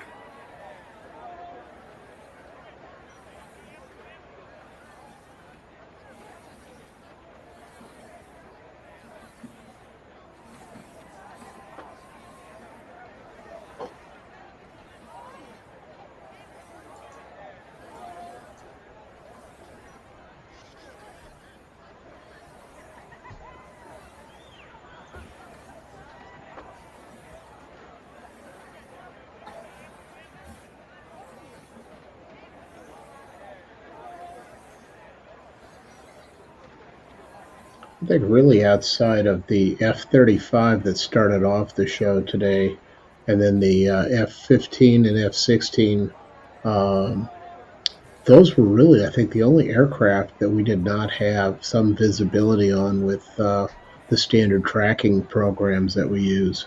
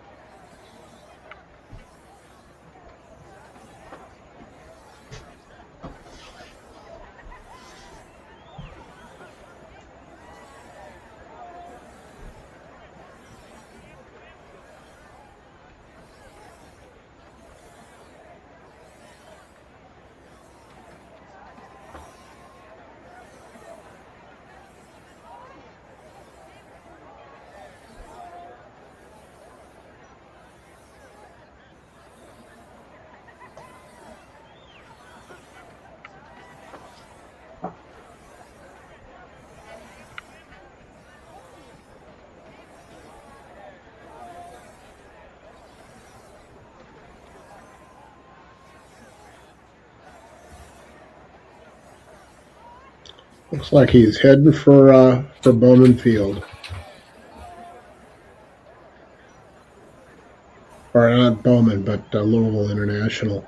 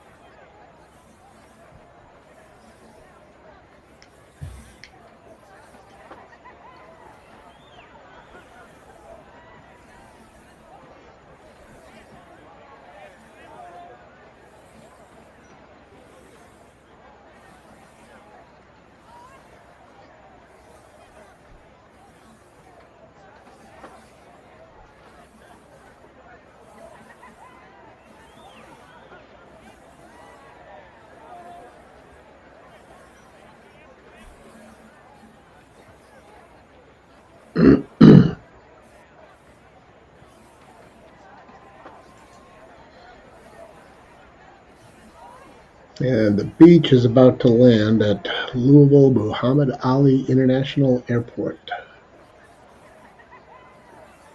Oh, okay. So it looks like the let's see, the drone show starts at. You'd think that I have 9. I've actually got 9 displays right now, and I still can't have everything I want to 909. see displayed up at once. 909. Okay, so maybe it's time to. Now at 9 o'clock, there's supposed to be the Meyer moment. Thunder fans help light up the waterfront. Well, I tell you, I may get off the cam right now, wait for our next camera operator, and because it sounds like the drones are going to start pretty soon. Now, I'm guessing, does anybody out there in TV land know, did the drones launch from this barge here? Because I noticed they had two barges, and I'm thinking maybe one of them was the drone barge and one of them was the fireworks barge. I don't know, but maybe one of the locals can fill me in on that.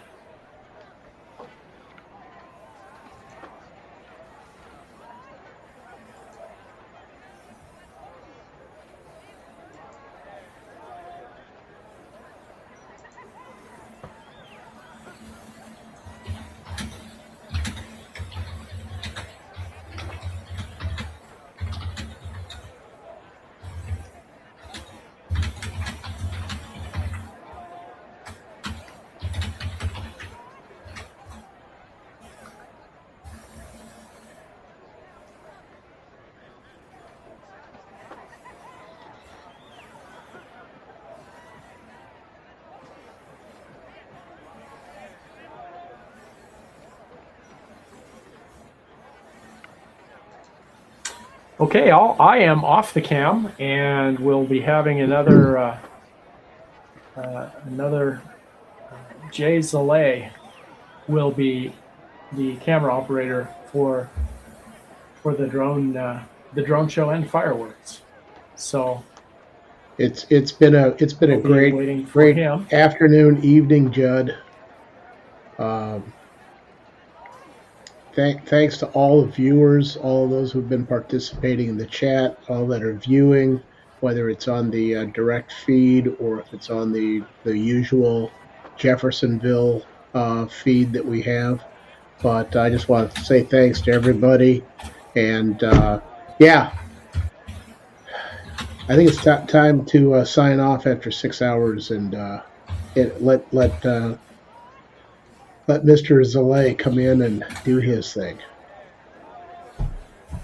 So Yeah, yep, it's been fun. I'll probably hang around for a little bit, but I am off the cam, and we may not have much to. We probably actually won't have much to say for the rest of the evening. So thank you very much, all. We will have some music to go with the fireworks, and the drone show. We may not have much commentary though. So anyway, thanks for coming, and don't leave because we've got drone and fireworks stuff coming.